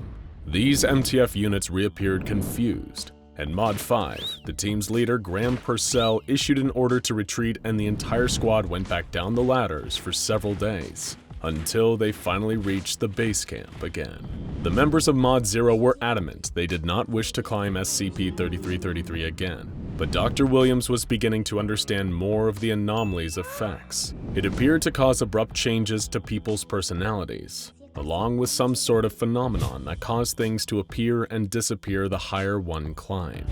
Assuming these were the result of a mimetic effect, Dr. Williams dispatched a counter-mimetic specialist for the next expedition. This specialist was a blind, deaf, and mute woman known as Annette, or the Null Walker, who communicated via a signaling system embedded in her hand, but was otherwise immune to any mimetic influences. Observed by Dr. Williams and Graham Purcell at base camp, Annette made her way to the top of SCP-3333, reporting that she was aware of someone watching her from outside the copies of Suntop Fire Lookout. On her body camera, a flicker of motion occurred, something looking through the windows that ducked out of frame when the camera passed in its direction. At the apex of SCP-3333, Annette kept her flashlight off, but reported that she could detect blood, following it to what she assumed was a body. Sounds of movement surrounded her, and as Annette switched on her flashlight, Williams and Purcell saw that it wasn't a body in front of her. Instead, it was a pile of rotting organs, decomposing muscles, and discarded bones. And among the pile was a metal dog tag that read, MTF Mod 5, Graham Purcell. The same man who was sitting next to Dr. Williams at base camp. Well, the same man on the outside, at least. The explanation for everything going on inside SCP-3333, all these strange occurrences and disappearances, finally came in a video sent from Dr. Williams' cell phone. In it, a panicked Williams, covered in blood, was fleeing from something at the top of the recursive stack of SCP-3333. There was no mimetic effect at the apex of the Suntop Fire Lookout copies. Nothing was causing the people that the Foundation sent up to act unlike themselves. They simply weren't themselves anymore. According to her frantic video, Dr. Williams had discovered the truth about what else was hiding within SCP-3333. With just the right amount of vagueness and intrigue, the research team had been drawn in. It was as if they'd been lured in by the lights of an anglerfish, realizing their grim fate only too late. The D-Class O, the MTF team, even Annette had been replaced. An unknown group of entities on the top level of SCP-3333 had been carefully observing them, waiting until they would not be seen to slip in and switch places. These entities had been creating imagined anomalous effects, like O seeing figures that weren't really there, as a way of luring more bodies further up the stack. They wanted the Foundation to keep sending expeditions into SCP-3333 to keep them coming back. The mass of organs, musculature, and bones that Annette had stumbled across, revealing the ruse, had once belonged to Graham Purcell, before he was replaced. You see, the entities residing in SCP-3333 weren't just copying people. They weren't possessing them or mind-controlling them, or even shape-shifting to steal a person's likeness. They were taking skin. These creatures hollowed out Graham, O, Annette, and the MTF team, pulling out their innards and crawling their way inside, filling these fleshy puppets and leaving their internal organs to rot. These hollowed-out people became vessels for the entities of SCP-3333 to hide in. The whole thing had been a trap, intentionally exploiting human weaknesses, intrigue, and unanswered questions. You know what they say about curiosity, and these entities used it to bring more potential vessels to the top of SCP-3333. They pretended to be the people who they had replaced, imitating them so the Foundation would send more personnel to explore the tower, increasing their supply of skins. Graham's dog tag had revealed the deception. and Dr. Williams had escaped up SCP-3333. The members of the research team that had already been replaced were hot on her tail, determined to catch and hollow her out too, and by the end of her video, they had succeeded. A month later though, a team delivering supplies realized what had happened and the trapdoor was sealed. Suntop Fire Lookout was put under permanent guard, but at least 50 personnel were killed or replaced by one of the entities. A new mobile task force, Lambda 1 Maxwell's Demons, was created to hunt down and neutralize any of the entities that had escaped SCP-3333. But it's still unknown how many left the tower and are still out there somewhere waiting to use someone's curiosity about the strange and unknown against them. Jay and Michael were a pair of urban exploration YouTubers looking for their big break. You might remember their video exploring the dead mall on the outskirts of your town, or the supposedly haunted 1950s insane asylum out in the sticks. But you certainly won't find these videos anywhere online. After the incident at SCP-823, all of their content was scrubbed away from even the most comprehensive internet archives. Why, you ask? Because these unfortunate urban explorers decided that their big break would be exploring a certain abandoned theme park, and it would be one of the last decisions they ever made. Michael and Jay had heard rumors about the theme park. Its name was lost to time, as was the date of its opening and closing, and the reason it was even abandoned in the first place. Even some of the most hardcore urban explorers didn't dare to tread there. Something about it, a good friend had once told Jay, just didn't feel right. Sometimes if you dare to venture into the forest near the theme park at night, you can still hear music. The jolly, piping tunes of rides and carnival stands still beckoning, as if to say, we're still here, come and play. Of course, none of this frightened Jay and Michael. They could already smell the sponsorships from headlamp and compact camera companies. No amount of anxiety would stop them from making their doomed trip to the so-called Carnival of Horrors. It's a terrible shame. If they'd listened to the stories of this place about how unnatural and evil it could be, they might still be alive today. Like all the best urban explorers, they arrived at the woods near the abandoned theme park in the dead of night. They ignored the signs warning them about everything from structural instability to dangerous wild animals to asbestos. Nothing would keep them out. Nothing. They reached the abandoned theme park not long after, though it was a mere shell of its former self. During the several decades of abandonment, nature had reclaimed it. The Ferris wheel was covered in overgrown ivy, and the carnival stands were blanketed with mold. As the duo swept through the grounds with their flashlights and cameras, they saw a faded sign that bore the words, Thriller Chiller, the park's most popular roller coaster. They also took their time to marvel at the exceptionally creepy-looking Tunnel of Love, the broken-down House of Mirrors, and a huge grinning statue of the park's former mascot, Happy Hippo. This theme park was something out of a nightmare, which naturally made it potential video gold. But as the excited duo wandered further into the park, they couldn't help but notice the quiet, tinny carnival music. Music that seemed to be drawing them closer. Michael asked Jay if he could hear the strange, impossible music, and felt a chill creep in when he answered that he did. Could all of the stories be true? They were lost in thought, but their legs kept moving. They were getting closer to something now. They could feel a presence. And was that music getting louder? An instant later, though, another sound cut through the silence. Bang, bang. It echoed out through the still night air. Birds flew from their perches in the trees. Jay and Michael both fell to the ground dead, their heads taken off by the .50 caliber rounds of a highly trained Mobile Task Force sniper on the payroll of the SCP Foundation. Their recording equipment, along with their bodies, were taken and destroyed. Any trace of them were scrubbed from the internet. It may seem a little harsh, but a bullet to the head is much kinder fate than what would have awaited these two if they'd kept walking. That's because the Carnival of Horrors is no dark fairy tale. The rumors are all true, and something really is waiting in the dark. That's why this abandoned theme park is known to the SCP Foundation as SCP-823, a Euclid-class anomaly with a violent history. What's even more unnerving is that the researchers studying 823 have repeatedly implored the O5 Council to increase the park's classification to Ketier and allocate more resources for containment, only to be denied. But after you've heard about the horrors that unfolded there and the danger it poses, you'll probably take the researchers' side. The park is divided into 2 zones, the yellow zone and the red zone.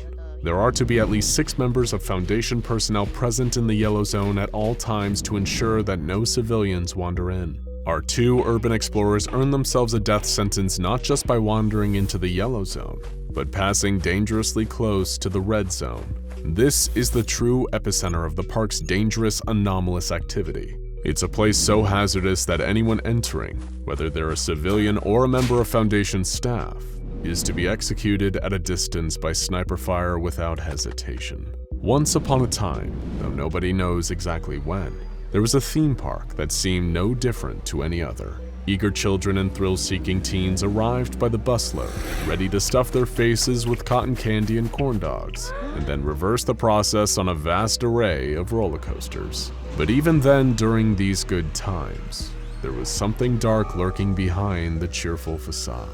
Little by little, everyone, visitors and employees alike, started falling victim to strange and horrific accidents around the park.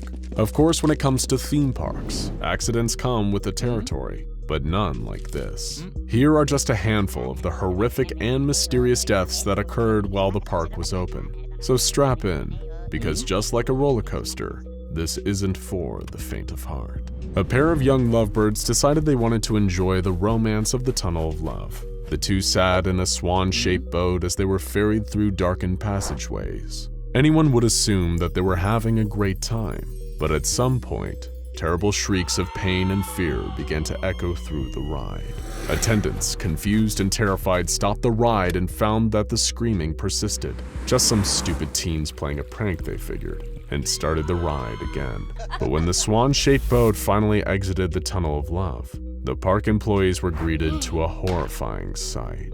The 2 teens dead, their bodies somehow fused together at multiple points. Another unlucky customer met a gruesome fate inside the House of Mirrors. They entered, but while inside, they were stalked by a mysterious, carnivorous humanoid entity known as Subject 79. The customer was pursued and eventually caught by Subject 79 and brutally dismembered. Some parts of the body were fused to the House of Mirrors interior, while others, like the right arm, were never found. The customer actually survived their ordeal, and whether that's a happy ending is up to you.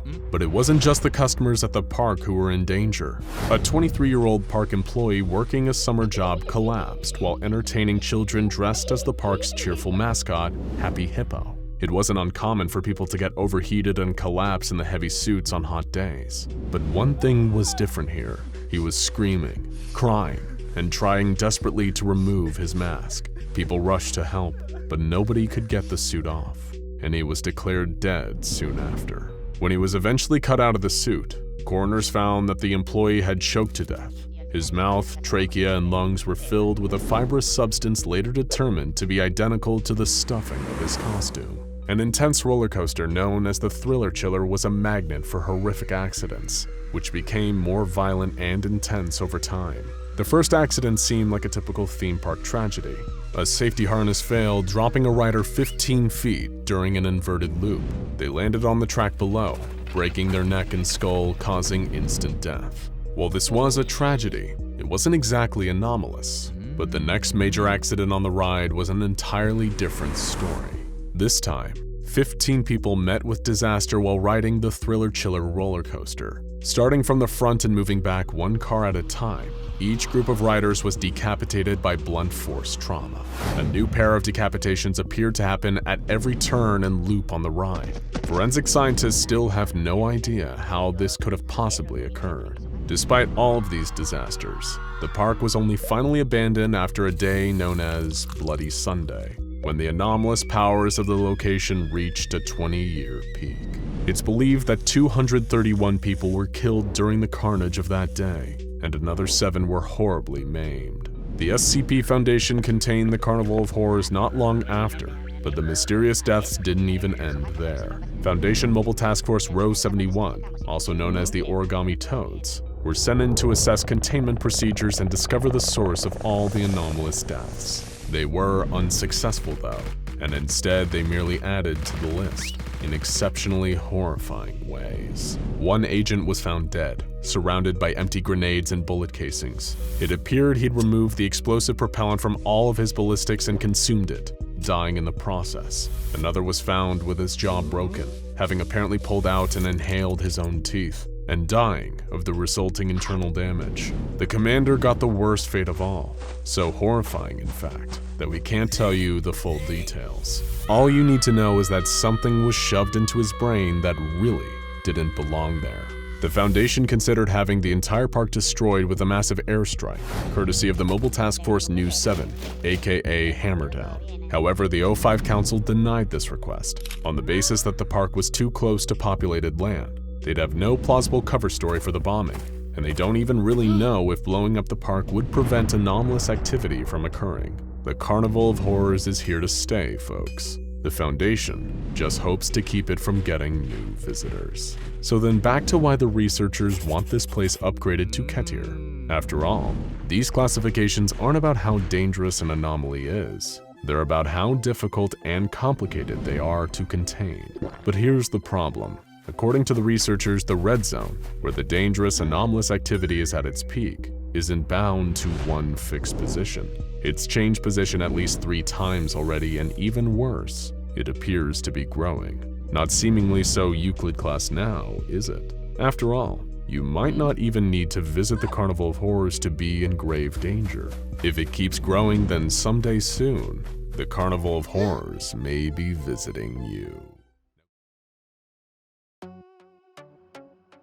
It's a perfect day for a wedding. On a warm spring afternoon, a bride and a handsome groom are exchanging the special rings they had custom designed and made for each other. As they take turns placing the rings on each other's fingers, a man standing at the end of the wedding party steps out of position. He approaches the groomsman next to him and reaches into his jacket, taking out a pair of pliers that he hands to the groomsman. The groomsman happily takes the tool and then, without any hesitation, shoves the pliers into his mouth and begins removing his teeth one by one. When he is finished, he hands the bloody teeth to the man along with the pliers. The man then goes to the next groomsman, who repeats the same process. He continues going down the line until all of the groomsmen and bridesmaids have removed their teeth, seemingly without pain or resistance. The man then approaches the bride and groom. He hands each of them half of the pile of teeth, which they gladly accept. They then begin to eat the teeth without delay, seemingly not bothered by the intense damage they're causing to their own teeth and jaws by doing so. The man watches as the groom moves the priest who is officiating the wedding aside. As the entire church looks on in joy, the groom opens his mouth, and the deafening sound of cicadas are heard.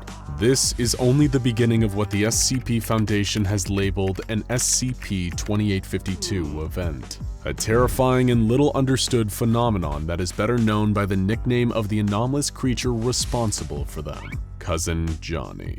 The Foundation had been trying to contain Cousin Johnny for decades, not that it ever done them any good. Johnny is a Keter-class anomaly that's thus far proven impossible to contain. This is an entity so dangerous and volatile that 3 different mobile task forces are devoted to detecting and disrupting its activities. MTF Upsilon 36, aka the Party Crashers, MTF Upsilon 52, aka Cater Duty, and MTF Upsilon 99, aka the Altar Boys. But so far, all the Foundation has been able to really do is swoop in afterwards and do their best to pick up the pieces of people's shattered lives. Cousin Johnny has so far been observed to only operate in the North American subcontinent and only seems to appear at Anglican or Catholic baptisms, weddings, and funerals. However, Foundation operatives charged with keeping a lid on Cousin Johnny harbor the hidden fear that he may one day expand his hunting grounds and wreak terror worldwide. If Johnny became multinational or multi-denominational, his violence, insanity, and pure evil may truly become impossible to minimize. So compatible communities are constantly monitored for increased levels of juvenile delinquency, sterility, domestic violence, and divorce. After all this, you're probably wondering, who or what actually is Cousin Johnny, and how does he cause so much horrific tragedy? At face value, nothing about the appearance of Cousin Johnny would suggest an anomalous nature, or even any sort of danger. He appears to be a middle-aged white male, often with scruffy hair and a beard. On a cellular level too, Cousin Johnny appears all too human. But when you look at his physiology, it's a whole different story. Cousin Johnny has no identifiable organs whatsoever. His body is made out of a fibrous muscular tissue. The only exceptions are his teeth and hair, which are made out of a kind of chitin, a key component of insect exoskeletons, such as those possessed by cicadas. Johnny's eyes are the first clue that something is off about him. From a distance, they appear perfectly normal, but up close, they're glassy and dead.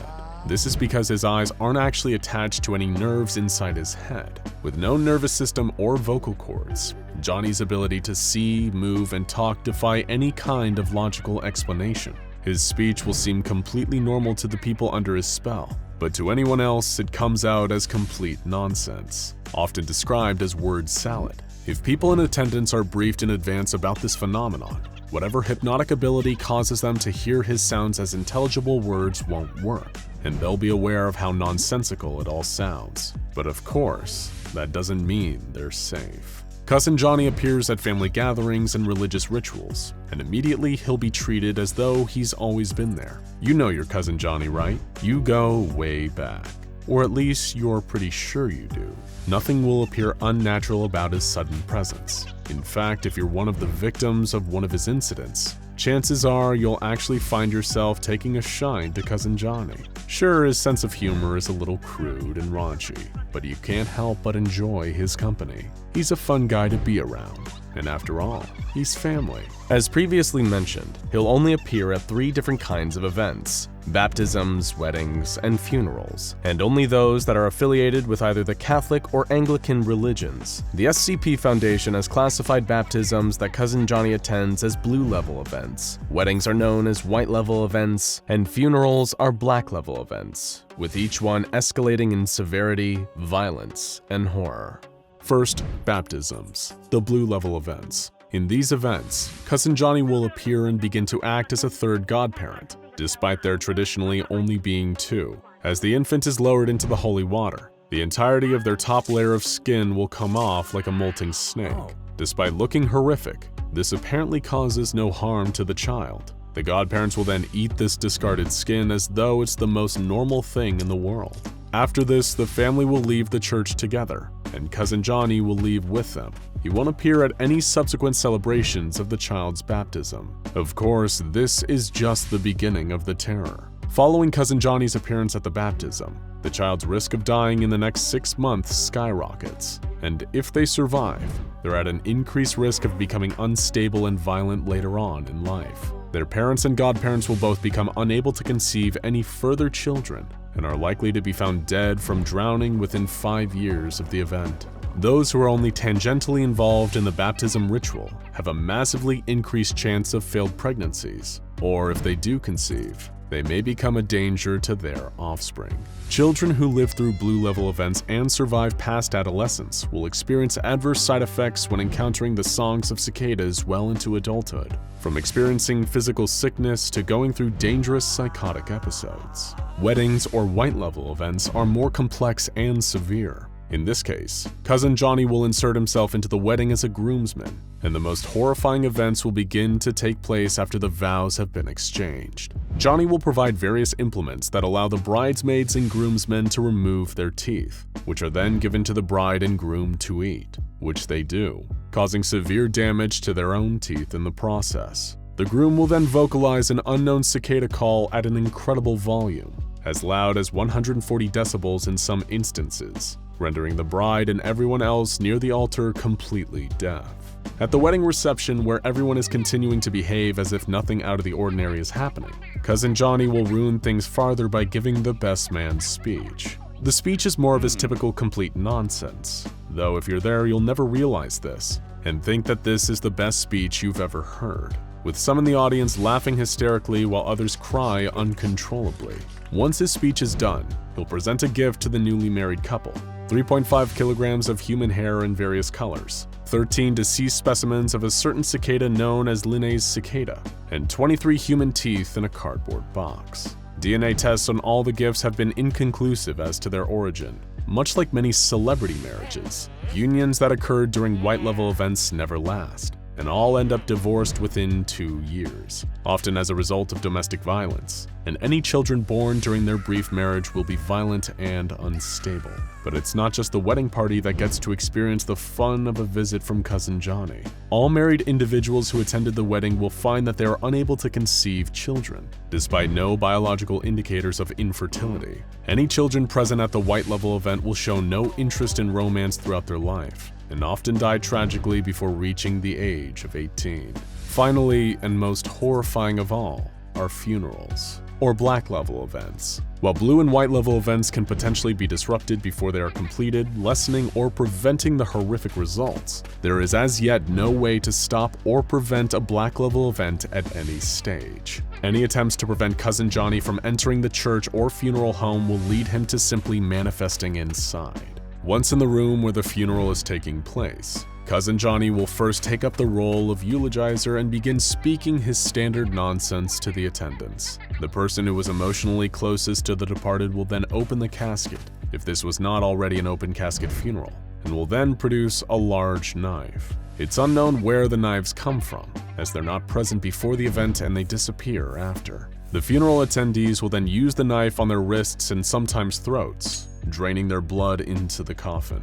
Many lose more than enough blood to result in death, but none ever die from this, nor do they seem to feel any pain from their wounds. As the attendees take turns bleeding into the coffin, Cousin Johnny continues his eulogy, which eventually evolves into a cicada song, the kind sung by Linné's cicada males. The attendants sing the same song back to him in a kind of call and response. Cousin Johnny will then approach the coffin and vomit in a mixture of blood, wood pulp, and dead cicadas. The funeral will then proceed as normal, and the blood, vomit, and cicada-filled casket is then taken to the cemetery and buried. Black level events will usually end with the body being interred in the ground, but if there's a wake after the funeral, the horrors of the black level event will continue. At the wake, Cousin Johnny will climb on top of a table, lie down, and encourage the other attendants to devour him, which they do.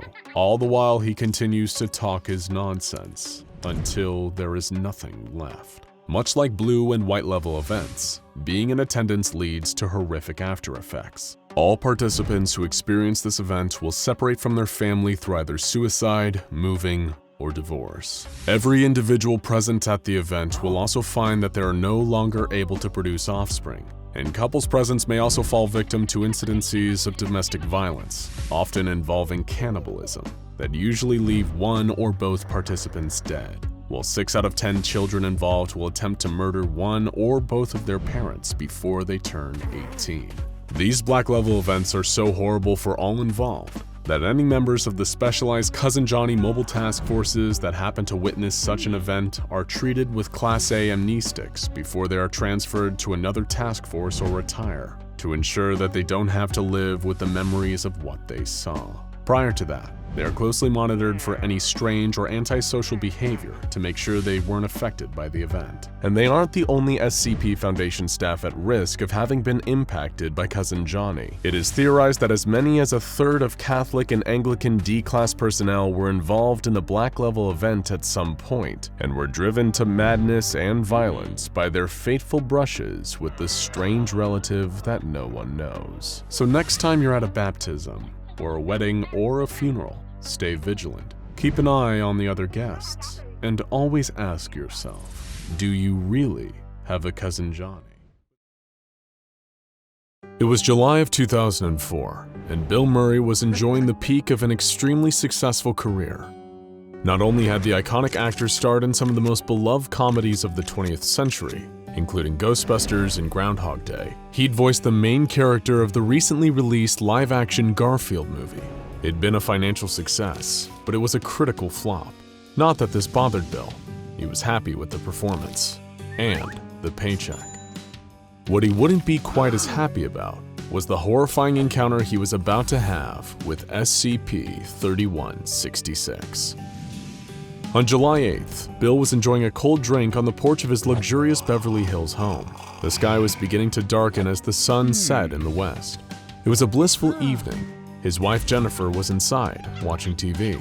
Nothing seemed particularly out of the ordinary until he noticed a quick flash of orange in the distance. It was almost too fast to register, this large orange shape darting past the corner of his eye.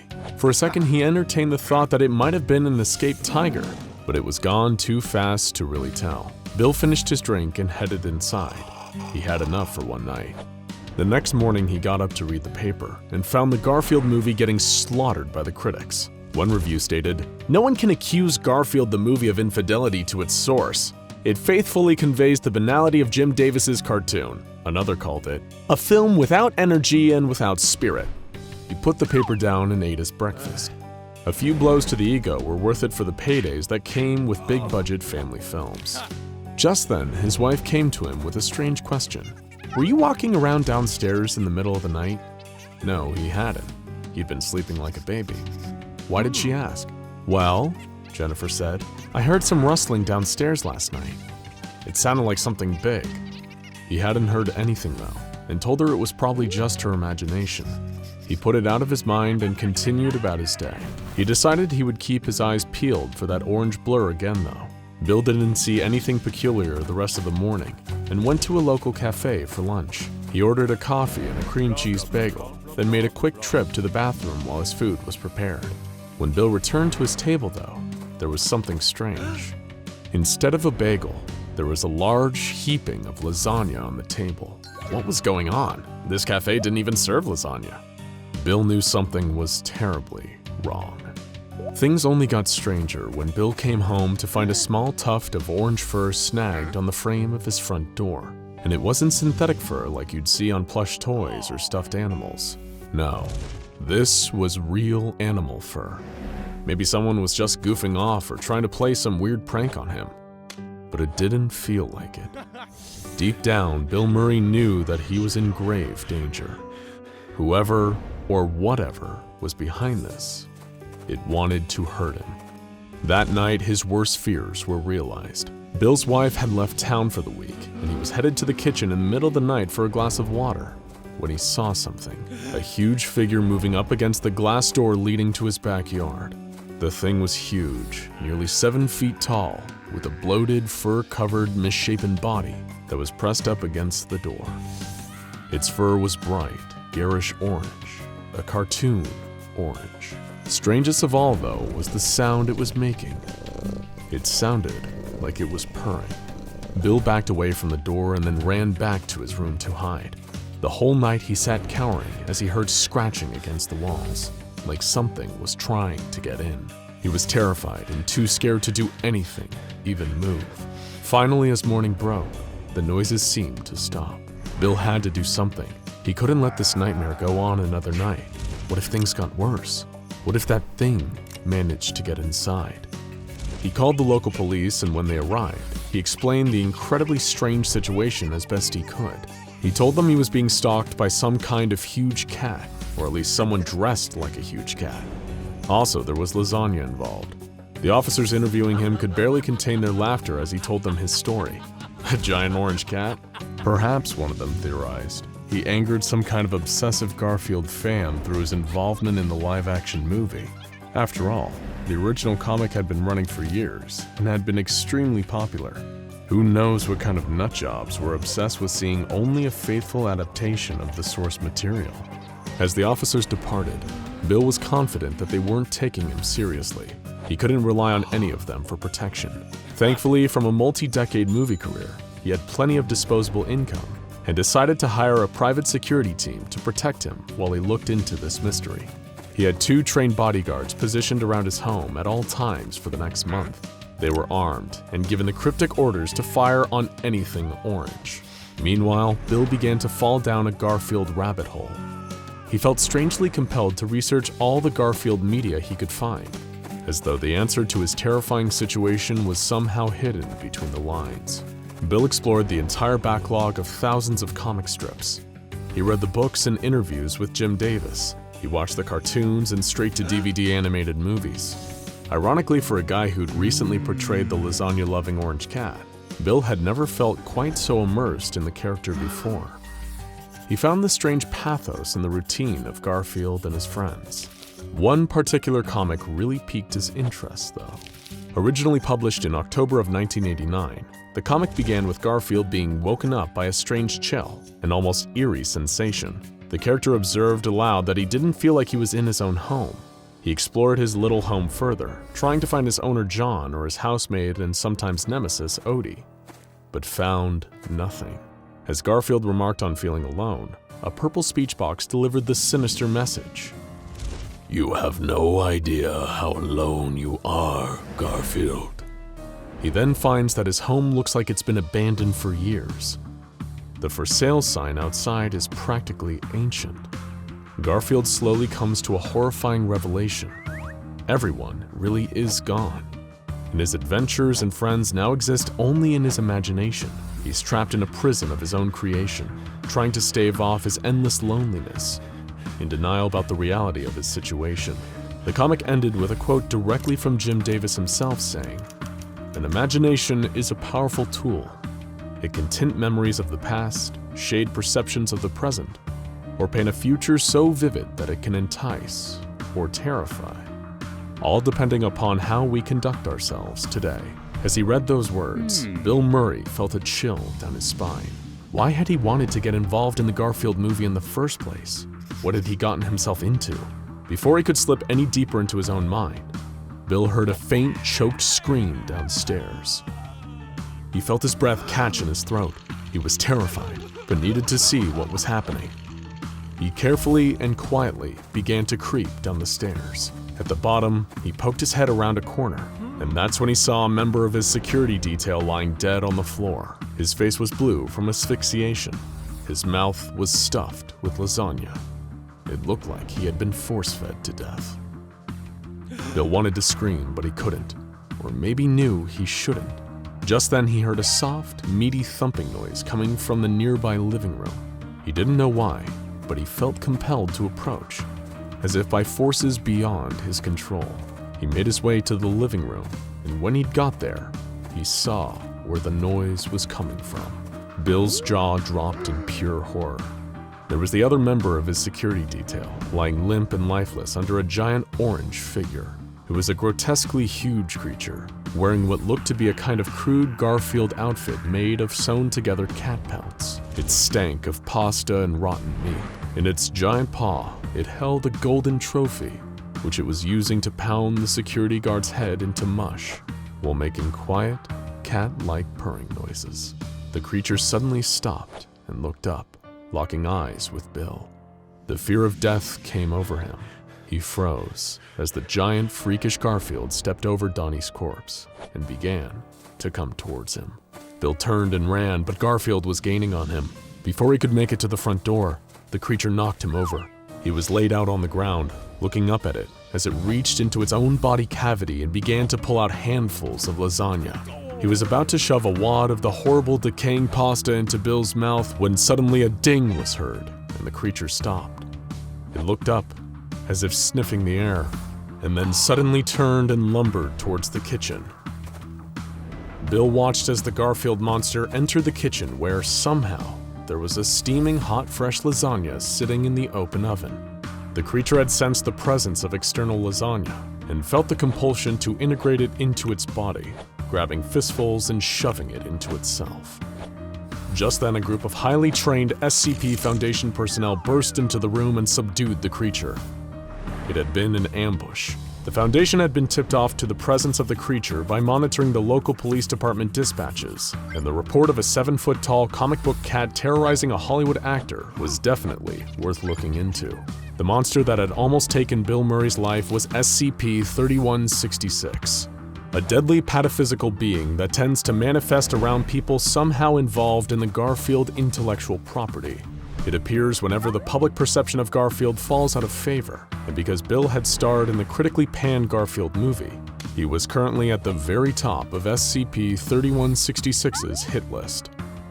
Thankfully, he managed to survive his terrifying ordeal, and was administered amnestics by Foundation personnel so that he could return to his normal life. This frightening and mysterious creature has been around since 1989, appearing after the publication of the haunting Garfield comic that Bill had read that very night. It appeared in the office of United Media, who were the publishers of the Garfield comic strip at the time, and began wreaking havoc. Since then, the creature's manifestation has been a constant threat whenever Garfield loses its popularity or audience. As a result, the Foundation has spent years as the funding source behind all Garfield media, and even planting hypnotic mimetics into the comic strips to ensure that there is always a loyal fan base. The fur is indeed real organic cat fur, albeit an unnaturally orange color, and instead of organs, the creature is filled with lasagna. Worst of all, though, is that testing has revealed that the meat in the lasagna is genetically identical to the flesh of Garfield's creator, Jim Davis. How did this thing come into existence? Perhaps it was Jim's sheer force of imagination that dragged it into being. As he himself said, an imagination is a powerful tool. All in all, it's lucky that Bill Murray was able to survive his encounter and return to his normal life. Well, as normal as life can be for Bill Murray. And if you see Bill Murray, don't bother asking him about SCP-3166. The amnestics were quite effective, and just as he's fond of saying himself, no one will ever believe you. Cast your mind back to the height of the Cold War. The ever-accelerating nuclear arms race brought us closer than ever before to making the nightmare of nuclear Armageddon a terrifying reality.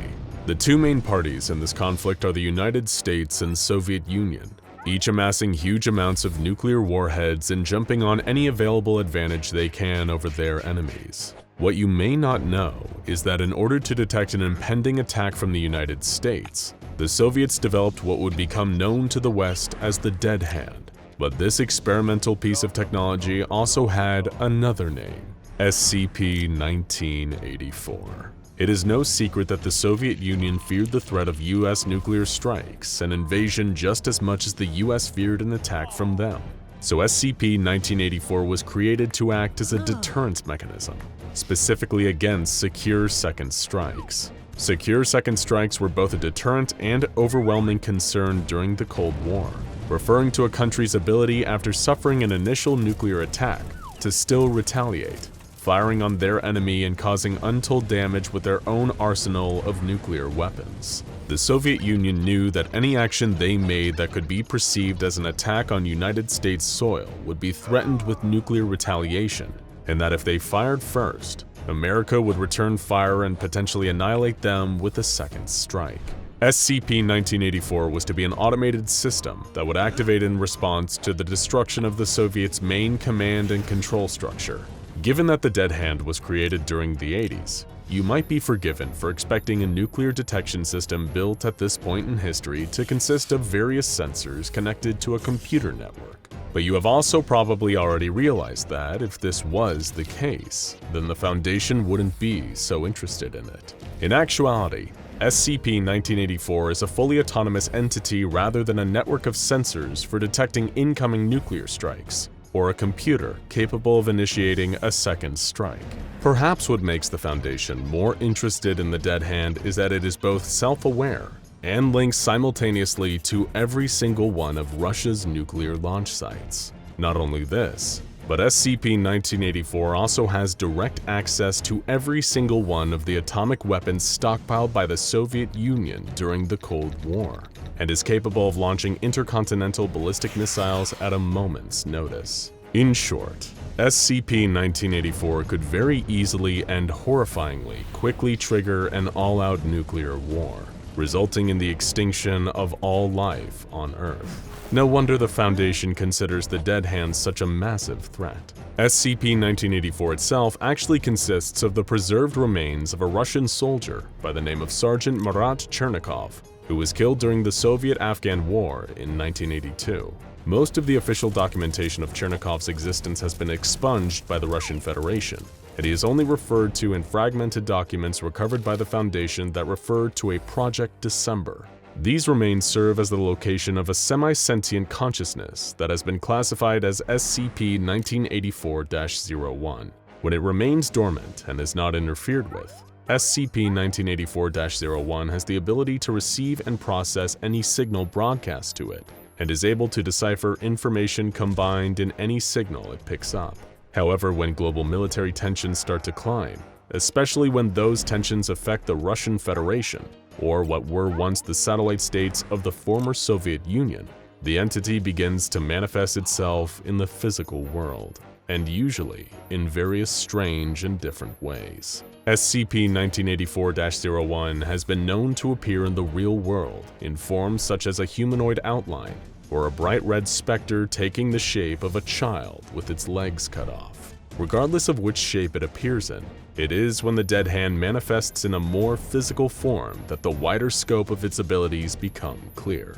As mentioned previously, it can influence and even launch nuclear weapons, overriding their command systems and bypassing launch sequences. After appearing fully, SCP-1984-01 will travel at speeds of up to 140 kilometers an hour, directly to the nearest military installation capable of launching intercontinental ballistic missiles. Once it reaches its destination, SCP-1984-01 will immediately attempt to override the necessary systems to initiate a launch. After firing missiles at their predetermined targets, SCP-1984-01 will hastily travel to another facility housing nuclear ordnance, repeating the process until it has successfully launched all of Russia's atomic weapons. When engaged, the physical manifestation of SCP-1984 is highly aggressive, and will lethally defend itself against anyone that it observes trying to interfere with it or stop it from causing a nuclear launch. The entity has displayed the ability to disrupt the nervous system, causing excruciating pain and debilitating damage to human beings. Its only known weakness, if any, is a susceptibility to microwave radiation. Although exposure to this does not seem to cause any lasting damage to SCP-1984, instead only temporarily disorienting its physical form. As for the origins of SCP-1984, the Soviet Union's official liaison with the SCP Foundation offered some clarity on this. Ironically, during early 1984, the liaison, a doctor named Sergei, described information regarding the Dead Hand as being of grave importance to the continued survival of the human race. Seeing as he was referring to an enemy that could single-handedly launch the Soviet Union's entire nuclear arsenal, he certainly had a point.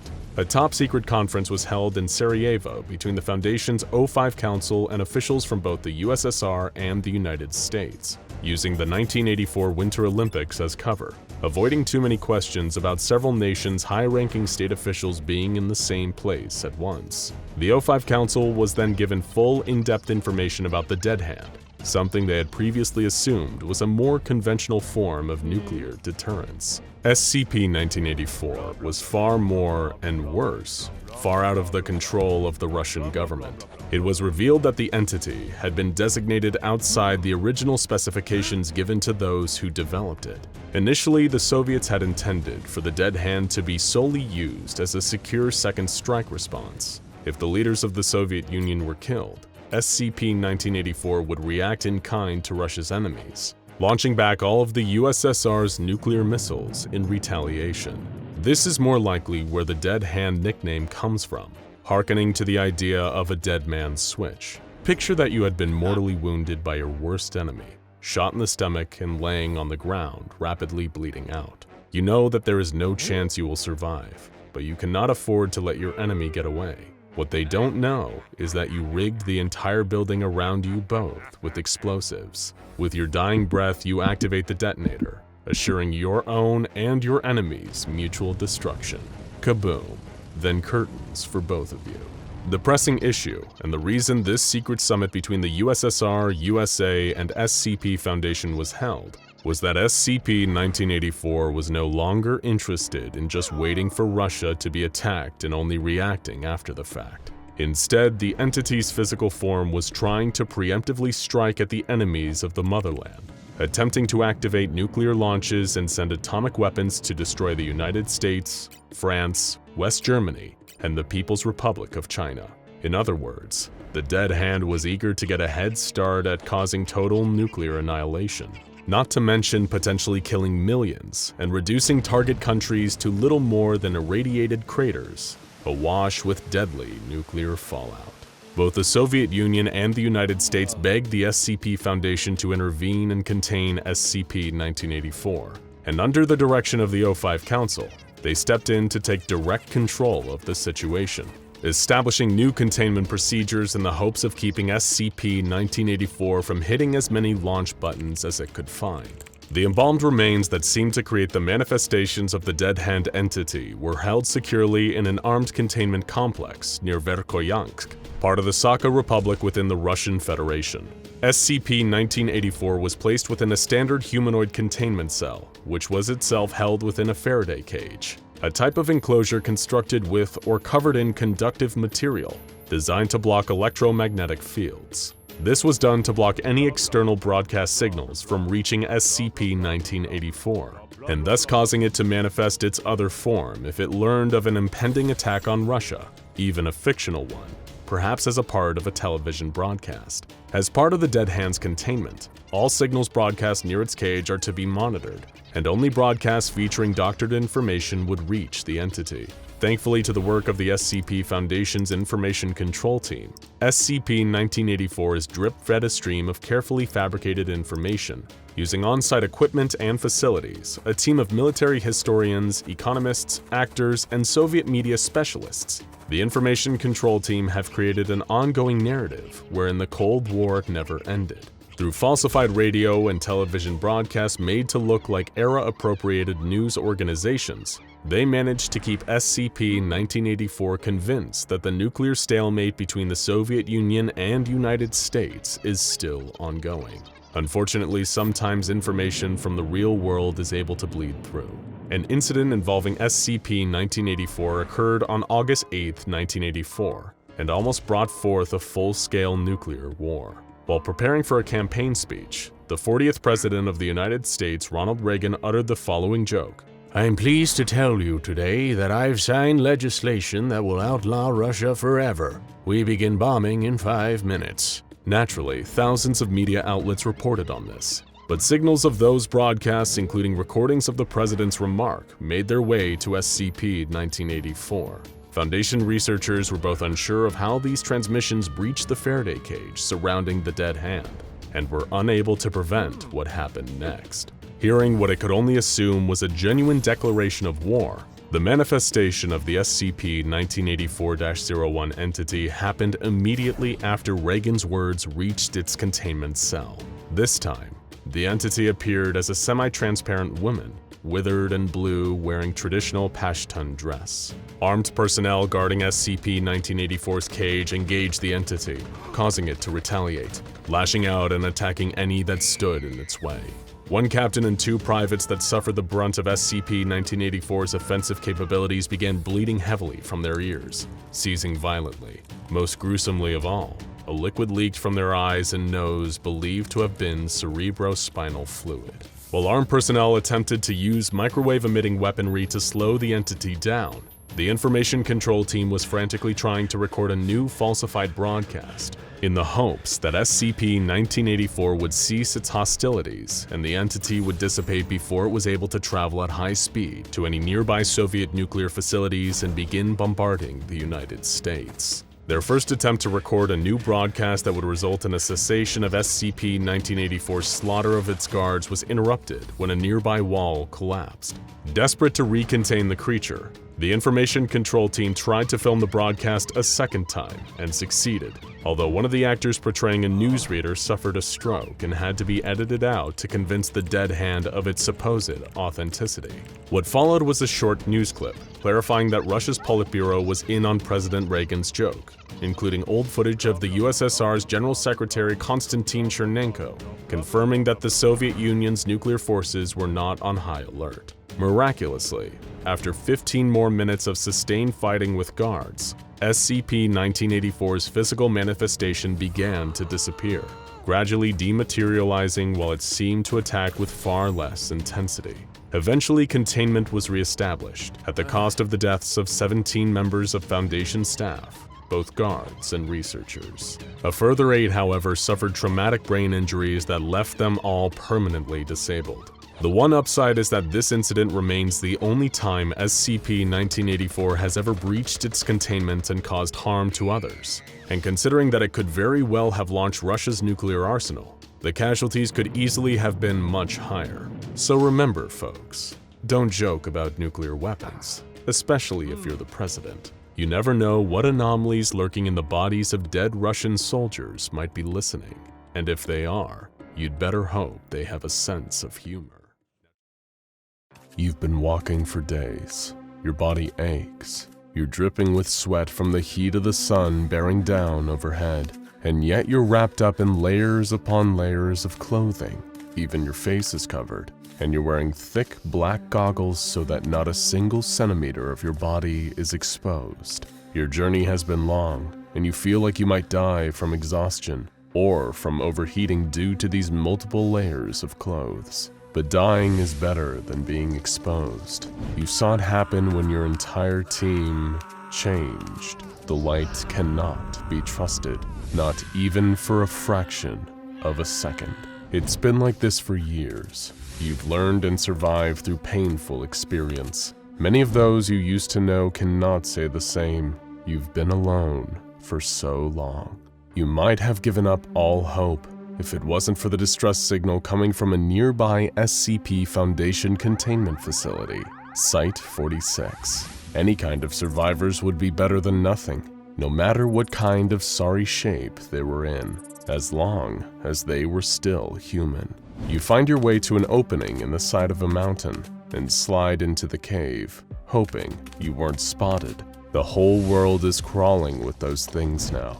You can't let yourself be seen. As you trudge down the cave towards the entrance, you see what looks like a huge black snail trail splattered on the ground, leading into the facility. You try to avoid it and press on. You don't even need a key card to enter. The door has been left ajar. The facility reeks of those things, but you can't see any of them. You just hope they've moved on and left some human survivors in their wake. The place looks abandoned. Every step you take echoes through the empty halls. When you find that the elevator's out, you take the stairs all the way down to level B5, Keter Containment. Lucky for you, it seems all the cells are empty now. The horrors that were kept inside of them have all long since flown the coop. You keep following that slimy black trail until you find an abandoned office. There are no people here anymore. Just a broken barricade, some empty medicine bottles, and a bucket that the people inside the office had apparently been using as a toilet. You breathe a sigh of disappointment at finding no one alive here, but you're at least relieved to be out of the sun. You can finally remove your jacket and head wrap.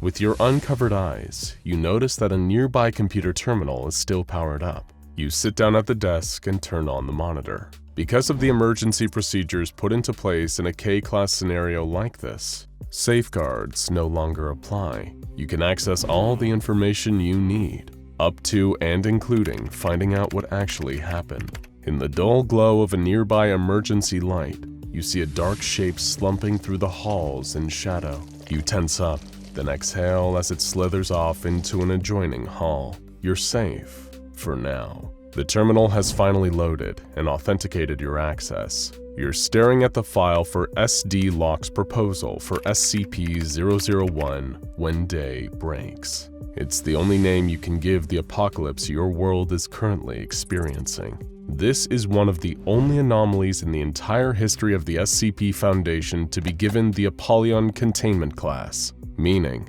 containment is truly impossible. SCP-001 is the most dangerous enemy that the Foundation and planet Earth has ever faced. It's always been the principle of the SCP Foundation to battle in the dark so that the civilian world can thrive in the light. But now the light has become the enemy. Anyone exposed to any amount of sunlight for even the briefest period of time is subjected to the effects of SCP-001, and those effects are beyond horrifying. The SCP Foundation Administrator released an urgent memo telling Foundation personnel to make their way to Site-19 at all costs, because they need all the help they can get. Those exposed to SCP-001 in the process are no longer considered human. Their new designation is SCP-001-A. These new entities are to be avoided at all costs. But in case of emergencies, the Administrator says it is permitted to cut off parts of your transformed comrades and eat them to avoid starvation. No attempt should be made to kill them, since you won't succeed. you'll just put yourself at risk. When the sun changed and became SCP-001, it instantly affected 6.8 billion innocent people. The second the visible light touched them, whether it was from the sun itself or even reflected off the moon, their bodies liquefied, melting like candle wax into puddles of living gelatinous slime. This effect isn't isolated to humans either. Any biological entity exposed to sunlight immediately underwent the same irreversible melting process into SCP-001-A, and the horror had only just begun. People transformed into SCP-001-A will remain shades of their former intelligence and personality. They may even try to will their new gooey mass into a shape resembling their original form. However, these individuals will lose their sense of self if they come into contact with other instances of SCP-001-A. When they come together, 001-A instances will bond on a molecular level, wading up into horrific giant blobs with only one purpose: integrating more matter into their bodies. That's why they have to be avoided at all costs. You continue to search the computer terminal for answers. Perhaps there was some kind of contingency plan put in place for this, some way to reverse the effects, or at least escape the nightmare Earth has become. Instead, you find a series of attachments linked to the SCP-001 file, detailing what seems to be the last days of the people who barricaded themselves in the facility. Most prominent among these were researcher Dr. Logan Igata, her partner Ari, a security officer named Commander Anad, and a few others. Dr. Igata had locked herself in the office, where she recorded her final messages to the world. In the first audio log, Dr. Igata and her companions seemed afraid, but hopeful that there may be some way out of this situation. Dr. Igata reported that most of the workers at the facility were transformed during the initial event. Their melted bodies had fused outside the facility, and now they were trying to bust their way back in. The defenses had held so far though, and they seemed confident they would hold long enough for them to figure out a way to escape this awful situation. You open the second attachment, an incident report, and realize things may not have been as hopeful as Dr. Igata let on. She reported hearing the huge mass of melted creatures hammering on the door outside again, begging for them to come out and experience the sun with them. They wanted desperately to add to their ever-growing biomass. In order to experiment with what exactly would happen, they sent out one of their few remaining D-classes wearing a full protective suit. He didn't last long. The huge creature grabbed him with tentacles made of reconstituted flesh. It began ripping off his protective suit as he screamed for mercy. It was a monster made of dozens of people and animals. He could never overpower it. The second the sun touched his skin, he melted away and was absorbed by the great mass holding him in place. Guns were ineffective against these SCP-001-A super entities. Fire would do no good.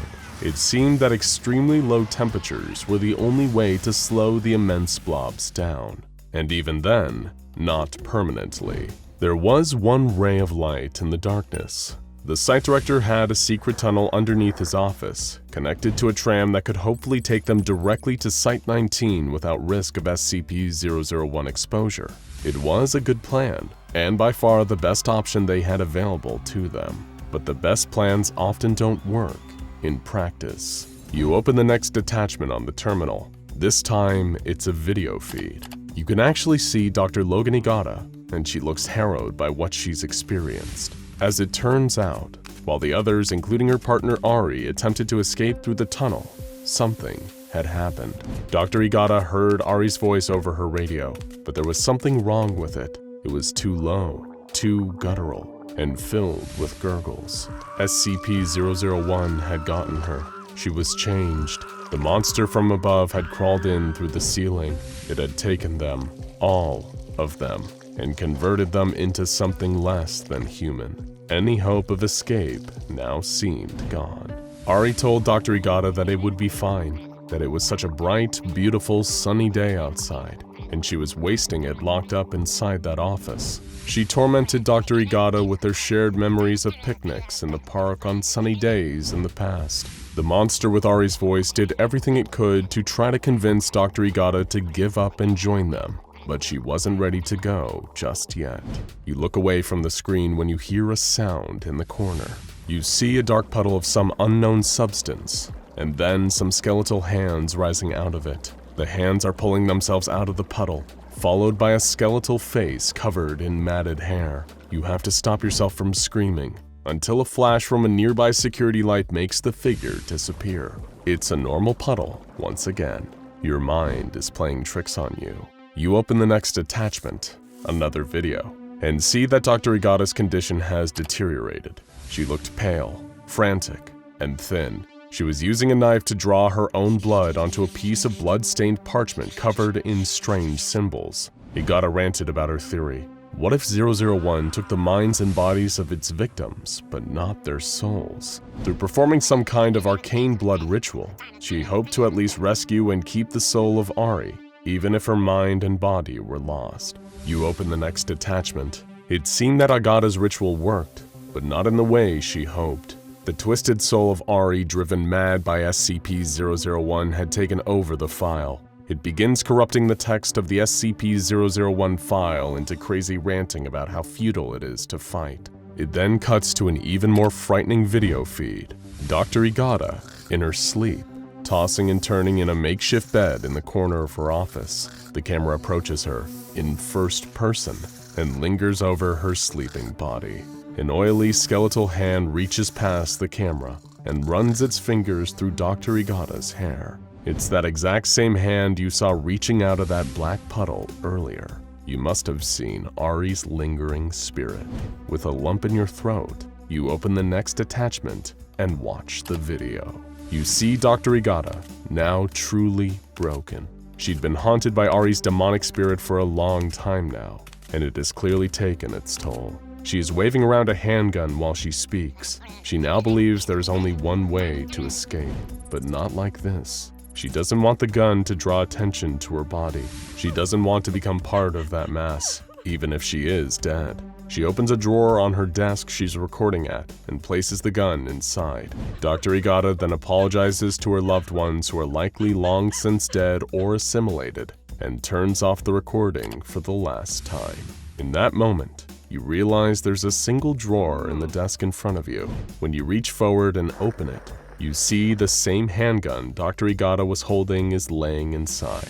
You pick it up and study it, weighing your options. Perhaps there truly is no other way out. Then you see an update on the file. One more attachment has been added while you were studying the gun. You feel your heart pounding in your chest as you reach forward and open the attachment. The text has been changed entirely. The file on SCP-001 is now a poem, an ode to the sun and to ultimate togetherness. Then a video file spontaneously opens itself on the screen.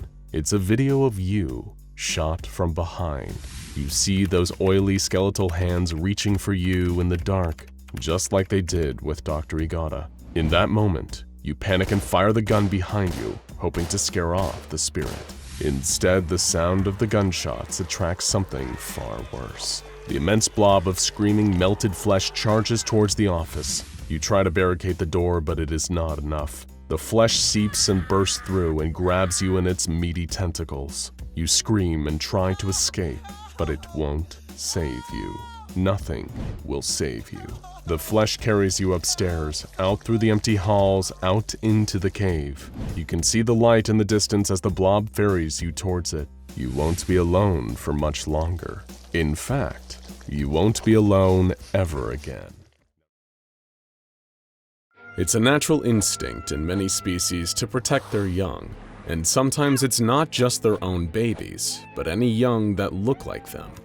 Regardless of your personal feelings on humans' earliest stage, it is a scientific fact that human babies are designed to emphasize their own adorable helplessness to make sure that other older humans take care of them. A baby's cry is an inherently distressing sound, and when we hear it, some deep primal part of us feels the urge to comfort and care for the child until the sound stops. But of course, we're talking about the world of the SCP Foundation here, where there are bunnies that can eat anything, teddy bears that might steal your organs to make duplicates of themselves, and chocolate fountains filled with trillions of murderous insects. Nothing is what it seems here, and even the most innocent and cute creatures may be hiding a deadly secret, SCP-734 being no exception. Today we're talking about the baby. This anomaly proves that dangerous things can come in small packages, but where others only saw misery and death, the SCP Foundation saw a certain potential.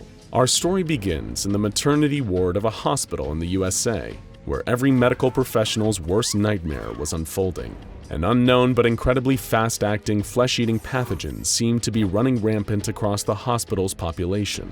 It began when patients who weren't even admitted for dermatological issues started complaining of severe itches and extreme skin pain. Some nurses and doctors in the maternity ward began to experience similar symptoms, as well as one of the infants, leading to a massive quarantine effort. While the initial symptoms first appeared to be limited to severe pain and discomfort on isolated parts of the skin, the condition of the afflicted soon escalated. Their skin began to messily flake off as the cells comprising it lost physical cohesion and died. It was a kind of strange, anomalous rot that seemed to work inwards, first destroying the integrity of the outer layer of skin, and then cause further disintegration to deeper parts of the body. Once the skin had shut off, the pathogen would turn its attention to what was lying beneath. Against all odds, the disease affected organs, muscle tissue, the vascular system, and even bones. Nothing was spared. The victims' bodies would completely break down, and they would be dead within a few hours. By the time the pathogen had finished ravaging its victims, what was left didn't even look human anymore. Not only patients, but doctors and nurses that had been walking the wards mere hours before were now little more than piles of human tissue sitting in what had previously been their hospital beds. Whatever this was, it seemed like the fastest progressing infection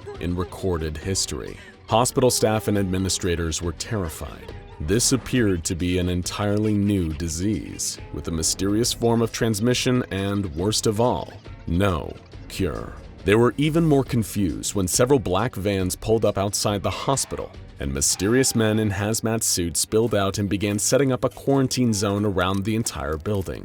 Whoever these strange people were, they definitely weren't the CDC. Little did the hospital personnel know that this was the group you'd never want showing up and putting your location on lockdown. It was the SCP Foundation. The infected remains of the victims were taken away for research purposes, and the Foundation operatives immediately began conducting debriefing interviews with witnesses. They soon determined from a mix of eyewitness accounts and hospital surveillance footage that everyone infected with the mysterious pathogen had all been in a particular section of the maternity ward earlier in the day. And when the operatives investigated this area, they found another strange detail. An infant had no registered mother present in the hospital. The Foundation would later learn that this was likely because the baby's mother was the first victim of the deadly disease. After eliminating all other possible options, it seemed that the only anomalous element that could have caused all of this was the mysterious baby. Though just how the mother even survived carrying the baby to term was a mystery in and of itself. The baby was a Caucasian male human infant between 7 and 8 months of age. Nothing appeared outwardly anomalous about the child, but they could confirm that every single victim of the anomalous pathogen had come into physical contact with the child earlier that day.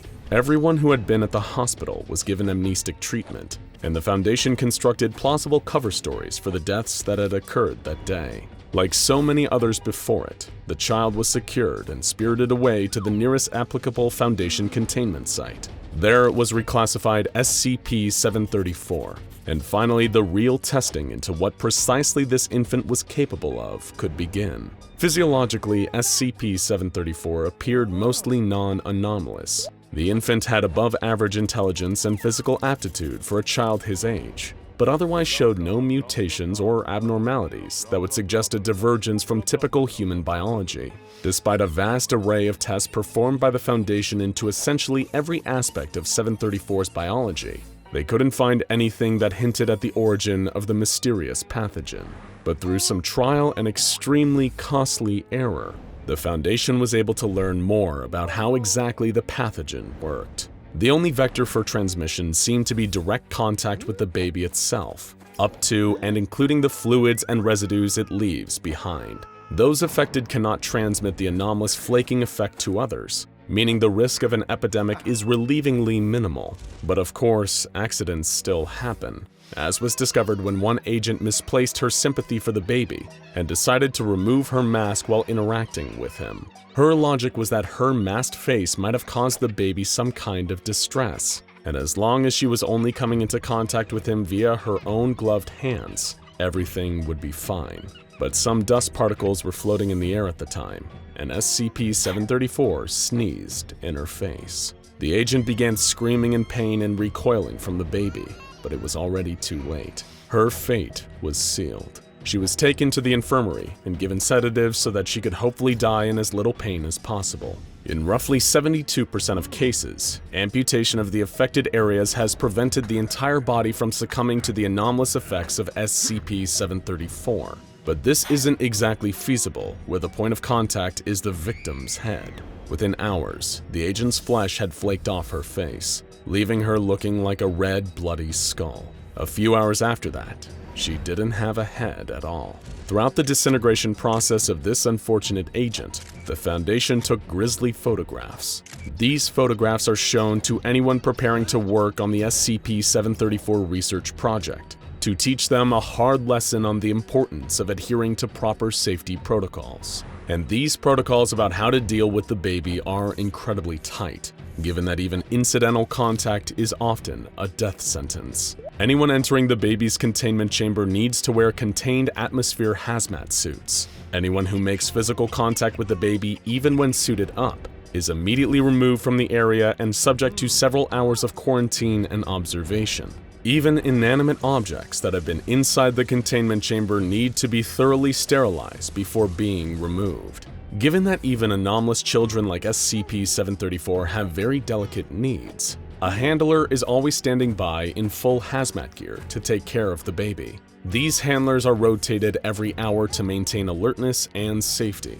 These handlers feed and change SCP-734 regularly, and sometimes even provide toys that have been approved by the O5 Council. The Foundation has gone to great lengths to keep SCP-734 alive and comfortable, because they believe that SCP-734 could be an important asset for them in the future. Or more specifically, they see great strategic value in SCP-734's blood. As mentioned earlier, contact with any matter from SCP-734 triggers its deadly anomalous effects, including bodily fluids like blood. But unlike many toxic pathogens, in this case, there is no risk of the infection getting out of control, since the infected do not become vectors for transmission. Because of this, the blood of SCP-734 can act as a powerful weapon for both terminating anomalies deemed unviable by the O5 Council and assassinating dangerous people who belong to rival groups. Contact with the blood would completely destroy the target's body, with no other anomalous effects and no evidence of who exactly conducted the hit. SCP-734 has been fitted with an arterial catheter so that the Foundation can collect large quantities of blood from the anomalous infant every single week for storage and research. But it isn't just the blood that the Foundation sees potential in. SCP-734 himself has scored incredibly well on the Esslinger Loyalty Index, the test the Foundation uses to judge the loyalty of potential applicants to the Foundation cause. As SCP-734 matures, if these scores remain consistent, he will likely be trained to become a Foundation field agent in the future. An agent capable of killing someone with a touch would, needless to say, be an asset to certain covert missions that the Foundation would probably prefer to keep off the books. Of course, the SCP Foundation recruiting certain compliant anomalies to perform missions for them is far from unprecedented. The most infamous of these is SCP-076, also known as Abel, a supernatural, eternally resurrecting swordsman, and perhaps one of the finest warriors who ever lived. The Foundation took note of this, and channeled his eternal thirst for battle into working with his very own mobile task force. He could assist in missions by taking out his bloodlust on enemy groups of interest and dangerous anomalies. However, this ended up working a little too well and led to disaster. Abel was so good at his job that he burned through all of his allotted missions at astonishing speed. Left with nothing more to do, Abel got antsy, which led him to turning his murderous desires on his fellow team members, and then the Foundation as a whole. It was an all-out massacre before his colleagues were finally able to kill him and return him to containment. The failure of this initiative gave the very idea of letting anomalies work for the Foundation in the field a bad name. But since then, things have changed, especially with the establishment of MTF Alpha 9, aka Last Hope, a new mobile task force formed entirely of anomalous individuals and their handlers. These consist of somewhat more stable anomalies, such as Abel's counterpart SCP-073, also known as Kane. Kane cannot be harmed, with any harm befalling him simply being mirrored back on his attacker, and his vast array of knowledge makes him an incredibly useful, intelligent asset. Another of the several members of Last Hope is Iris, also known as SCP-105. Much like Kane, Iris not only has anomalous powers that make her immensely valuable for missions in the field, she's also compliant and capable of listening to reason, unlike Kane. Her abilities include being able to actively surveil and even interact with photos of any location, especially when taken with her anomalous camera. Someday, SCP-734 could count himself among other anomalous Foundation agents like these, providing he continues to show promise and doesn't develop a dislike of the Foundation as he ages, since after all, he won't be a baby forever. So if you ever find yourself on the Foundation's bad side, you have a good reason to be paranoid. You'll have no idea that one day, the man who's going to kill you will approach and shake your hand with a smile. It won't be until later, when you feel that strange tingle on your palm and feel the skin starting to flake away, that you'll realize you've been a dead man walking for hours.